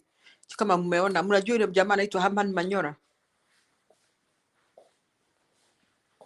Sasa kidogo kidogo wanashtaki Manyora at 516,000. Sasa hiyo ndio contract unaambia mtu ama ni political persecution. How do you take somebody to court over 516,000? I really I sympathize mean, those with are him. petty things. I really sympathize with They know very well because he's running the narrative of Sifuna so well, and Sifuna narrative is putting people into political debts in Luya land, and the voice of that guy is amplifying it. So people like Atuli are not happy. Where did this boy come from? So Manyora anakufa story ya Sifuna. Unajua nimeshangaa. Yeah, he has amplified the kid. Sifuna has gained food. If you remember, the other guy wrote him a message, Awambia Sifuna, you're a very lucky guy. If very few politicians get to get what you have gotten, hold with it like a shrine, because what you have, many politicians have tried to have it, but they will never have it. It is a once in a lifetime. And that is true. What Sifuna has, it's only that he's sitting down with betrayers like Orengo and Babu Owino. Babu Owino will betray Sifuna. You will see it. Yeah, he will. Babu Owino will betray him. That's right. Tami nimemwonea mbali. Nimemwonea Babu Owino 18. If Winnie did it, who is not Babu Owino? Imagine Winnie amerudi kwa nini ODM. Wow. Julia. Yes. I believe Winnie made a mistake kuacha wakina Sifuna na kurukia hii wakina Oburu. What happened to, was it yesterday nilisikia kuna kesi imepelekwa that constitution ya ODM haisemi, hakuna mahali inasema that you can come up with that you sit and nominate you come up with a position which is not there. Hakuna position kama yenye alikuwa amepatiwa ya Nairobi sijui what. Wamesema ni kama they are favoring because she's a daughter to former prime minister. So kesi imepelekwa na ni kama vile the way it was argued, it's unconstitutional. Ni kama hiyo kitu itakuwa, na wamesema kama ni hivyo, in case they go forward, itakuwa imeenda kotini na it will be unconstitutional. So ni kama ameanza kuona ni asisimame na hiyo, sijui nini alikuwa amepatiwa. Was it Nairobi what? There's a kasiti alikuwa amepatiwa. Akaambiwa na kina Ladwa. So that seat is unconstitutional, na ameanza nimeona watu wakimwambia ati she made a mistake by kupetray wakina Sifuna. Na unajua amebaki peke yake, na watu wameanza kumwambia nao hatukupatii, like the GenZ wameanza kumkataa, wameanza kusema kama ati we thought you are one of us but you have betrayed us. Na we are not going to give you votes because you are the kid of Raila. Lazima utuconvince, utuambie nini. We have many GenZ who can stand for us. So GenZ wamemruka. So my take is, unajua Sifuna euphoria imeingia, lakini guys, let me ask you, how will Sifuna separate himself from these betrayers? Atafanya aje? Kwa sababu now we are narrowing. Sifuna is on on a training ground. If you remember last election, I said, I have noted one thing. For you to ascend to the zenith of political patriarchy, one of the things you need to know is the art and science of betraying and being betrayed. Do you understand? At some point, you have to understand that, look, I never liked Gachagua. But in this moment in time, it doesn't matter what he has done. I will work with him. Orengo is an institute lawyer, and he's one of the people that can build me. But at this particular time, I will never have any Luo around me because that will be a political betrayal that I will never want. So Sifuna is going to open his eyes and understand that, look, we are not talking about betrayal from Luo or something like this. We are talking about betrayal because you also want to come to power. Babu Wino is too young, and the things that surrounds him also necessitates that he must stay in power so that his case will never surface again. So he will do anything and everything to stay in power. So come 2027, if he realizes that he's going to go to oblivion, he might face jail time. So what will he do? He will cut a deal. And you have seen people like this guy that was jailed, and we chose him as our minority leader, and he went to jail. The Kimilili, this Luya guy that Ruto alishika for a while and negotiated akatolewa ndani, ambao Raila alikuwa amechagua. So if you look at it correctly, Sifuna is now all of a sudden waking up totally in a new political environment. And it becomes obviously difficult to make that decision. And I said it out here that one of the things that Sifuna needs to say is this: I made a mistake by saying that it will not be me who will betray and kill ODM. He must stand up and say the Odingas are evil. They have played us for a very long time. And that should be where he must start, because that's how Raila, he betrayed his own father, he formed his own party. Ruto had to go to a different party.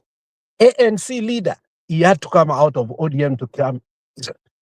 Wiper had even to come out of his own party, create a different party, a brand new party from the ODM original, and become his own party. So Sifuna must know the trajectory, including Ruto himself, from ODM to UDM to URP to Jubilee, now finally to what? And now again, they are going to a different coalition. He must know that you cannot say status quo. So he is learning in a hard way. And the earlier, the better he start calling the Odingas the most evil political family. That is the only. But if he wants to protect Raila and the legacy, he will go like Magarela. Pole what? And he must stop saying that Baba alifanya, sijui sini Baba. He's always saying that. He's not decided where he is. So anaweza potelea hapo katikati. Yet amesucceed kucapture euphoria ya youth. Unaona hata watoto wametokea kuregister. I mean, he has succeeded to do that. But he's stuck. Baba alisema, Baba alituambia, sijui Baba alifanya nini. How is gonna do that? He needs to think, figure out this thing.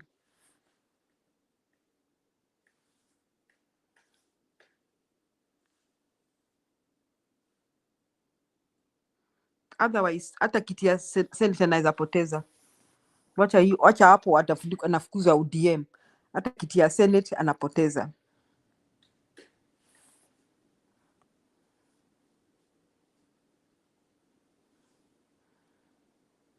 Sifuna has an upper hand, but he has to play radical politics that he never thought he could in his life. Ruto played that politics. He loved Raila with all his heart. When Raila betrayed him, he had no option. He had to go hard on Raila, remember, until people thought what is wrong.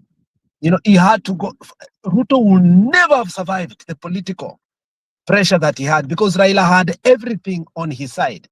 All from Musa Sirma, from Kosgei, Sally Kosgei, and Henry Kosgei, from everybody that mattered, Franklin Beth. But Ruto understood the only way is to go against Raila Amutusi so that he demonized him to create what he wants. And Ruto came out of that oblivion by doing the right thing at that particular time. If Sifuna will not, only option he has, ole wake.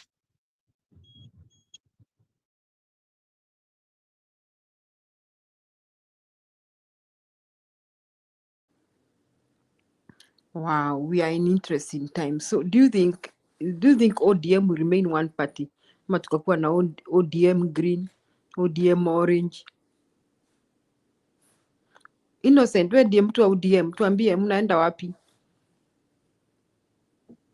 Mi niliweka vifunguu ninazo, so na nyumba niliona ni kama ina uchafu mingi, sioni kama watu wanaweza rudi kujenga huko, kuishi huko.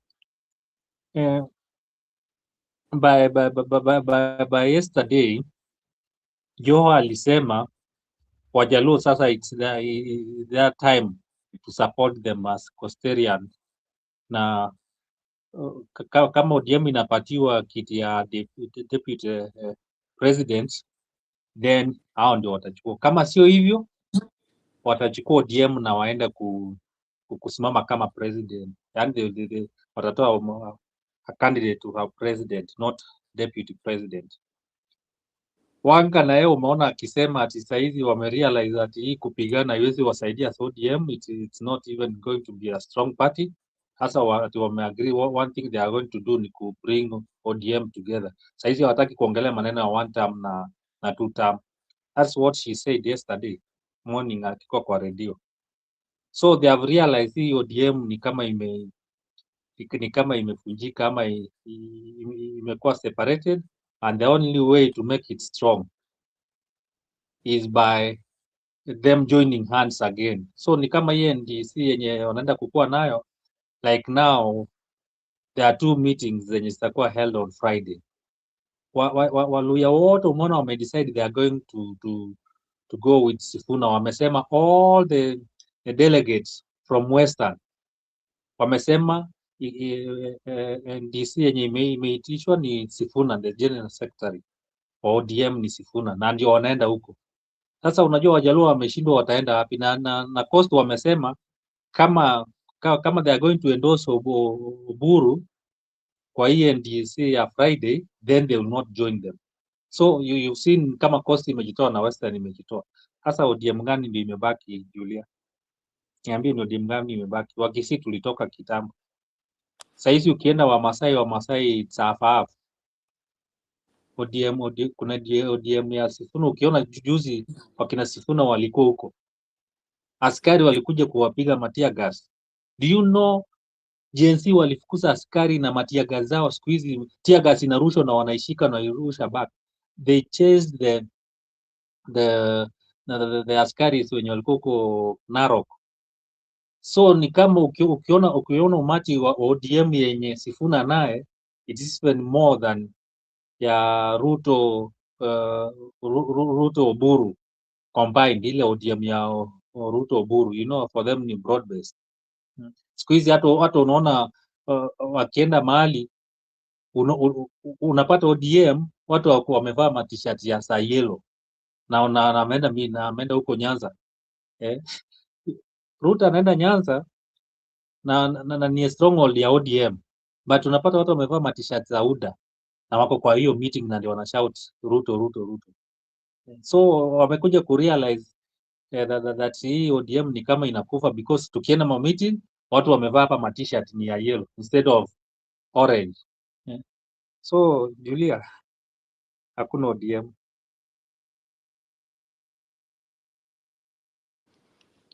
So kama hakuna ODM, I mean, okay, question. Innocent, you said that Joho said something. Don't you think Joho anatumiwa na Ruto? Because unaona ODM wako na konga na hii character, hii ni character.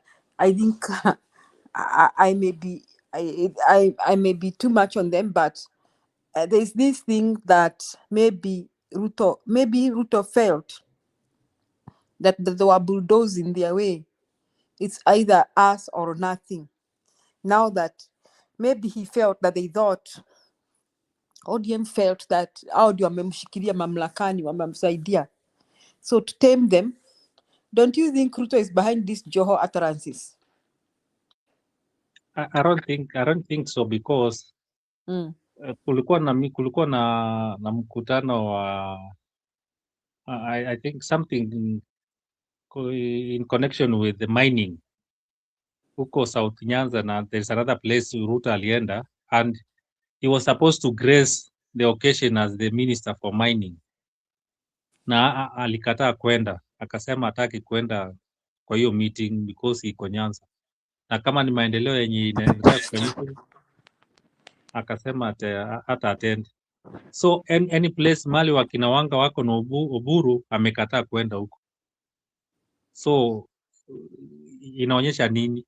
Na Coastarians wamesema sisi tunataka kukuwa na ODM yetu ikuwe strong, to move out, na kama ni mbaya ni mbaya, ikikuwa mbaya then wamesema wanaharibu hiyo ODM na wataform their own party. Ni kama they are making their own party by the Coastarians, wanashikana wa make their own party, but wanasema kwanza wanataka kusukuma hiyo ODM, wakiona hakuna kitu ya gaining from there wanaenda. So I don't think ni Kasongo. Number 2, why unasikia hata meeting cabinet meetings zimeanza kukua hostile because of Joho the way ameanza kusema anataka hiyo kiti ya Kindiki, na unaona watu wa Mlima wameanza kumuingilia, wanasema mbona utetei Kindiki wetu.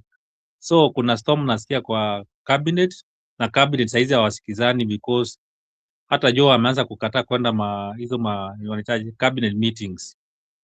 So I don't think Kasongo anaweza kuwa ndani unless anyway, huwezi jua unless maybe wameweka spoil hivi ndio Kindiki atupwe nje. You might I don't know, maybe My perspective, ODM will remain, not because it should, but because of the conditions prevailing and that hijacked the people before they came to understand where they are. First of all, the death of Raila was sudden. There was no obvious contingency plans on how to cushion the fallout of ODM in case such a thing happens. Secondly, they already found themselves in a wrong trajectory by being in a government that obviously is not performing. So people like Joho took positions at the risk of Raila as a personal, Raila, breath with. Now that Raila is gone, people like Joho understand very well with their business interest. Whatever they are saying, it's not that they mean that they want the deputy presidency, and all these threats that they are offering, don't take them seriously. Joho is basically negotiating for a position after the NDC. After the NDC, Oburu is going to have more power than before because he's not going to be an interim chair anymore. He'll be a confirmed chair with sweeping powers to decide who again within the coalition can become a cabinet minister. And I think one of the people he must and he should deal with is Joho, because it looks like Joho has vested interest, which they will want to squash. And obviously, Mungaro or something of the sort, the other alternative to Joho, because Joho silence after in the demonstration time showed that Joe already had joined hands with Ruto quietly. Remember, immediately after Ruto took over, there was a negotiation between the government of Southern Sudan and the government of Kenya, led by prominent people because the government of Southern Sudan insisted that their goods can only be cleared and transferred to that country using Joho's company. And Joho had to get out of politics so that, and that's the deal they made with Ruto. So Joho did not just join government because of, Joho had already joined a long time ago. And I think it was Ruto who forced Joho to become a cabinet because he had interest of perspective in the coastal region so that he can use him eventually. And he didn't choose him so that he can become his deputy president. No. Hizo ni mchezo tu Joho anafanya. Joho can never, will never, shall never be the deputy president. That's just a petty talk, like anybody can talk, like Sabina Chege used to talk, okay? Because of the political contestations that are there. Now, if you know what this Salasia guy once said, and he showed us his paycheck once in the social media, how immediately you come into power, unapewa loan, unafanya nini? I mean, if it were not for those specs, unapata ukikuwa kwa committee, so on and so forth, zinakusaidia. Joho, the members of parliament who will not go to this NDC, understand that financially they will be done. If you took a mortgage and you have a car loan, so on, ABCD, you can't sit in those committees, your CDF gets late, so on and so forth. Let me tell you, the political persecution will be too much. So the designed way of politics will force people to go to the NDC and do what they ought to do. That is how ODM will survive. Take it to the bank.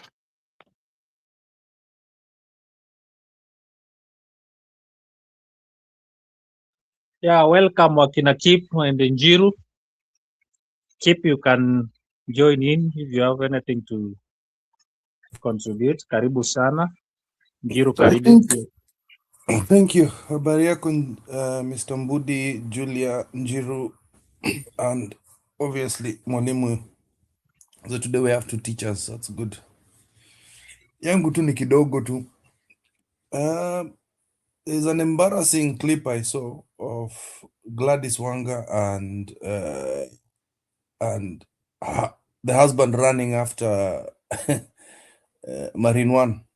Kimbia tu kama jinga tu. Kimbia hivi. So I think the realization of how she and her husband have been clowned online, also by the Luo Nation, by the way, it has shown grave embarrassment to her and her own, and realizing that she is but just a servant of Ruto. Where you're shown not to have political will, but mtu wa mkono peke yake. That is how she is viewed right now. And realizing that she's dealing with a senile man. And if you think about the other political figures that want two-term, only want money, and thus believe that the Luo Nation is supreme to others, I'm sorry, that is just a fact. Kaluma and the rest. And all they're interested in money. Even the so-called elders of the Luo Nation, Akina Mbadi, Opio and Dai, another one, those ones are just interested in cash. They don't care. They will push that narrative. Most of these ODM meetings happen in Nyanza province. The reason why they went to Mombasa is not for serious things, I'll tell you. Not for serious things. And it's usually just Mombasa. Otherwise, they've been circling around Nyanza. Around Nyanza. And most of their communication is in the Luo. If you've noticed, it's in the Luo. And that is how they're diminishing the power of Nyanza. The other thing is for this, what do you call it? Super NDC, the special NDC. The so-called special NDC they have right now. They are saying they're not going to vote or anything like that because they've realized without the likes of Sifuna, Babu, and the popular wing of ODM, they'll be in big trouble. Because if they keep fighting with these people, and we are just about to get to general elections, and they have sidelined the Luya nation completely. The coastal region has always been ignored, but the weird thing is the chairman of ODM in Western, these are chairman, have said hatukuji hiyo kitu yenu hiyo. Because again, it is down to this is now going to tribalism. It's just become a Luo party. I'm sorry. The decisions are made by Luo, discussed with the Luo. Right now, Western are feeling outsmart. I did not know about that story that Alex is saying, which also is making a lot of sense. You Patiwa, certain packs about import and export, because it's both of goods coming from the Kenyan port going all the way through to Sudan. Hiyo siko nimejua. So that is one thing. But also you got to realize Joe is also an egoistic person. So I still believe he wants that deputy president thing. Naona anaitaka sana. And some of these people have such big egos. Kidogo keep, as you talk about hiyo story ya Joe kutaka hiyo kitu. Why is Joe salivating even to be the deputy president? Hata huyo jamaa hajasoma.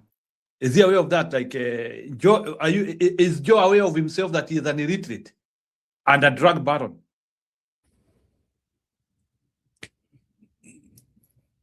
Then you go down to Alex's point that it's just a threat. But I still think he's stupid enough, because he's got campaign vehicles painted with that. He's got plastered there around. And if I was Ruto, what are you doing? You're using my image to publicize yourself. You know what I mean? So I don't even know why Ruto is tolerating him doing all this stuff.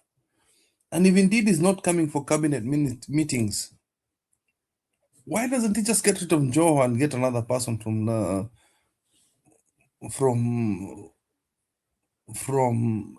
the coastal region? Coastal kuna watu. Switch him. Get another person. Kuna Balala. It doesn't have to be from ODM. Let a Balala. Ingiza huko ndani. Kimwa, I think he's doing that, anataka ndiye afukuzwe ndio watumie excuse ni kama tu ya Gachagua ati sasa ati is able now to galvanize the Coastarians ndio wakue pamoja, so ni kama wanataka afukuzwe. You know, sometimes we look at coastal region and that's the problem with them. They think that Mombasa is center of coastal region. It is not. The rest of the coastal region is actually up for grabs. Nataka kuona kina Matiang'i, kina Martha and the rest of us going to take over that place. Kuna Agriama. Gachagua did that thing once. You get your cousins. I just wish tungeenda huko wote we just hijack that area from ODM. ODM is not strong in the coastal region. It's just Mombasa. And there's nothing that Njoho is going to go with. Hawamtambui. Wanamuitanga tu Mwarabu.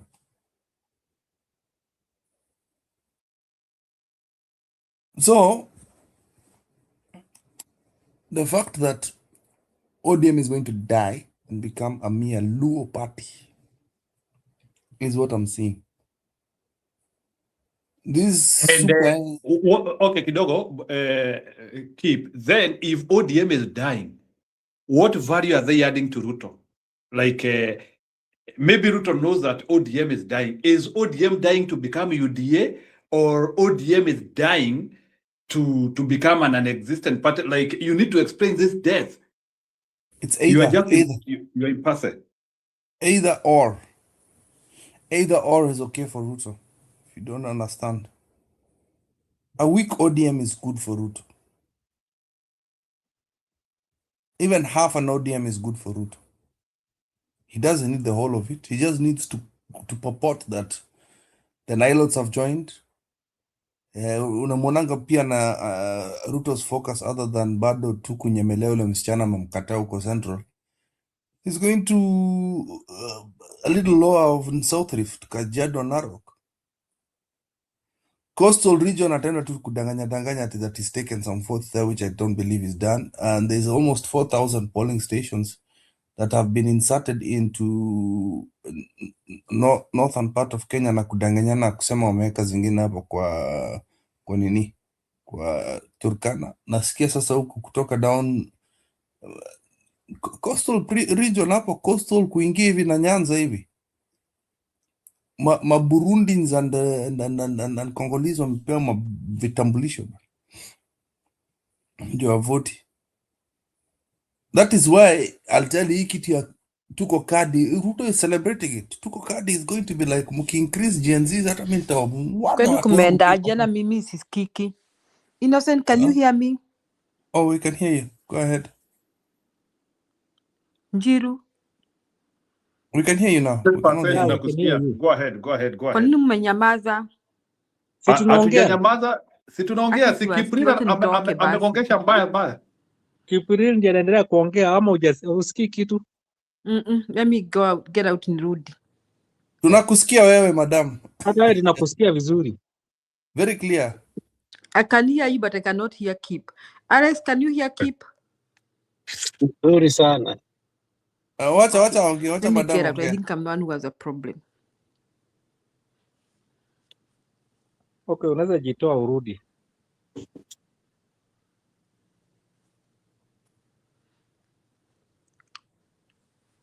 Keep continue. No, I was done actually. Done. Thank you. Yeah, okay. Bwana Innocent, I want to, before we loop in Budi in this discussion, there is a question I want to ask. Bwana Kiprira amesema like ati Ruto is celebrating this Nikona Kadi mantra. I would want to know how would he celebrate his death in terms of politics, because this it's like much of the votes which might come along. Now, by the kuna video nimeona ikisirculate. I think Innocent, I got it from you. Where majenzini kama wameanzia kuenda in droves now to register and get the votes. I hope it will be sustained in a number of days.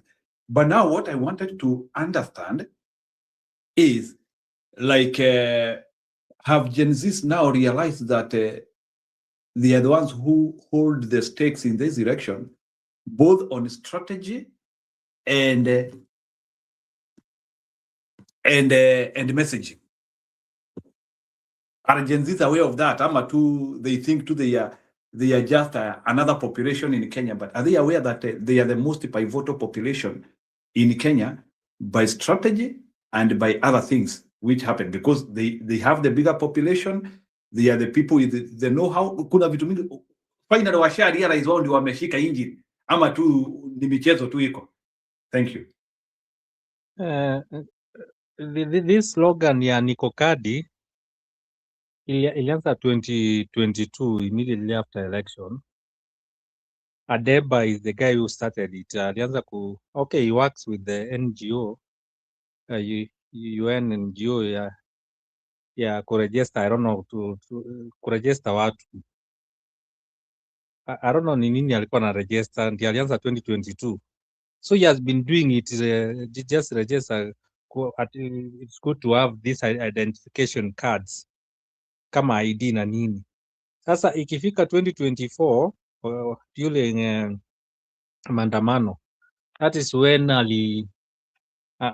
ali-initiate sasa watu waanze kushika kadi, ID kadi, wakuje kuchukua kura, because they realize kumbe things can happen easily if you have the power. And the only way walikuja kurealize, huyu Ademba alikuwa na experience, alisema walikuja kurealize that without a card, without an ID, hawezi then kuchange the country, because with the ID card then you can get your voters card and you can vote and bring in the right people you want, because walikuja kurealize 2024 that kumbe hata ukienda maandamano huwezi change hii country because these people have the power. Sasa saizi juzi sasa ndiye alianza 2 weeks ago, ndiye alianza hii maneno Niko Kadi means now, because that's what he has been doing. Sasa akakuja akaambia, akaanza TikTok na X, ndiye alianza that now slogan, na akaambia majenzis, it's good to have an identification card, and also now since the voter registration inakuja next, especially next week, I think next week ndio, next month ndio inaanza now ile now mfululizo 21, yani 30 days mass voter registration MVR ndio inaanza. And now akasema before ijaanza wanataka ku make sure that at least they have given the information to different people, especially the Gen Zs, wakue ready. Wakianza hiyo MVR wakuje at least they are aware that they are able to get these cards. Now this guy alianza jana ndio alienda kwa one of the constituencies na akaregister 654 people just in a day. Na hii kitu imekuja now, hiyo kitu they didn't want to use hii maneno ya at now they have changed from Ruto must go to Niko Kadi. Niko Kadi means Ruto must go, but now unaona Ruto yeye alienda akashika ati Niko Kadi, akafikiri ati kukua ni kadi ni kushika voters card, but it's just a new word ya Ruto must go. So they have been explaining it kwa X na kuambia majenzi that Niko Kadi means Ruto must go. That's a new slogan now. But sasa Ruto yeye akakimbilia akaenda sijui nianza akaanza kusema hata yeye Niko Kadi. And that's why Gachagua walikuwa na mwenjeo akamwambia ati wewe uko na kadi ya red, sio kadi yenyewe anamaanisha. So Niko Kadi means Ruto must go. That's their own new slogan. And now hii Niko Kadi, what are they aiming at? What, the question you're asking? They want to register 15 million. Their target is 15 million minimum, not maximum. 15 million minimum Gen Zs they want to register, and that is what they are targeting. And that's why wamesema kila mtu saizi ukienda kwa club, ukienda kama ni date ama demu ama chali akikwambia anataka kukudate, unamuuliza kwanza kama ako na kadi. So they want to make sure that hata kama ni club, hata kama ni kwenda kuregister people kwa club, they will be doing that. So they are targeting 15 million. And that Ademba was saying this, if we get 15 million and maybe 5 million was voted during the election, they'll have 10 million Gen Zs. 10 million. Now wamesema they are going to have their own candidate from the presidential to the MCA huko chini. Hata women rep, hata senator, they'll be having a Gen Z. That is what they are wanaanza kueducate hii maneno ya Niko Kadi. That's what they have. Ukiangalia kwa narration yao vile iko, that's what they have put. So they want 15 million, they will have a presidential candidate paka kwa MCA huko chini. Na wamesema minimum wanataka president wao kama ni youth 10 million minimum. And then kama millennium na hao wengine wanaweza kuwasaidia kidogo, they can add or top up kwa. Wamesema hata Ruto akitaka kuiba, but for them wanajua wanaanzia 10 million.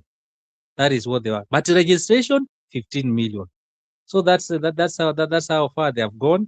Na hivyo ndio wanaendelea, na wamesema kwanza tunataka kuregister. Tukimaliza kuregister hivi, sasa ndio tunaanza kueducate watu vile ya kupiga kura. Sasa hivi hawataki kueducate watu vile watapiga kura ama the way they will do it na the way watasichunga. Hiyo wamesema wanakuja, but for now, for the next karibu 45 days, it will be kupata kadi kwanza na kupata ID, those ones who don't have an ID. One of the mistakes and one of the errors wamepata kwa IBC ni walienda, like they were giving example, walienda wakapata some of the guys yani wako registered and they have never registered as voters. Wamepata details zao ziko kwa register and they were wondering silitoka wapi. So wamesema again that is one of the issue imekuja, wameanza kusema now it has made all the Gen Zs waende huko because Unaweza pata jina yako iko huko na iliweka huko na hukujua ni nini na hujairegister na hujaipiga kura. So again, from today, yesterday, it's a new day again. Wamesema now from yesterday wanataka kwenda verify waone kama jina yao iko ama iko, hata kama umeshika ama hata kama ulishika kitambo ama nini, waone kama jina yao iko. And those ones who will find their names there na wako register, wanataka kustorm IBC kwa IBC headquarters, waende waulize how did they get their names, their signature na vidole hizo ma fingerprints. So hii kitu imeanza kuchacha sana Njiru. Thank you. Let me answer it. Let me answer that. Do they know? Yes, they know. They know because they are the most sought after when it comes to rallies. They've been maimed more than any other time. Any other youth, maybe during the fight for our independence, that is when we saw the persecution to this level of the young generation.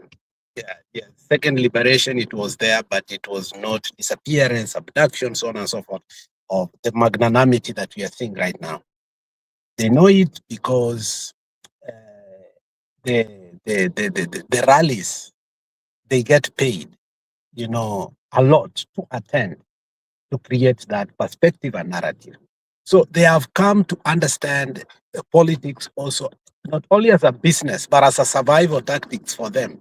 Because the only way they can be near to power is, I think they have come to realize they must do something, and that thing must be, they must vote. Now, what they don't know, and they are about to know, and it's going to be a rude shock, is they are the most vulnerable voting bloc Kenya has ever had. And I think Nani has touched a little bit of that. Innocent. If you look at all these things that started from the very beginning that have been targeting the young people, what they never knew was their datas were being taken, and some forms they signed so quickly was meant to give them IDs and also a voter's card without them understanding what they were doing. The most recent being the Nyota. A lot of young people have been hoodwinked to go and give all their details because of the desperation to get those funds. And you can understand the apathy that Kenyans are right now, more especially with SHA, people becoming sick, not able to access healthcare, with education, not giving them help loan at the right time. So the desperation at the core of the society, you cannot even describe it, or you cannot even explain it. So because of such circumstances, a lot of them became vulnerable without their knowledge. And if you do not know, 20 to 30% of these young people are already registered voters, and their elections and their voters' cards have already been bagged into somebody's voting block. When you saw Karoli Omondi speak about the acquiring of equipments and the logistics and everything, he was saying the voting process is not going to start in 2027. If you remember that interview, that great interview, go back and watch that great interview of Karoli Omondi and Jeff Koinange. He said the process of voting started long time ago, unfortunately. So we cannot say that we are going to go to 2027 and already 2027 is already in the eyes of other people. Now, the young people are coming into the acknowledging that, look, hey, how does somebody have all my data? How?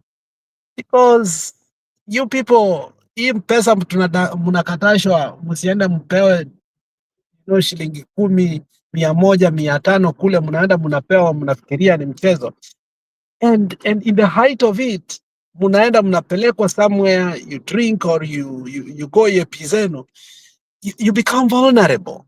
Without your knowledge, you don't know who politicians are. They are scavengers. There's something they want. They are not doing that for free. These Nyota funds, all these things that you see, big time meetings. After that, you are taken from house to house. Eventually, mnapelekwa somewhere whereby you can have one or two.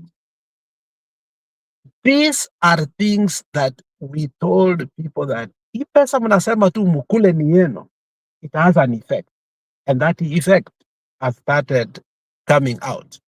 That IBC, before it's even set up, some people are already voters without their knowledge, and they never voted in their lifetime. Now, how do you explain that? And we have no capacity and capability right now to go back and undo everything that is being done, unless we totally refuse to go to an election. Now, we are at a dilemma, and that is why me and Stone, we have always said that this idea of thinking that we can go to an election and win against Kasongo, it is such a lie that should be forgotten. Yes, wako kadi, lakini hizo kadi nani ako nazo? They can go have as much as that they can. All these things that you saw, you know, Kindiki go round and round and round and round, people getting money, unapewa, you know, give us your ID, and governors now know how to hoodwink these young people, their jobs here, give us your ID, your certificates, all your documents, that we are advertising jobs. Just when the national government is going to release money, how many times has that happened in Kisii County, that Simbarat is telling people we are going to hire people, all the money has not been released, and all the data of young people wanapewa ID very quickly. Wanaambiwa apply for jobs. All these people have all their data. So what we are saying is this: I think if that is true, that already wamejipata kwa the portal IBC without their knowledge, and that's now the conversation that we must be having. That who owns IBC? Who owns IBC? Who owns IBC? That is the greatest conversation. All the time throughout the elections of Kenya, we've never had a problem with voting. Trust me. The problem that we have always had was very simple. The person that controlled the IBC. And this time around, it's coming too soon. That, you know, the owners of IBC are doing a very good job. Too early, too soon.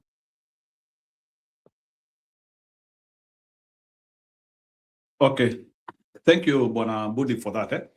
And then can we ask ourselves now the question, now that the owners of IBC have started showing their pros and their toes too early, is that also not giving us an advantage to fight any mischievings which they could be doing?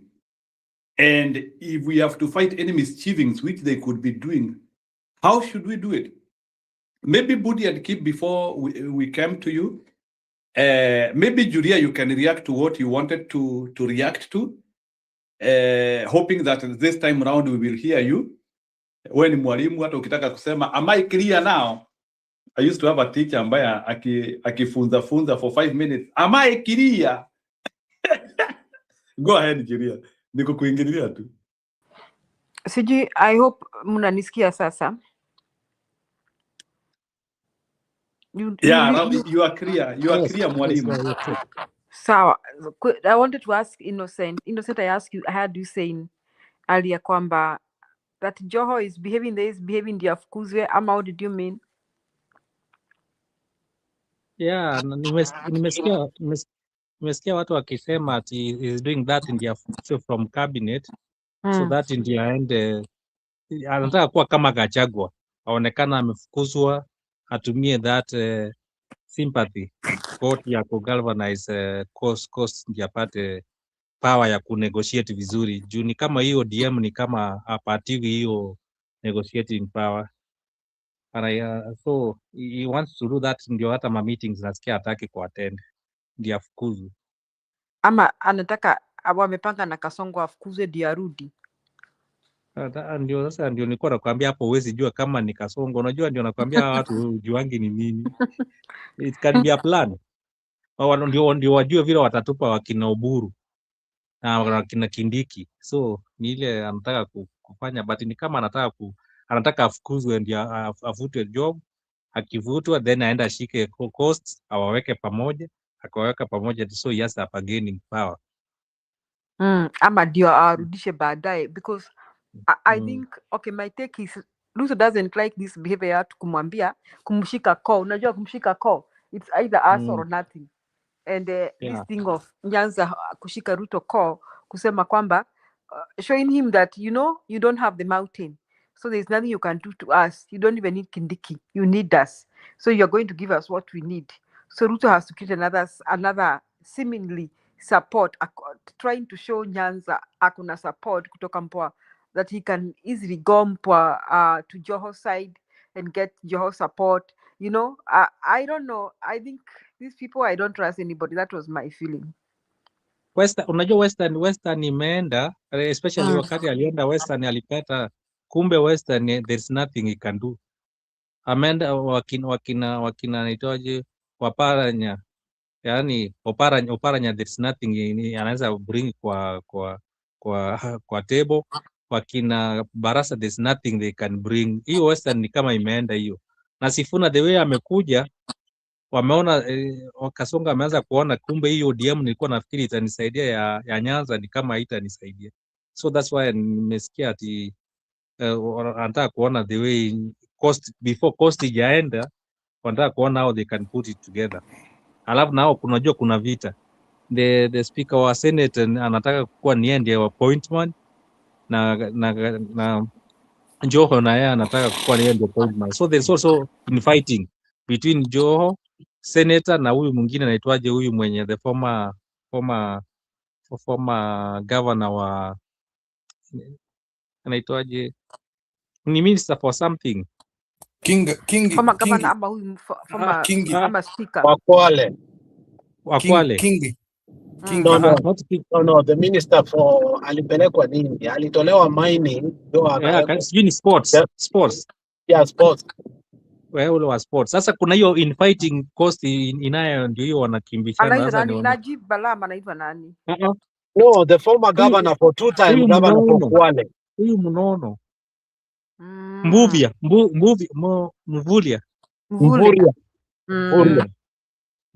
So kuna hiyo infighting, wameshindwa kupata appointment wa cost. Na unajua Western walishindwa kupata juu kila mtu kama Sifuna anatoroka na Western by the way. Nyanza nao ni kama imeanza kuwa ngumu because Orengo Nyang'nyong ni kama wamekata, hata huyu mwingine hayako na yeye Ochilo na yeye ni kama ameanza kujitoa. Unajua Simba ametoka kabisa, so again Nyanza ni kama imekuwa slippery. Simba ametoka, ameenda wapi?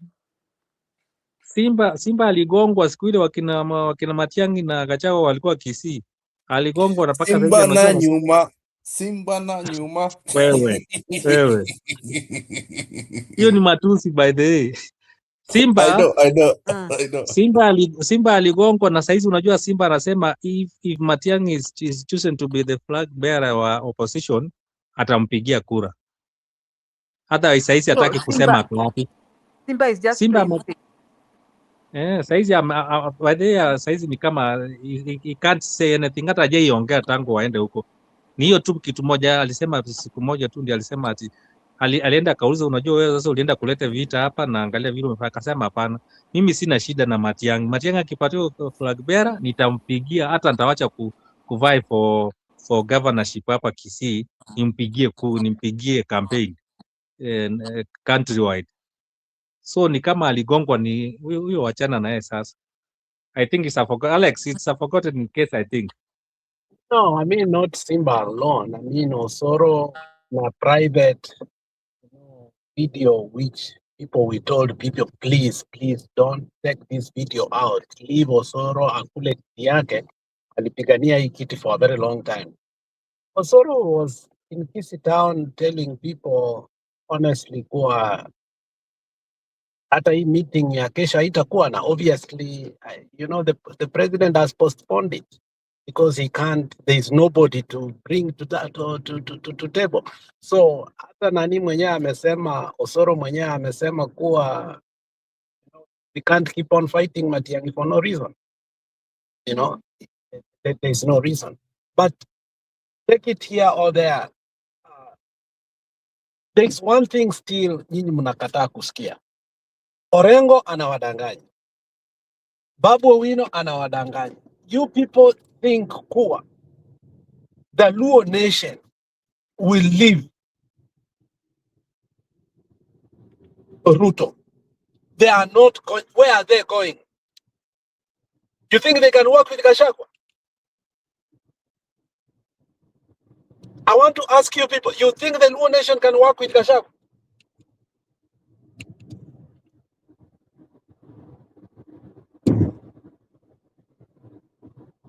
Alex, What if Gachagua is on the side with Euphoria? Mbona wasifanye kazi naye? Kuuliza tu. Alex.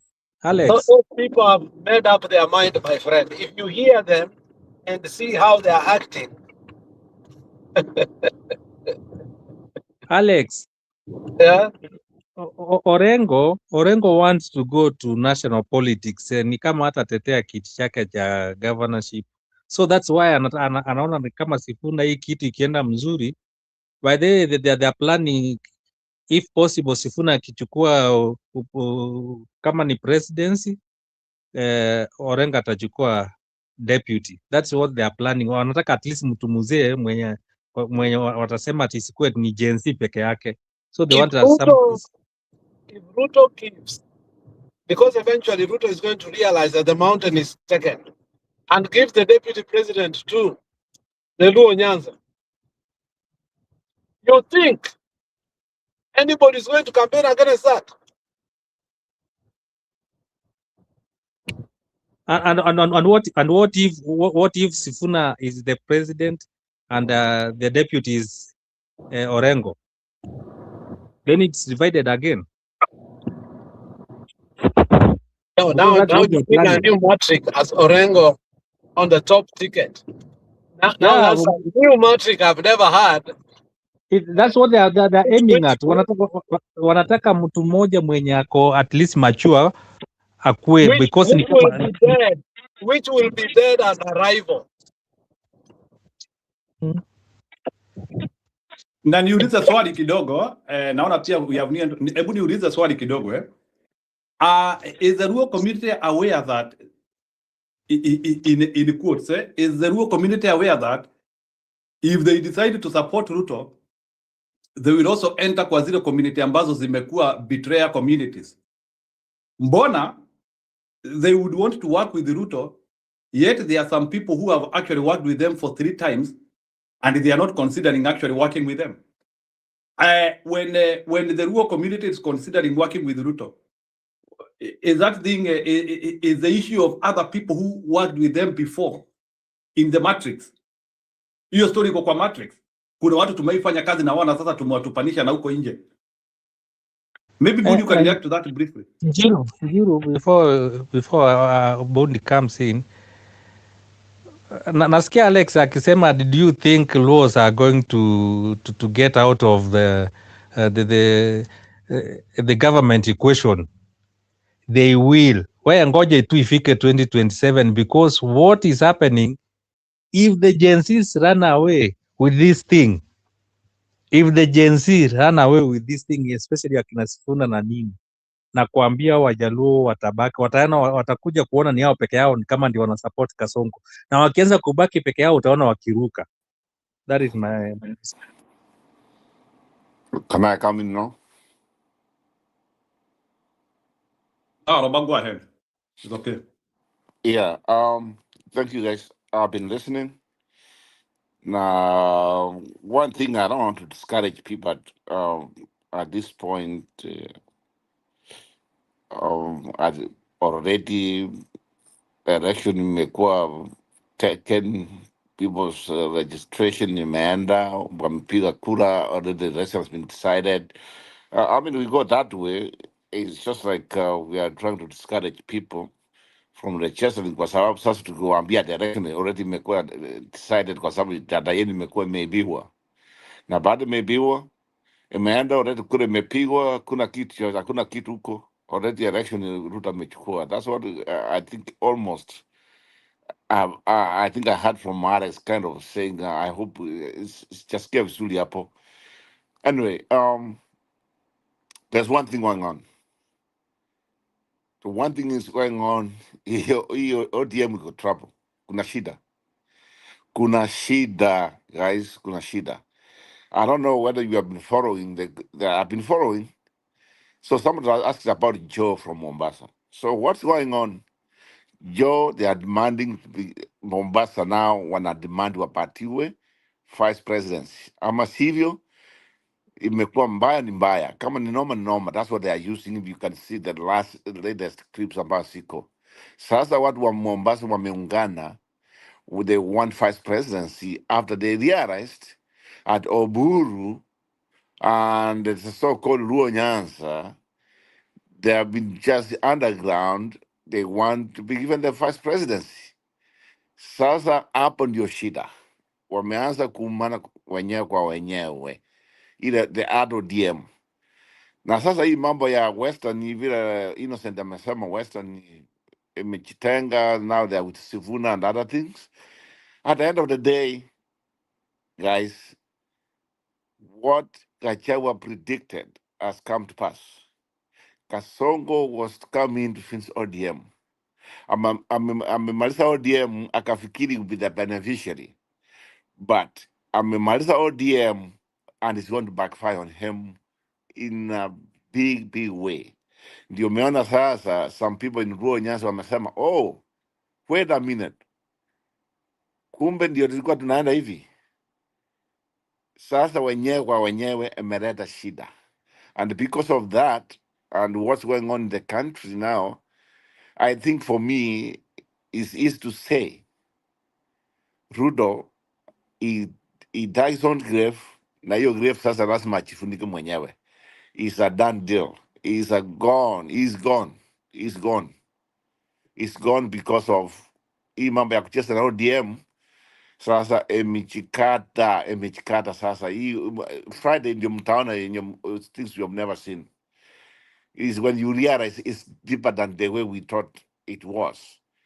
Kwa sababu kifika Friday, you are going to see even maybe four groups of ODM, maybe five. Yeah, Western itakuwa yenyewe na Sifuna na ile yenyewe ya Nyanza na Kosi sasa imekuwa sasa ni tatu. We are also waiting for another one, pengine ya Kisii na wao wako wenyewe. Sasa ODM iko wapi sasa? Amuna. Hii mambo ya Coast kukuja kudemand vice presidents. Hii sasa imeleta shida. And I think I'm not surprised. I think this was privately, Kasongo is telling them the vice president is open. It is open now. Kumbe hiyo ndio imekuja saa hii, kwa sababu imekuja imeenda mpaka sasa imeanza wenyewe kuthreaten one another. I think that's when amekata hiyo safari ya kwenda Kisii, ameikata because he knows fight might erupt on Friday, so he's going back to Nairobi. Kama unaona the latest hiyo Kisii he's not back to Kisii, hiyo tu alikuwa nayo. Ameanza kusema why things are being done open, kwa sababu negotiation lazima ifanyiwe chini kwa chini ama close the door, kwa sababu Friday war is going to break. I mean, I don't mean physical war, but ODM is going to explode. Kwa sababu ya hiyo, we have seen what's going on. Amekata aendi Kisii tena vile alikuwa amepanga, anarudi Nairobi kuangalia where do they go now, because he's gone, man. Wait Friday mtaona vile itakuwa. Ruto yenyewe ikimaliza mwenyewe. So let me leave it there. At this point, for me, I'm happy. I'm happy because hiyo ODM ambayo tulikuwa tunafikiri we want power. We can't work without power. We want power. Sasa emereda shit. It has backfired. So that's here akina Wanga, ndio hiyo Innocent, you are right, yes. Akina Wanga sahi they are making a U-turn. U-turn maybe too little too late, I don't know. Lakini things are going very nicely against Kasongo. And that one is something we should celebrate. Kwa sababu ametawara, he has been mocking people, anafikiri yeye ndiye anajua akili nini na nini, lakini this one has backfired on him. And even I actually could where to go. I actually what to do at this point. He doesn't know. Lakini the more we go, the more this guy is I think he has realized. If I was him, I think it's time to just give it in and just say, I'm not going to run for the election. As simple as that. But at this point, it's a done deal. For me, it's a done deal. Kasongo knows he's going home. Even intelligence may as far as even today, or last night, or a couple hours ago. Things don't look good. Let me leave it there.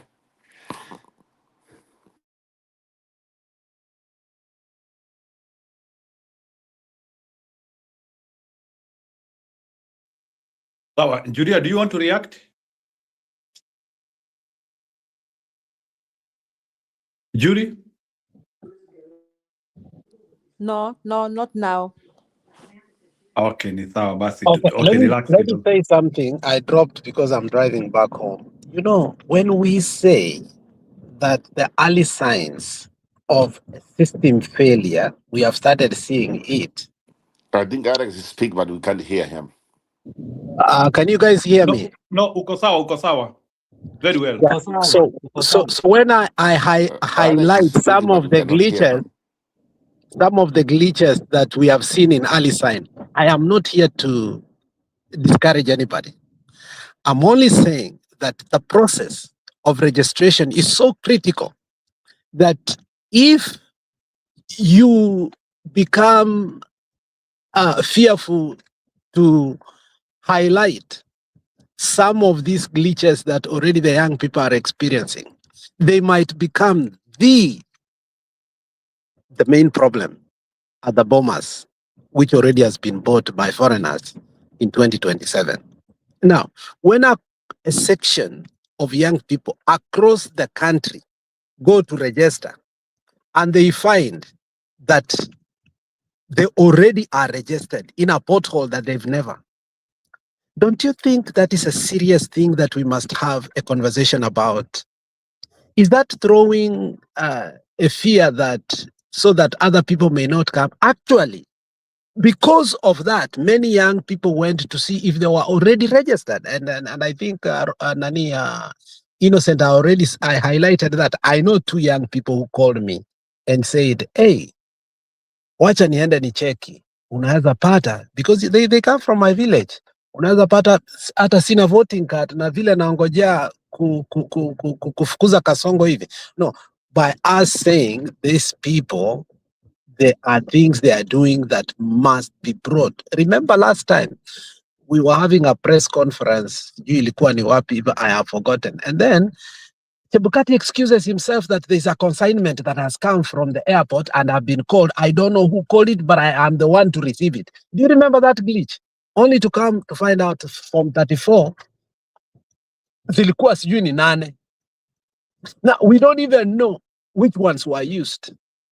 And who is telling us he doesn't know who ordered them is Chebukati.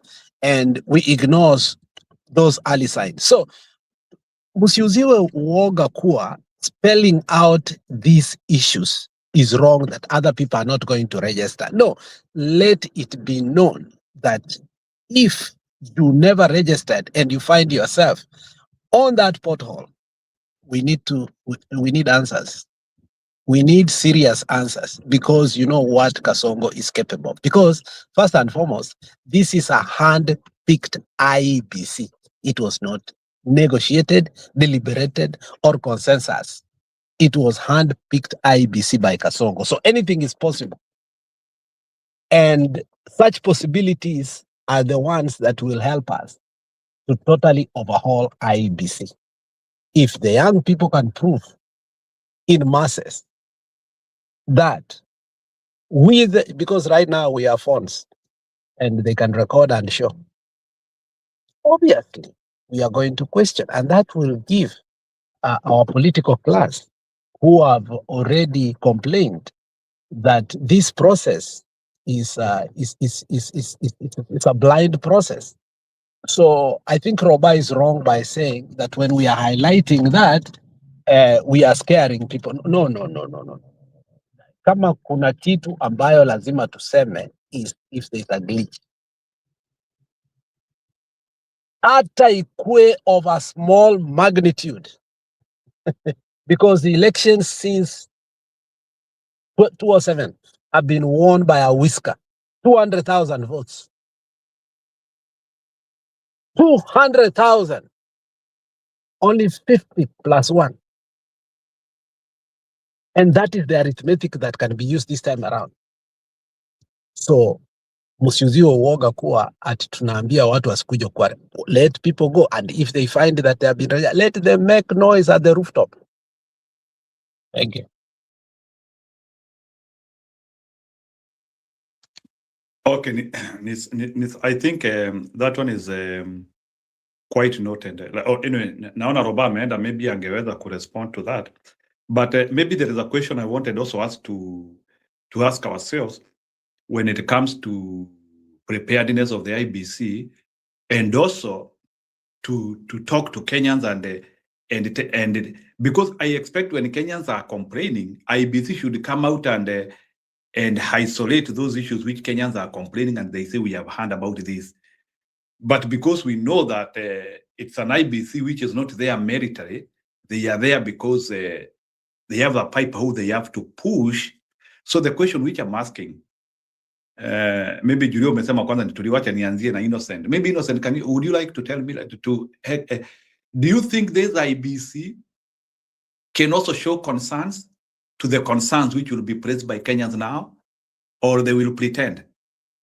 Do you think the IBC will be able to say, yeah, it's sure, this thing doesn't make sense, and then they start to trigger a correction measure?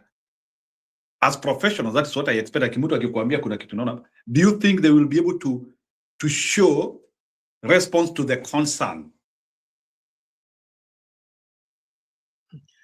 Let me believe that they will do so, but I don't think they'll do so because wataanza kuonekana ni kama they are incapable of doing their job. So they might not give in that ama they might throw the towel to the former register yenye imekuwa maybe huko, in case the names are found to be registered maybe one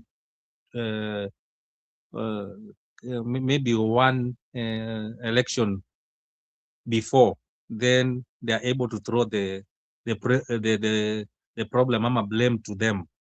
But sifikiri kama wataenda tu chini hivyo waonekana ati the errors zimeanza kupatikana juu. Okay, for me what I believe is that hizi my issues simanza what Alex is saying is right. Wacha hizi vitu zianze kutobolewa saizi before election ifanywe, na if that will make them do the overall, kama ni registration ama kama ni hizo kits zote situpwe sasa walete zingine vizuri sianze. I believe that can be the best way forward, but I don't believe they will own that. Watasema we look into it. There's a question somebody was asked leo morning, one of the IBC person na alisema tutaangalia tuone, because even some of them walikuwa nauliza mbona msipatia ama GenZs wasaidie ku advertise your registration exercise. Wakasema we will look into that. Juu waliuliza you have a lot of money, mlikuwa mnauliza pesa mingi zingine. The one we will look kidogo Innocent, you proceed. The one I will look to it has 75% chances you not do it. That's a nice way of rejecting. I know you know that. Yeah. So just in simple terms, I don't believe they'll do it. For me, I don't believe they'll do it. But it's good now those things are coming up, because those are the things we can use. And Alex Pira alikuwa anasema, why don't the opposition now use this as a kitu ya kushikilia sasa, waseme now we don't want these people. Kama wameanza kuregister watu na hawako kwa system, hata hatutaki kitu. Haya, thank you. If you remember The first time the IBC was paraded to us, obviously, was after the by-elections, the failed by-election of Mbere and Malava. The credibility was, deeply questioned. And they had an opportunity to face the country, to answer to the violence and the events, especially in Mbere, that preceded to the point whereby an individual was declared when a cabinet minister chased everybody out. The IEBC that we saw presented to us, I think this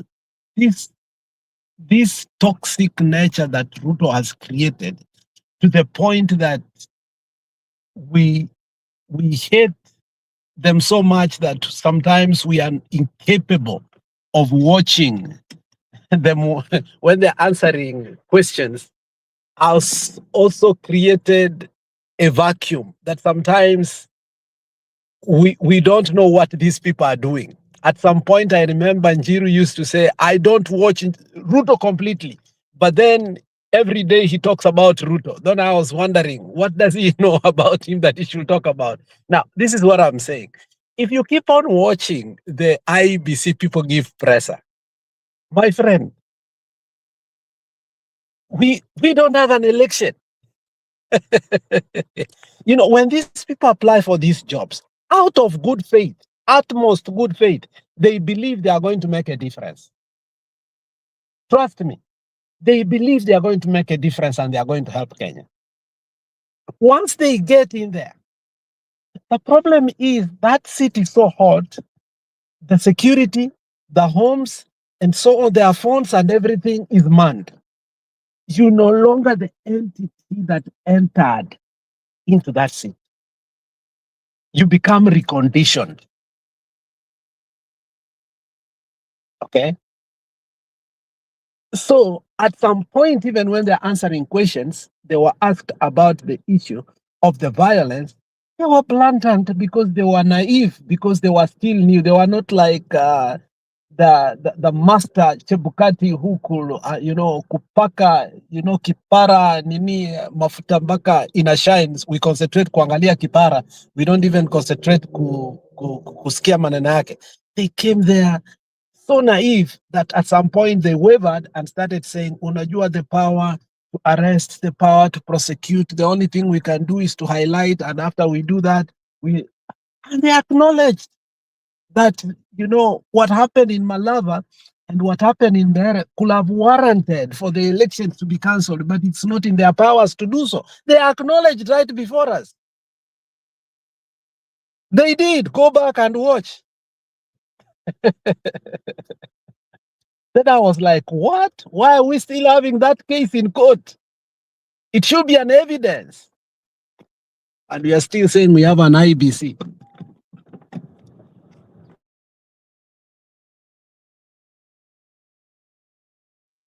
So, Bonambudi, do you think they have learned from their mistakes then?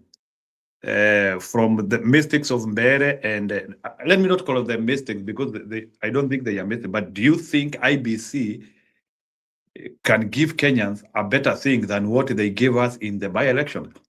Or it will be what they did on steroids?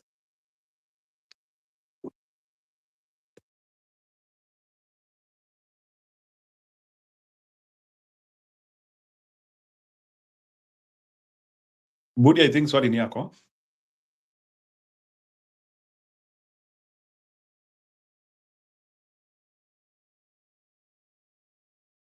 Okay, Innocent, go ahead.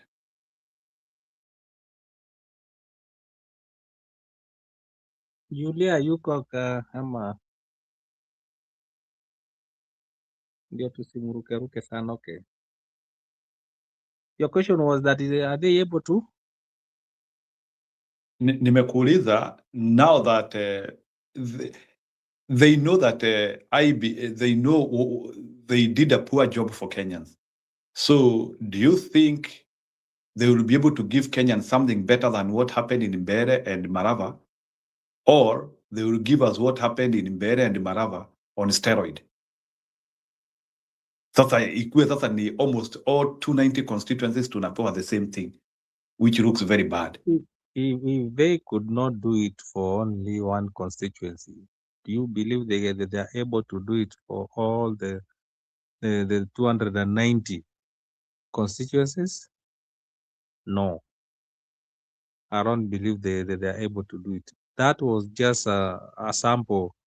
Unajua kuna kuanga na research, and when you do a research, you do a sample of a small group of what is going to happen, and this was just a sample yenye ilifanywa, and they were not able to do it. Walipatiwa practical inaitwa ni phototype ama wanaitangaje, just a demo, and they could not do it. And number two, you can imagine they are the ones, they are the referees. They are the referees who are supposed to, kama ni kuonyesha card, waonyeshe card. Mtu akikataa kutoka nje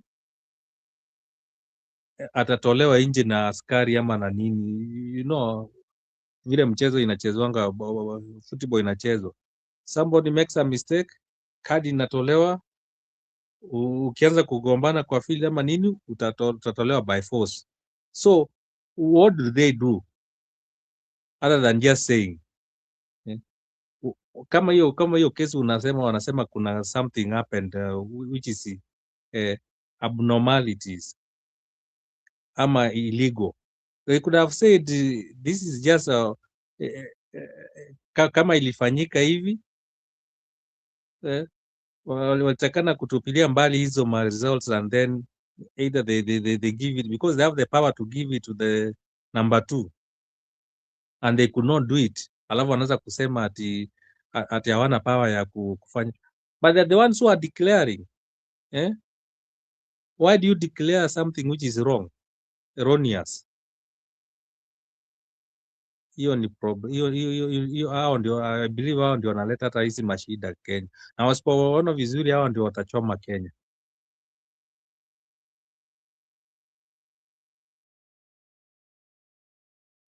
Yes, Julia, do you have an addition of that? Ama Julia, wacha nikuulize swali yako.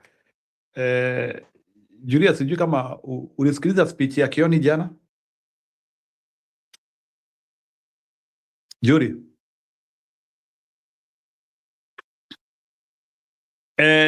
Innocent, sijui ulisikiliza speech ya Kioni jana? Sikusikia. Yeah, for the first time Kioni alionyesha.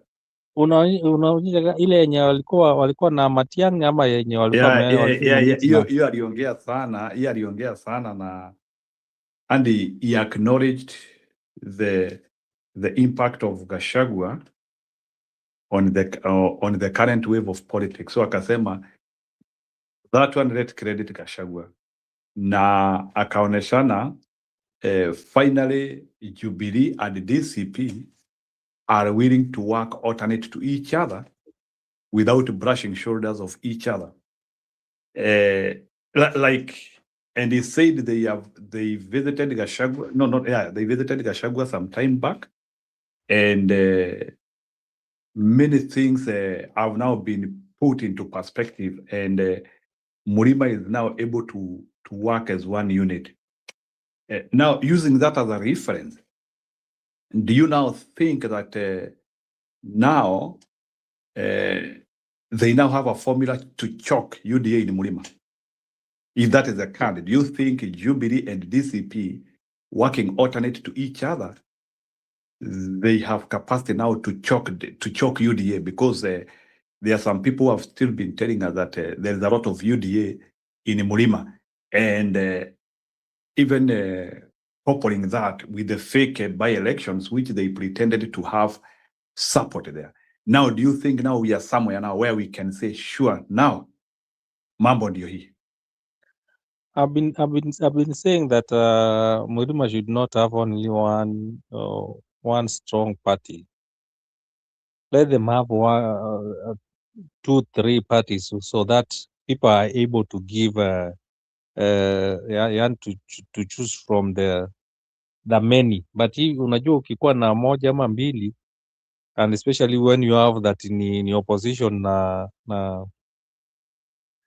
government, then that's why you found that government ilitumia pesa. It was easy for them to use pesa kulua hawa watu wengine wenye wako kwa one of the candidates, but when there are 3 ama 4 strong ones, then unashindwa kujua ni nani, ama hata watu ukitaka kununua unashindwa ununue nani, and you find that maybe the opposition candidates are stronger, so it's very easy wakifika mahali wasema situachie mtu mmoja afanye ndio achafue hii kitu mzuri, so they are able to do it.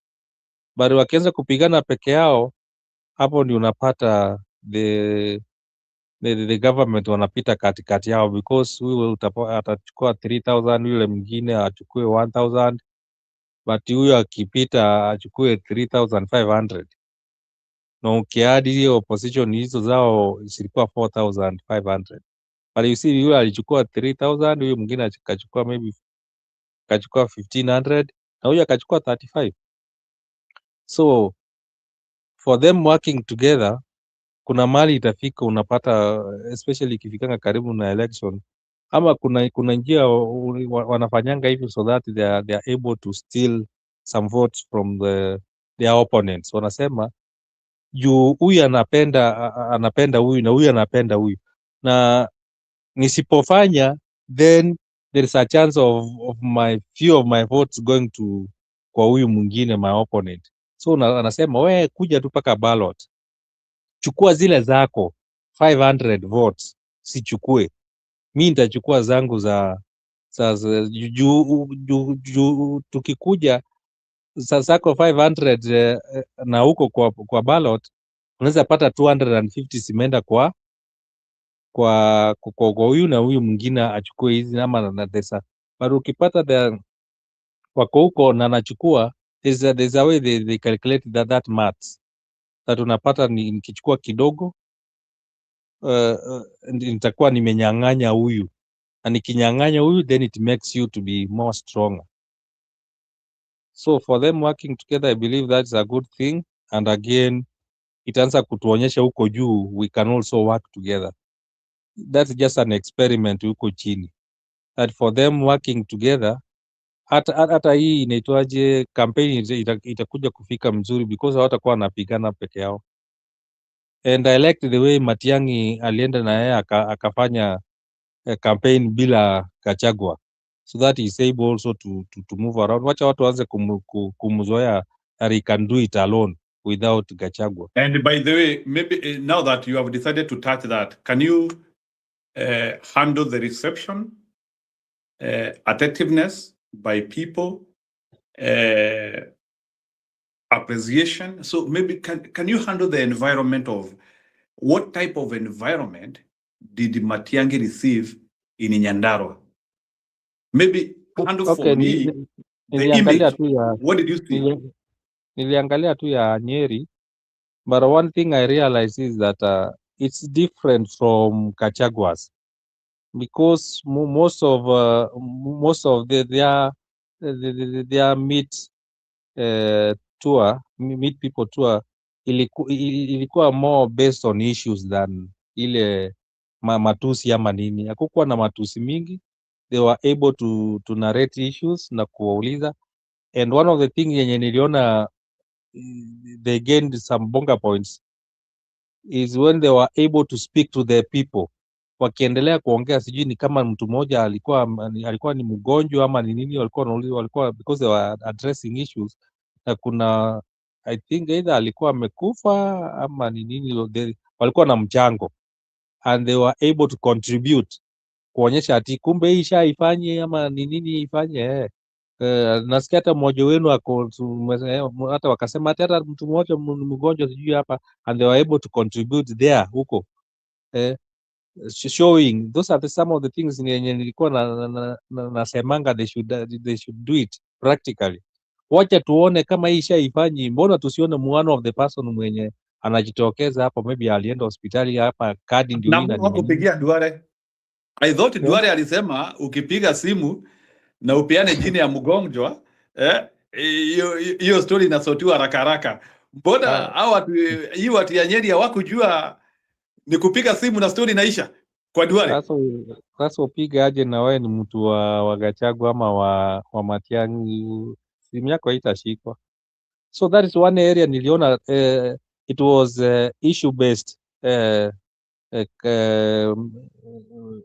campaign.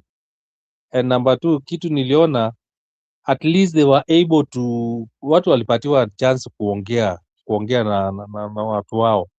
They were able to address them without ile ati kwa dakika moja dakika mbili ama salamia tu watu peke yake. So you find that you are too many, mnaenda campaign wakina Kalonzo, wakina Matiang'i, wakina Gachagua, and you are too many. So hata mkitaka kuongea you have one hour kuongea kwa that town, but unapata watu wameongea ni karibu 50.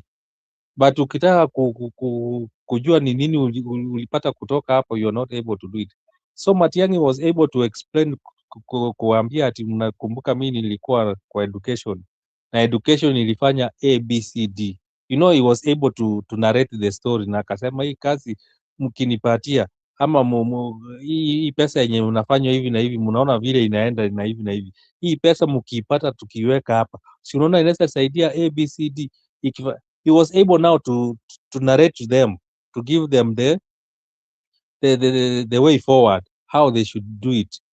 Hii kitu mbona msinipatie? Mliona nikikuwa kwa education simuliona nilisimamia education na ilikuwa hivi na hivi and I was doing this and this sasa mkinipatia hii kazi si nitaifanya the same way na amutakosa. So people are able to resonate with them.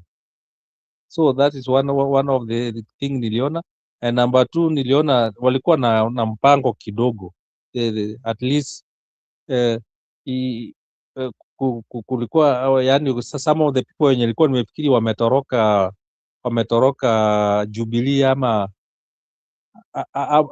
niliona ni kama there were malls, walikuwa najiitwa malls like I don't know how you call the former MP wa Nyeri, Wambogo ama ni Wambugu anaitwangaje? Kuna former MP wa Nyeri. Alikuwa hapo kwa meeting ya Matiang'i.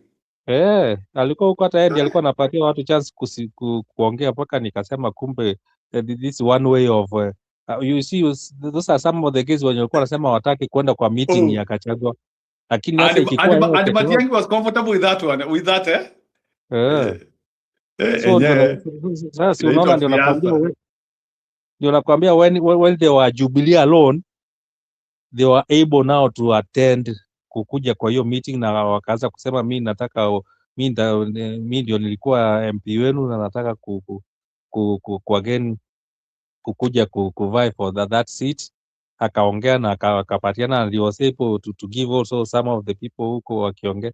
So niliona ni kama kuna watu maybe hawapendi kukuwa na some individuals when they are jumla, maybe watake kukaa na Gachagua, but when they were with Matiang'i they were able to they were able to escort Matiang'i around. But Gachagua akienda huko, wakati Gachagua walienda na Matiang'i na Kalonzo, they were not there. Ama wakati walipatiwa sijui ni I think ni Ruto alikuwa huko siku ingine akaenda kupatia Wambogo aongee, watu wakaanza kupiga kelele.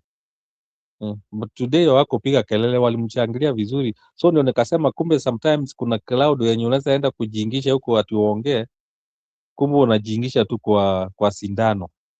So he was received well, Wambogo was received well, na nikashanga okay. And number 2 nikasema kumbe sometimes unaweza sema mtu ni mole na ndio huyo amekuja mkikuwa na watu wenu, when you are wearing the same uniform, you feel comfortable working with them. So those are some of the things zenye niona nikasema ni vizuri also sometimes kwenda as a party nyinyi peke yenu na mchongozi, na ndio Matiang'i akawaambia ati nitakuja sasa, since naona kuna candidates wengi, sikujua kuna candidates wengi wa Jubilee. Sasa tutakuja tukae kama candidates, tuanze kuongea maneno ya candidates. Leo tulikuwa tunaongea na wananchi na nimeona kumbe kuna candidates wengi na tunataka kuongea maneno ya candidates alone now. Akasema ata organize meeting sasa ya candidates peke yao, sio ya wananchi huko nje, sasa ndio wajiongelee peke yao. And that's what I learned from that tour. Judy, are you there now? Judy? Na Judy leo anatupimia hewa. Nasisikia Kisino leo ni aje? Yeah. Maybe anapika mudhokoi, wachana na yeye ni sawa. Let me ask you another question, Bwana Innocent, because I think it will also add value to what we are saying. I hear now Ruto has finished his tour in Nyanza. Anything memorable in Nyanza? Anything which Nyanza people will remember that Ruto was there? Was the trip historic for Nyanza people? Yes. Kushika mtoto wao kushika mtoto wao kumpeleka, that is Tuju. Kutukana watu, kulipa watu na kuwapatia pesa na maendeleo yenye alikuwa anawapatia huko. One thing Nyanza imefanyiwa, I believe huko those guys what they are doing, they are making sure is that sio anakuja kuongea peke yake, lazima hizo vitu zifanyike, zionekane, and that's why wanataka kuje na akikuja leo asifungue kesho. Sijasikia from the visits amemake kama kuna watu yani kama kuna tractors zilikuja huko na zikatoka, za zile alitoka akaenda. You know some of the places anaenda na matractors inafungua barabara, hiyo barabara akitoka hivi na tractors zinapakiwa zikienda. Nimeanza kusikia kuna some things which have started happening, so they are gaining something, but on the other side of the coin, matusi, kijana wao kushikwa, I've heard them complaining sana because wameanza kusema nao, unatuambia hii tufanyie nini? See, what we want is maendeleo. There's a clip yenye nilisikia lakini kama ilipuliwa down. They were saying ati utaki kuja utuanze kutuambia maneno ati Gachagua aliweka mtu mimba na kafanya nini, sijui watu wengine yala. Sisi tunataka kutuambie ni nini umetuletea ama ni nini unatufanyia. That's what we want to hear.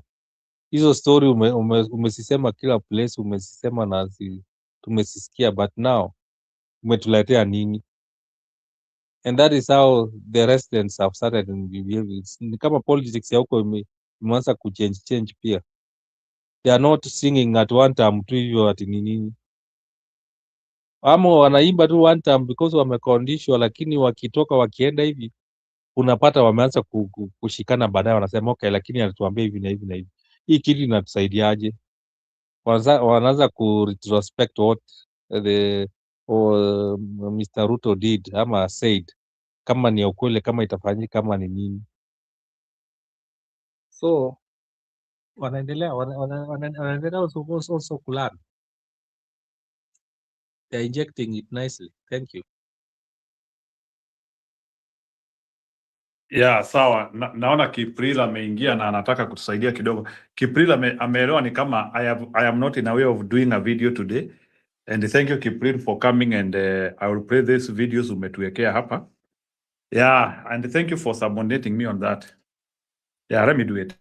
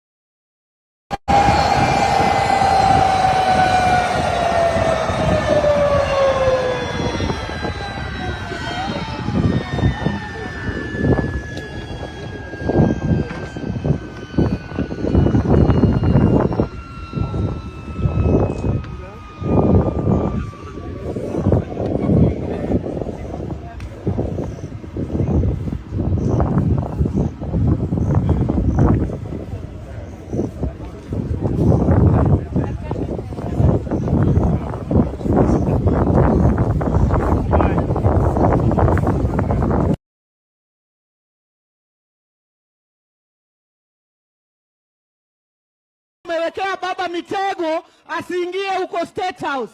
Wewe ni mwizi, wewe ni muuaji, wewe tunakujua. Gachagua, wachana na sisi. Hata kama tuko na kura, wachana na sisi. Hata kama hatuna kura, wachana na sisi. Kwani pilipili usioila inakuashia nini? Wewe ulikuwa deputy president. Hakuna siku ulitembelea watu wa Nyanza isipokuwa siku ambayo ulikuja pamoja na rais. Hakuna siku ulikuja hapa isipokuwa siku ulikuja na rais. Kwa hivyo mambo ya Nyanza, mambo ya Western, wachana nayo. Sisi tuko ndani ya broadcast na hatutoki ng'oo. Chakufua na Mogik na Jatele.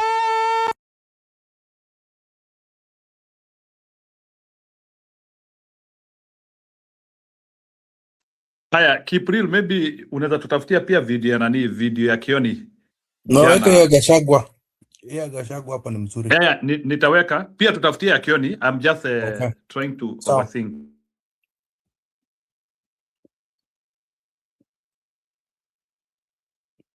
ODM and what remains and whom we can deal with. How will you break it down? Because there's been no conversation about dissolving already. It's a conversation for a coalition, a broad-based government. Junet, Wanga, they have sold ODM to Ruto. It was sold in Kirigori. There's no evidence. Did they say only ODM, and what is the evidence to that effect? I've just told you. Waliuza chama kwa pesa ngapi? We know these things, my friend. We have been around for a long time. No, explain when Rigiji tells you your wife is pregnant, go and buy diapers. No, let's explain this to us, Mheshimiwa. So you are working currently with the DAPK and Wiper and everybody else. Have you bought them? No, I've not. So why is it that when UDA is working with ODM, then they've been bought? You see, they have been bought. That is why they want to kick out Sifuna, the Secretary General of the party. No, let's talk about that you. Is why. No, listen, so why, you asking me why. Yeah, have you bought this? No, I've not bought anybody. They don't. So why is building the other coalition between ODM and UDA a matter of one buying the other and not coalition building? Because the people who sold ODM don't want Sifuna. Because Sifuna has refused to sell ODM to William Ruto. That's why they have called an NDC to kick him out. And that will be the death of ODM. And that's what Ruto wants. He wants to kill ODM. He told me myself that I'll kill this ODM. I cannot allow again, that is hearsay. So we cannot verify that statement because that was a conversation. Go and ask him between when the two of you. How much was ODM bought for? I don't know the figure, but a deposit. So how then do you know it was bought? A deposit has been paid. How much deposit? What? How much is the deposit? That is a story for another day. No. So you're the one making the allegation. I'll go and find out also. You're the one making the allegation. Ukasema sisi kazi yetu ni labda kujua zaidi. Pia nyinyi mfanye kazi kidogo, mimi nimepatia nyinyi tip, nyinyi mfanye hiyo ingine. You are also investigative journalists. Go and find out the figure. Okay. And let me tell you what happened. My brother, just open up your eyes. I've done oral literature. I studied Luo customs.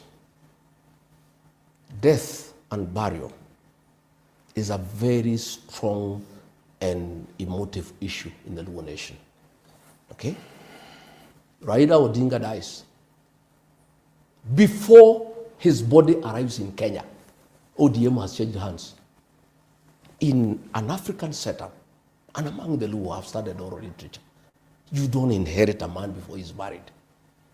ODM, Raila was the leader of ODM. He dies. A team is sent to go and bring his body. Junaid Mohammed conveniently becomes sick. He doesn't go to collect the body. Suluhu gets sick, conveniently doesn't go to collect the body. Oburu, conveniently the brother doesn't go to collect the body. Before the body arrives, National Executive Council is convened and the leadership of ODM changes hands. Raila Odinga is inherited before his body arrives in the country and before he is buried. It has never happened in an African custom. ODM had already been sold and the coup was done even before his body arrived in this country. Yeah? And that is why they want to kick out Sifuna, because Sifuna cannot agree to that scheme. The statements of the ODM being sold is the one thing you keep referring to, but you can't tell us how much. But I've asked you. And you keep referring to Sifuna, that is one person. Doesn't it that is bother just a you, fallout with one person. No, you are low. Doesn't it bother you? That a man is inherited before he is buried. I'm not the one answering the questions. You're the one answering the questions. I'm just saying, I'm just throwing a question. You're the one answering the questions. For your own mind. Why would you say it's been bought? But why don't you? Why are you not asking me to explain? We're asking you to explain how much was it bought for, and you're not telling us. Lots of money. How much? A lot of. What was the deposit? Lots of money. Is it because one person leaves, then now a party has been bought? Lots of money. And I've asked you the same question. Have you bought Wiper and DAPK, the ones you're working with? I don't know why you want to bring Wiper and DAPK. Because it's a coalition. You're the one who's told us you've been in politics for long. So we're trying to understand. I don't know why you want to play advocate for William Ruto. Aren't you both heard as a law that ODM is getting finished? You should be both heard. That is your vehicle. That is a vehicle that Raila Odinga developed for the community. Is it not giving you an opportunity as DCP maybe to be solid and work with? To do what? To work with the ODM. I am saying, and even accommodate. I am willing to work with like-minded Kenyans, like-minded political parties. But I am saying we are still waiting. We are observing the political space. The destruction of ODM is imminent. Whatever little will be left or whatever will go away, we'll see whom we can work with. The Wanga, Junet, Oburu wing will go with William Ruto. Whatever else remains, because I've seen Akina Sifuna, Akina Babu, Akina Orengo, they are steadfast that they don't want to destroy Raila's legacy. They want multi-party democracy to work. They want a strong political party. The Akina Orengo are very clear that you cannot finish ODM. Is that the wing of ODM you want to work with? There? Is that the wing of ODM? I don't know what will remain. Let's see what happens on Friday. You just said that they are. I'm just saying. That's the Linda Mwananchi team. I am listening. Are you working with them? I am listening to Orengo. I'm listening to Babu. I'm listening to Sifuna. And I agree with him that we need good, strong political parties for Kenya's democracy. I'm in agreement with them. So you're likely to work together? Yeah, why not? Have you had a conversation of working together? Not yet, but why not? Politics, as I told you, is dynamic. We can work together. Okay, yeah. But are you willing to have a conversation with Oburu Oginga? I have no problem. I can work with anybody. Okay. I can work with anybody who wants to work with us. Okay. We have no problem. Including President William Ruto? What? Are you willing to work with President William Ruto? No, I'm not willing to work with President William Ruto. He's bad for the country. He's destroyed the Kenyan nation. We had very good education system bequeathed to us by Mwai Kibaki. Free primary education. He has destroyed it. We had day secondary school bequeathed to us by Uhuru Kenyatta. He has destroyed it. We had Leader Mama, destroyed.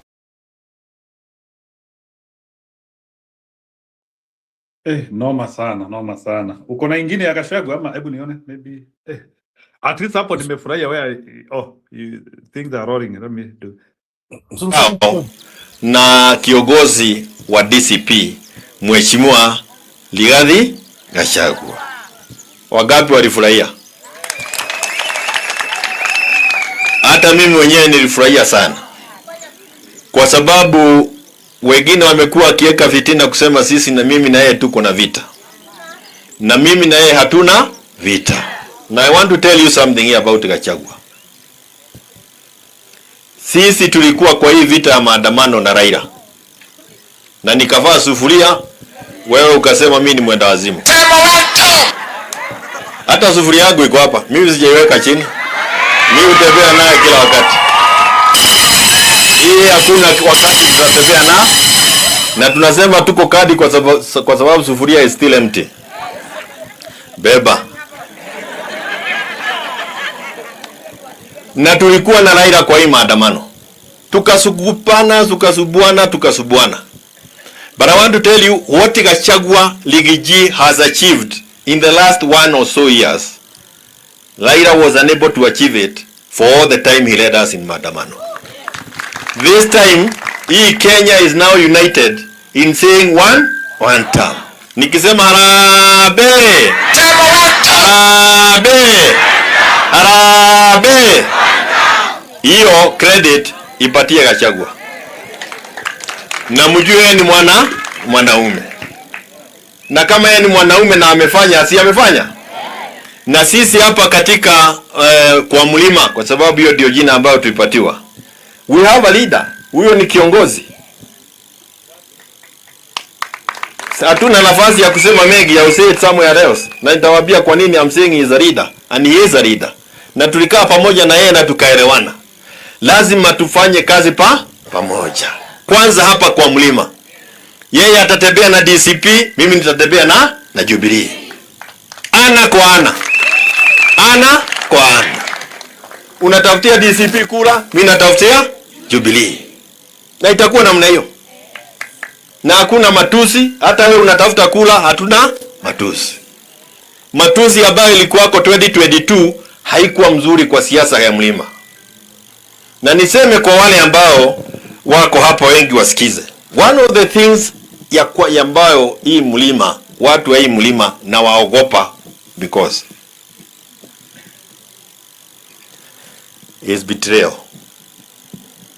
Is betrayal. All that they did in Bunge is to betray Gachagua, and they voted for his impeachment. Nothing else matters. You betray in this community, you are done. Na hawasemi, they will punish you during that day of the voting. And I want to thank our president, because our former president, not huyu wako na shida yake mingi. Nasema wa fourth, Uhuru Muigai Kenyatta. Baada ya vita tumekuwa naye ya kupigania chama, lakini munipigie makofi. Haki ya Mungu nilibaki peke yangu. I was left alone. Na if there was a time I was a lonely person in this country, is the last 3-4 years. Nilikuwa naangalia nyuma, hata kadozi sioni. Hapana, si wewe, ndio mwingine. Unaelewa? I was left alone. And Uhuru, nataka tumalizie hapa. Uhuru mwenyewe alisema, the thing he can never do is betray a person who has stood with him all through. Hii haingewezekana kule without the grassroots. Niwape siri wale wamekuwa ofisi. Siri si kule juu. Siri ni grassroots. I want to thank loyalists wa Jubilee ambao hawakung'atuka na walikecha kukaa hapa kama Jubilee.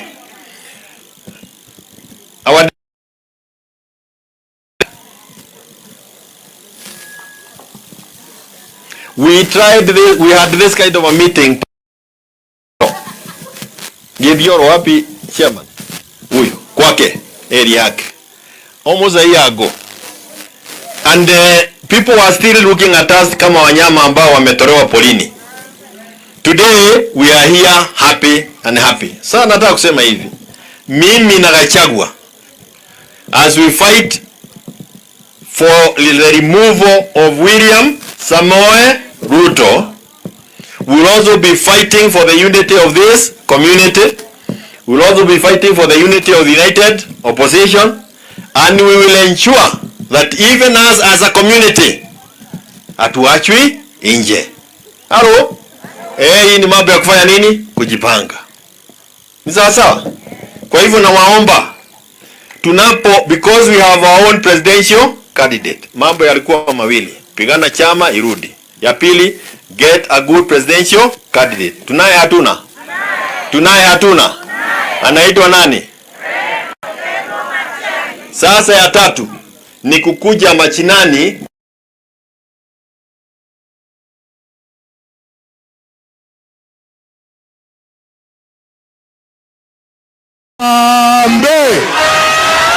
Bas, mimi nimeridhika. Tayari nimetosheka kwa sababu nyinyi na sisi tuko timu moja, tunataka mabadiliko. Mnataka mabadiliko nyinyi? Hebu nionyeshe wale mnataka mabadiliko. Asante.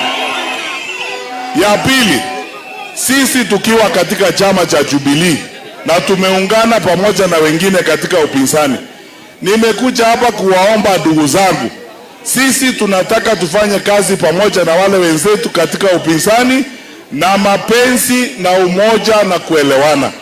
Kwa hivyo sisi hatuna shida na mtu, hatutoi matusi kwa mtu, sisi ni kazi tu tunataka kufanya.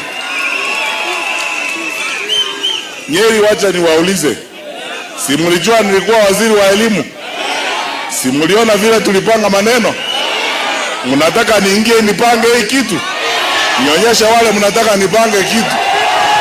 Haya, nimekuja hapa kuhakikishia kwamba niko tayari mimi kuanza kufanya hiyo kazi na ninaielewa, na nyinyi sitawaangusha wananchi wa Nyeri. Tutapanga hii kazi twende mbele. Mwisho, ninataka kutoa salamu za kipekee kutoka kwa kiongozi wetu wa chama chetu, Rais mstaafu Mheshimiwa Uhuru Kenyatta.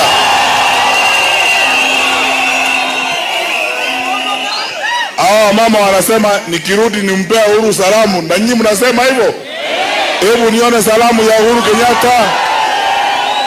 Asante sana. Kwa hivyo tukienda katika msimu huu na viongozi wa chama cha Jubilee wale mko hapa, ninajua wagombeaji wote, MCA candidates, parliamentary candidates, hatukupata nafasi ya kutosha kuongea na nyinyi. Mimi ningependa kupanga safari ya kipekee ya kufanya retreat hapa na candidates wetu wa MCA, candidates wetu wa parliament, candidates wetu wa women rep, Senate na wote governor, tupange maneno ya Nyeri na pande hii yote. Mmekubaliana na sisi? Tutapanga huo mkutano kwa sababu tulitaka kuongea pale, lakini sasa inaonekana mapenzi kwa Jubilee ikatusidi, mkawa wengi. Kwa hivyo tutafanya safari tena ya kuja kuongea na nyinyi kama waombea uchaguzi. Sasa nataka kuwaomba hivi tafadhali. Sasa nataka tumsikize viongozi wawili wa kitaifa wa chama cha Jubilee. Wa kwanza ni Secretary General wetu wa chama cha Jubilee. Alafu nimpe nafasi Mheshimiwa Manje na kiongozi wa vijana. Alafu nitakuja, alafu mwishowe nitarudi kumalizia hapa kwa Mheshimiwa Ngunjiri na Mheshimiwa Kioni na Mheshimiwa Mararo. Basi kwa muda kidogo sana nimeona pia Ani Nyokabi, kiongozi wa wamama wa Jubilee, ndio yule huko nyuma. Sasa kwa dakika mbili Mheshimiwa Kenta, dakika mbili Mheshimiwa Manje, dakika mbili Enjo Mbudhia, alafu sasa tukuje hapa mbele. Hii mic peleka namna hiyo. Asante.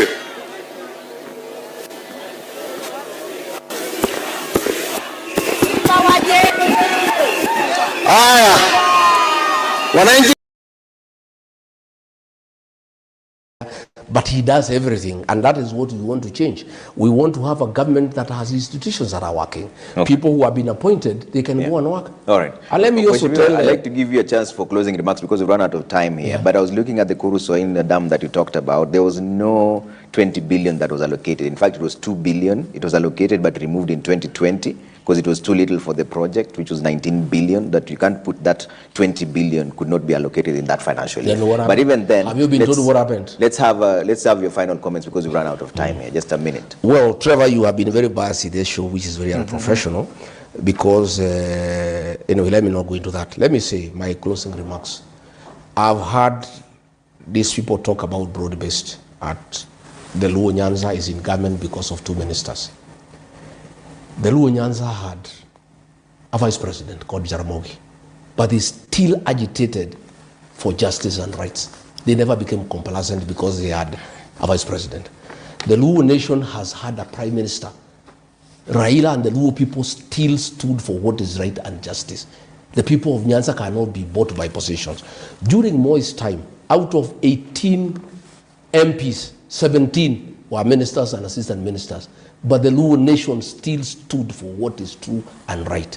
I want to tell the Luo nation, you have 2 cabinet positions. Wadai is there for energy. More than 70% of the Luo nation has no electricity. It doesn't mean because Wadai is eating, the Luo nations are eating. We, the mountain, have 8 ministers, but we are opposed to William Ruto because he is doing the wrong things. And those 8 positions are for individual ministers and their families. So these 2 positions the Luo nation have are for those 2 families. It cannot be that the community now can become complacent. They cannot question what is wrong. They cannot question what is not going on well in the country. They cannot demand what is rightfully theirs and they pay taxes because they have 2 cabinet positions. The Luo nation has always had very senior positions, but it's a dignified community that has always stood for what is true and what is right. Okay. I'm asking the Luo nation, much as you have 2 cabinet positions, fight for your right, fight for what is just, and make sure that you position yourselves properly so that the interests of your community can be taken care of in the future. Will you be visiting the Luo nation soon? Yes, I will. When? Well, soon. I'm just working my things around. I hope Raymond Omolo will not sponsor violence against me the way he has been doing in Nairobi. He's been mobilizing people in Nairobi to attack churches. Allegations that no, it's true. He can take me to court. He organized violence in Kariobangi Church. You have evidence for this, so you can take this to court. Even this attack on Orengo is Omolo. So you can take this to court? Yes, I can. Okay. He is the one who has been organizing violence in Nyanza. And I want to ask Raymond Omolo, stop violence. So when are you coming to Nyanza? I should be coming soon. Okay. Will you be organize myself? Will you be fielding candidates in DCP? Well, I'll come. Will DCP be fielding candidates in that area? I want to tell the Luo nation that if ODM joins UDA, those who are independent people and minded, who are not psychophants, if you don't come to DCP, your goose is cooked. You will never get the certificate. DCP is available to the Luo nation.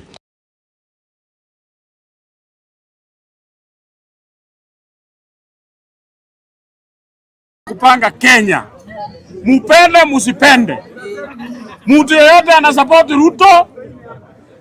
Mimi kama kijana ya Matiang'i nitatoa honya ya kusema hawa watu wasikanyage hapa bunge,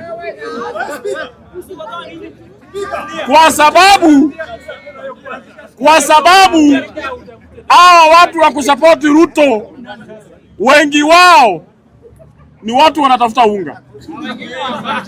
Na mimi nimesema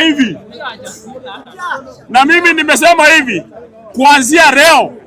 kuanzia leo saa hizi, mtu yeyote mwenye anasapoti Samoei Ruto, kila jioni akuja achukue shilingi 200 kutoka kwangu, kwa sababu sinatoka kwa mheshimiwa anaitwa Fred Okengo Matiang'i. Kwa hivyo mpange laini hapa jioni, nikitoka niwapee hiyo 200, kwa sababu njaa yenu imezidi.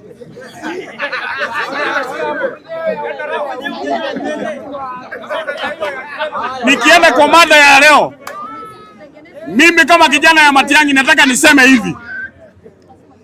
Kuna watu wenye wanapinga Fred Okengo Matiang'i, wanasema maneno ya Yara, ile miri 9 tulipata wakati ule. Na mimi nataka niuliza wa Kenya, wakati huo tukipata miili huko Yara River, mtu mwenye alikuwa deputy president ni president mwenye tuko nao sasa hivi. Vijana wetu walijitokeza kwa street, waliuawa na serikali ya mheshimiwa William Samoei Ruto. Leo vile tunaongea hivi, miili 33 imepatikana Kericho yenye imeuawa wakati tuko na president mwenye alikuwa ndugu ya Yesu Kristo. Na mimi nataka niambie wa Kenya, kama itabidi tuchague mtu mwenye anakuja na Biblia ndio tutaona ataendeza Kenya hii mzuri. Mimi naomba wa Kenya, mapasta ni wengi, kuna mwenye amesema hapo mapasta wengi wanatoka Mount Kenya. Mimi naomba raundi tutafute hata pasta kutoka Turkana, atuombee mtu tupate president mwenye anamuogopa Mwenyezi Mungu. kwa sababu tumeona mwenye alikuwa anaombewa na mapasta wa kutoka Mount Kenya amesaliti wa Kenya ambaye anaitwa President Samuel Ruto. Ametesa wa Kenya kwa sababu yale alituambia hakuna kitu moja hata saa hii imefanyika. Saa hii kuna watu wanapinga Fred Matiang'i, wanasema aliuza shamba ya Ruaraka. Na mimi nataka ni wa challenge wa Kenya. Mtu yeyote mwenye ako na evidence ya kusema ya kwamba Fred Matiang'i aliuza shamba ya Ruaraka, akuje kesho nimpatie fare tuelekee milimani tumustaki. Mwenye ako na evidence ya kusema Fred aliuza shamba, na mtu yeyote mwenye ako na evidence ya kusema ya kwamba ati Fred Matiang'i aliua watu akapeleka Yara, akuje na hiyo evidence. Na mimi nataka ni challenge especially Murkomen. Wao umelala class kwa sababu how comes watu wanauawa wanazikwa bila wewe kujua. Na saa hii mnatuambia ati uko koti ya Nyamira ndiye iliitinisha watu watolewa Kisii kuja kuzikwa pale. Na kaunti ya Kericho hawajui hiyo chambo. Kwa hivyo mimi nataka niambie mtu yeyote mwenye anasema serikali ya Samuel Ruto iko sawa, huyu ni mtu amelala class. Kwa hivyo nataka ni challenge mama mwenye ametoka hapa akituambia maneno ya tutam.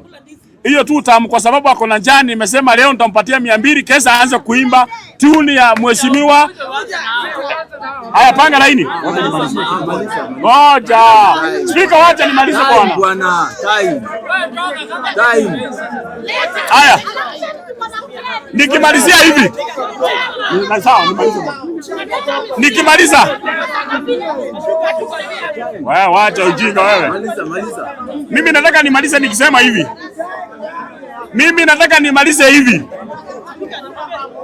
Sisi watu wenye tuko one term movement, nataka nidekelea hapa bunge la wananchi Jivanji. Ruto apenda asipende ni one term. Kwa sababu ya nini? Kwa sababu Biblia yenye alikuwa amebeba ilianguka chini, saa hii hawezi kuiokota. Arambe! Asanteni sana na mbarikiwe.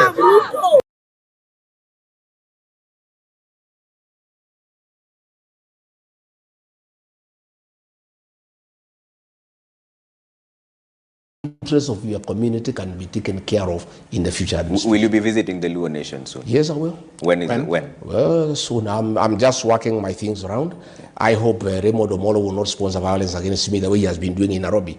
He's been mobilizing people in Nairobi to attack churches. Allegations that no, it's true.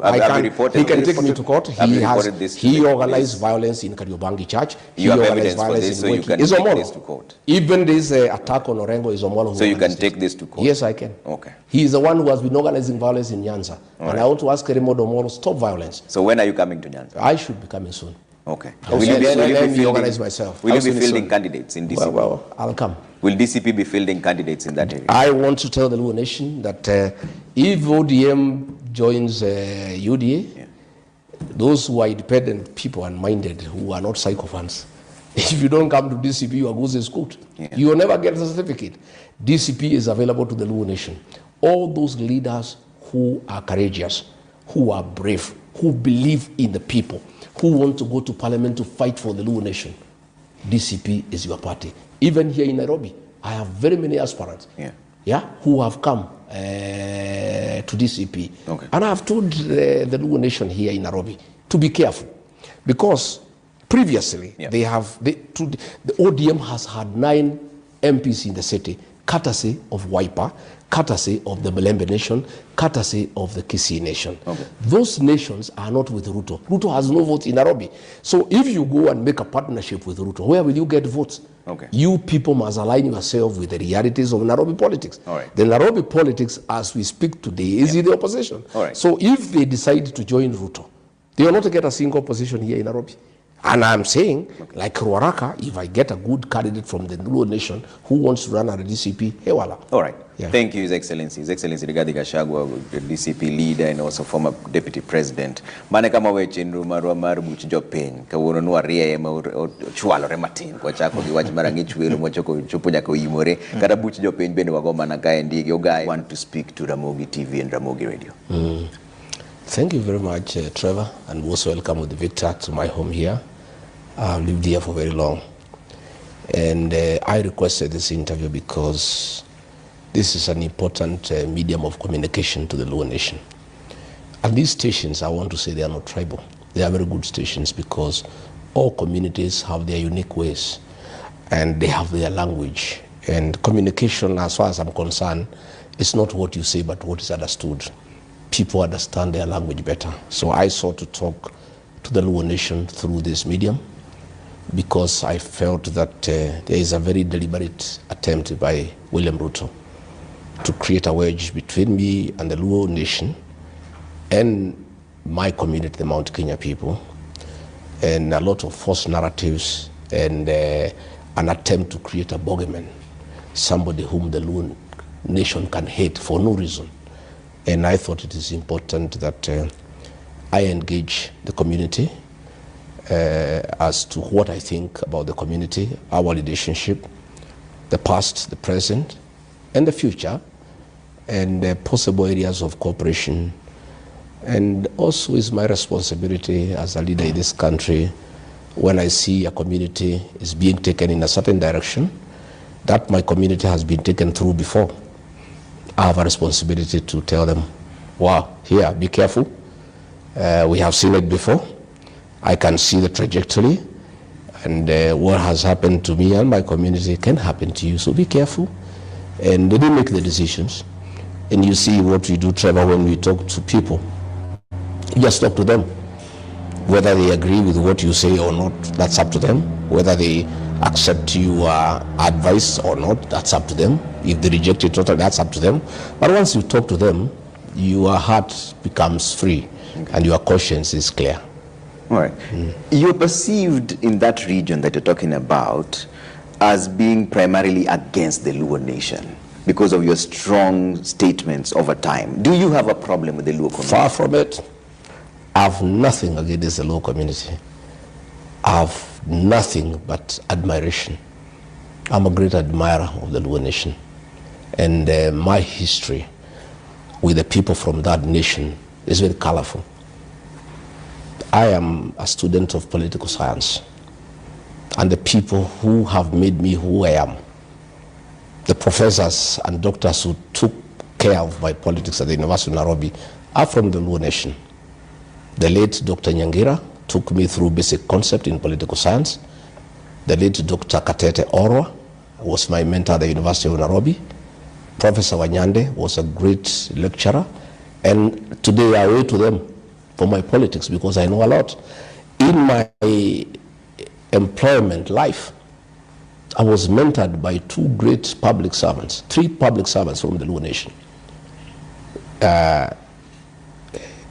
Samuel Eric Oreta was a district commissioner for Kiambu, a great man from Kedube. When I reported to Kiambu as a young district officer, 25 years, he took me through how to be a good administrator. And I'm a good administrator through the hands of Samuel Eric Oreta. I went through Peter Aburu, who was my district commissioner in Kakamega. Later on, he became provincial commissioner in Nyeri. He took me through mentorship. The late Hezekiah Oyugi, Kalama Duong, that great administrator, I worked under him. I have good relationship with the Luo community, and I must tell you, I trust the professionals from that community, like many of us do. All these rich people you see here in Nairobi, all these very educated people, they are doctors, are from the Luo community. Professor Ogutu is a great doctor at the Nairobi hospital, and I had challenges with my stomach for many years and had to see many doctors until somebody recommended that I see Professor Ogutu in 2016, and the matter was settled. If I go to Nairobi hospital and Professor Ogutu is not there, I go away unless it's an emergency until I see him. Our architects, the people, the men who designed this house, yeah, architect Ouma, a great architect. He designed this house for me 30 years ago. And even when I have to do my interior in Nyeri, wherever I am in my family hotels, the professionals from the Luo community are great people. Okay. A structural engineer Ogutu, he has done all my structural work. Okay. I have many artisans who work for me. Okay. You know, I have a very great respect for the Luo professionals because they are really professional and they are very proud of their work. Okay. They are people you actually cannot avoid.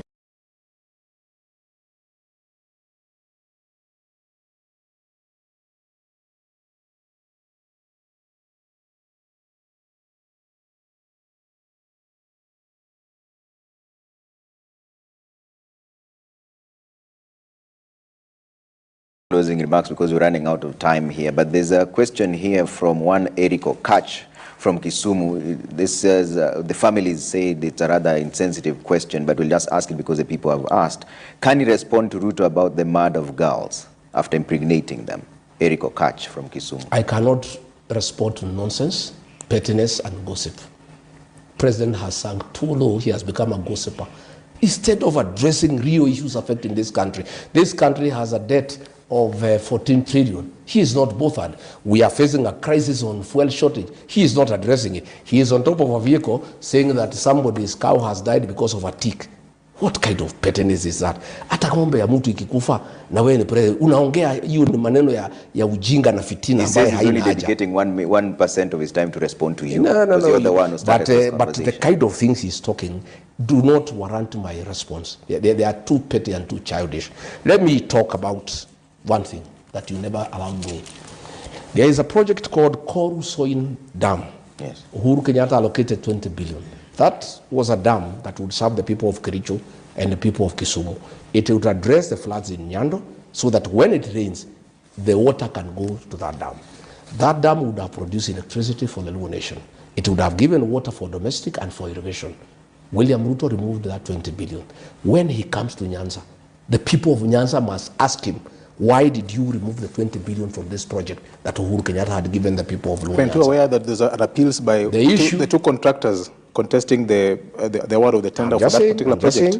Kabonyo Fisheries Training School, 3 billion shillings through the Hungary nation, allocated by Uhuru Kenyatta.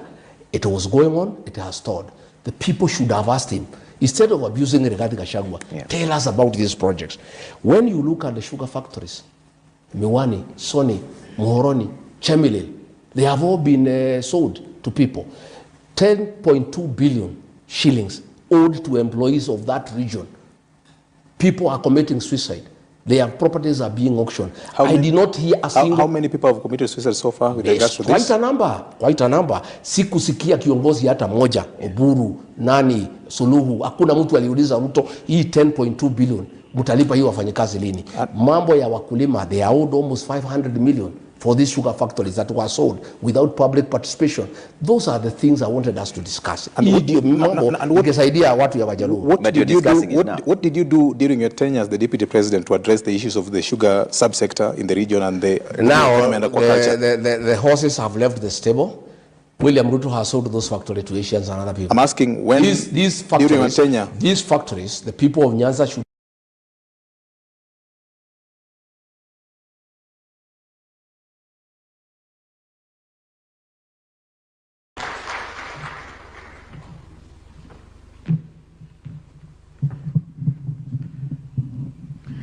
Thank you very much, Your Excellency, the President of the Republic of Kenya, and all protocols observed. We began this journey sometime last year when we attended a conference in Vienna. And when we were in Vienna, Sia was really in the periphery until one of the potential host counties declined to have this program hosted in that particular county.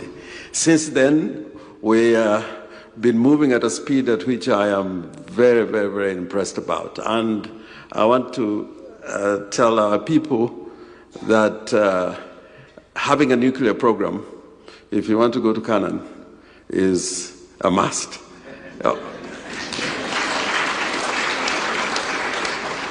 And all the countries which do not suffer energy deficits and have alternative sources of power, they have had to go nuclear. That is a pointer that is the direction to go. In Siaya, I want to pay tribute to the departed hero Raila Amolo Odinga, because we had an engagement with the entire leadership in Siaya talking about nuclear energy and why Siaya should host the first plant. And I'm glad from then on, there's been very little resistance. The concerns are really about health, safety, and security. If those can be addressed and people brought on board, there should be no problems with having the first plant in Siaya. And I urge that before the nuclear lobby, anti-nuclear lobby invades Siaya, we move with a lot of speed to get a buy-in from the people, because a lot of times there are a lot of propaganda. Already they're saying that if you go that direction, we cannot have children, all sorts of propaganda. But I hope with the engagement we have had with the KenGen, with the ministry, and with NUPER, we've started this journey firmly and with a clear destination.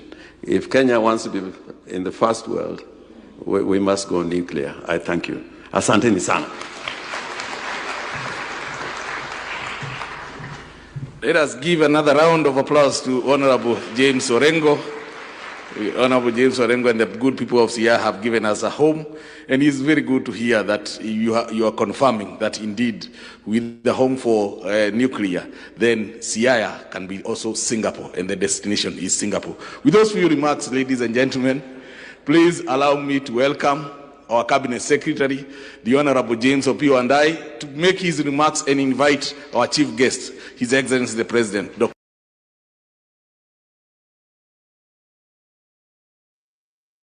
Well, hapo nimepata a very serious word. Canaan, bado Orengo bado hajatoa Canaan kwa mdomo. So I wanasema think Singapore tunasema Canaan. and that one speaks volume. So maybe with that, I think Kipril, we can react to those many videos before we call it a day. Are you the one to go first, or it is Innocent? But I think you came later on huku ongea. So let's begin with you, right? Yeah, sure. Things are chemking nicely. ODM is dead. I think I did not get that clip, but the NDC is the last supper. Hiyo ndio tunaita last supper ya ODM. It is done. It's a gone case. I think Gachagua's wait for these cartoons to die off. It's a good idea. Let things sizzle down.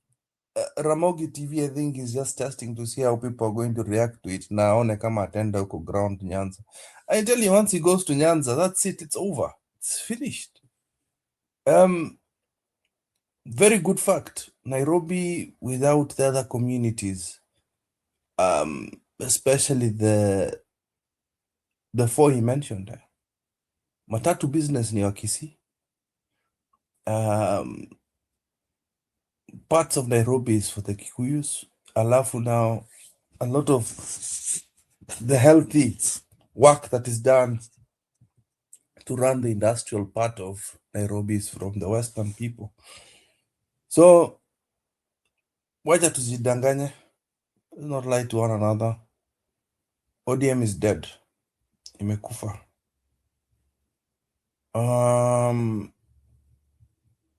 As for the wing of Sifuna and Orengo, inabidi wapembelezwe sasa.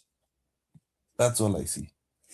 Because the first clip I showed, Innocent, the first clip I initially showed, you see how Wanga is behaving. I was trying to show you what I meant. She's behaving like a house help. She's behaving very badly. So, from my previous guest from Alex, Roba, all the way down to Julia. And I think today the star of the show was you, Innocent. You're seeing it. ODM imekufa. As we wait for the disappearing act to come back, Innocent, umelala mabado huko?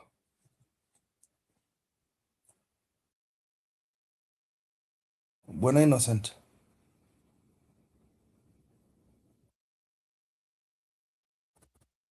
Inaonekana vinjo na avoidingi kuja kwa show. Na sasa mjamaa amepotea tu hivyo. Njeru. Alafu nasema nakuonea. Umeniacha tena. Every time nasema sitarudi. Ai. Okay.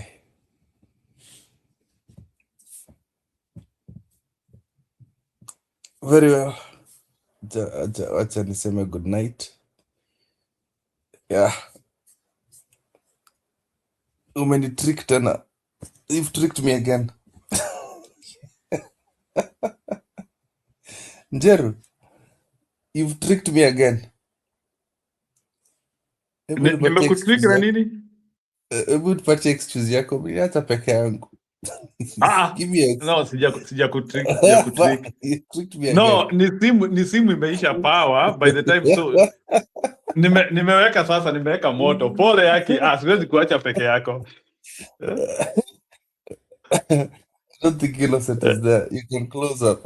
Umenitrick. Okay. Siwezi kutrick. Endelea, weka points. Sasa si niko. Nishatoa. So, can you ebu ni advise sasa wewe hiyo story ya Kioni unaonaje? As we close up then. Kioni, I think now there's no space for Ruto in Central completely. Imefungwa. There are too many choices other than UDA. Too much. By the time you think of UDA, you have Jubilee, you have DCP. So for those who do not like Gachagua, they can go to Jubilee. For those ones who don't like Uhuru, they can still stay with DCP. Do you understand? Kuna choice. Mulima is spoiled for choice, and it's a beautiful thing if it did. And you remember when I showed you, I hope you played the rest of the video that happened on Sunday with Martha Karua. Alisema kuna kitu kama zoning. Kuna kitu kama zoning. Bora huku tuwekea, tungetutafutia video ya Martha na tungecheza then. Hapana, tutacheza baadaye. We'll play when the other guys are there this week. Apparently, hiyo kitu ya DP was a very good lesson. Beautiful lesson. Hii kitu ya kufanya zoning. Let them wananchi pick who they want. They always know what they want. You know that, sindio? Ni uongo kweli Njeru? Yeah, of course. Mwananchi yako aware that nile at times we pretend. Only seat they will not confuse the people with is the presidency. That's the only one. Otherwise, uza sera zako. Go sell your sera, kimbia. Nani akimbie kila mahali aongee mambo ya DCP, run around alafu aseme maybe it was Matiang'i will be chosen.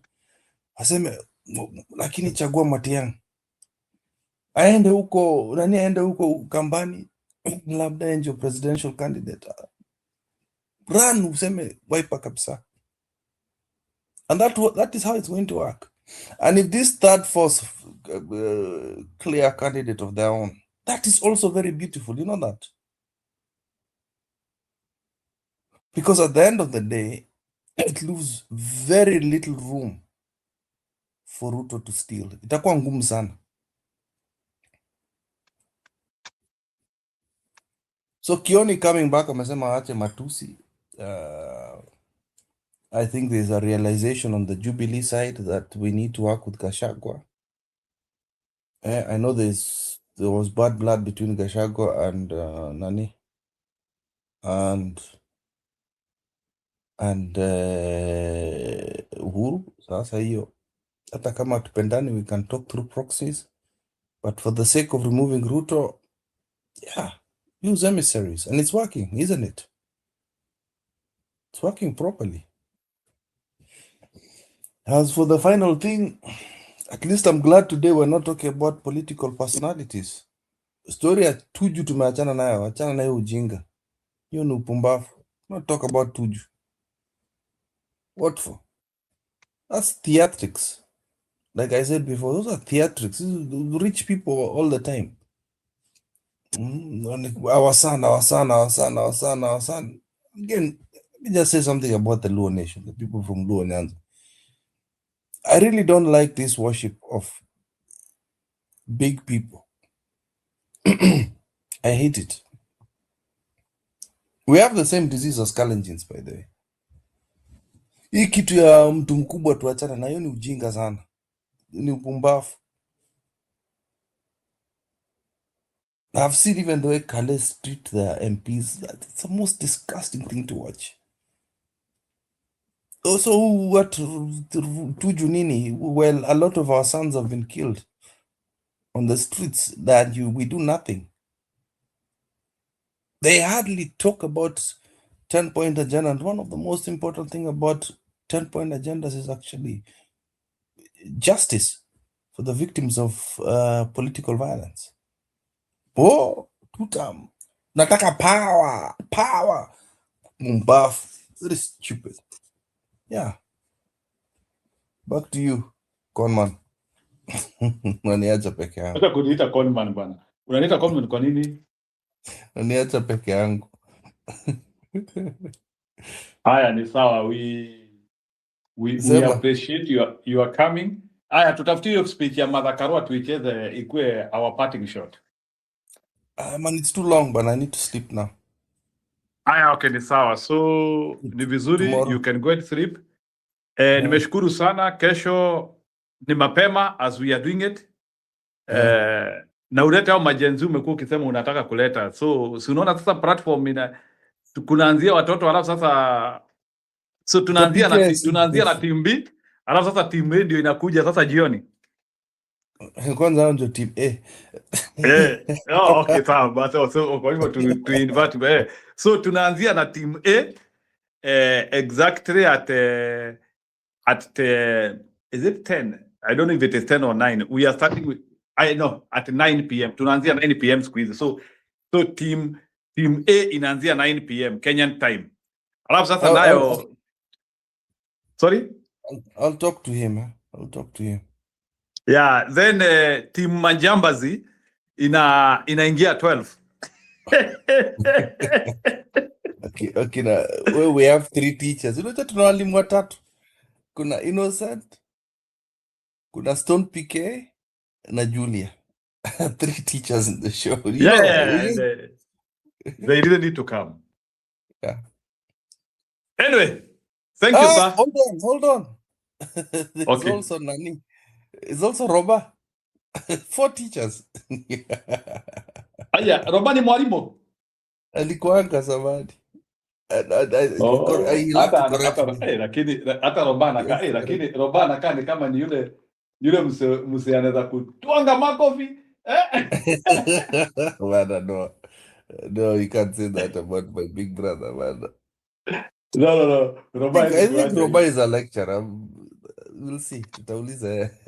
Yeah, of course. Go California. More concept, eh? Yeah. Good. Yeah, ni sawa bana, ni vizuri bana, wacha watu wafanye mambo bana. So, I think I have no any other addition to say. Situpataneni kesho wapendwa. Yep, let's do that. Yeah, thank you and appreciate and thank you for being around. I think it was a nice close to 6.5 hours. We appreciate. So, I hope umeelewa sasa. So, kuna team A na team B. So, mimi nakuja kuroll up. So, we are doing it all for consistency.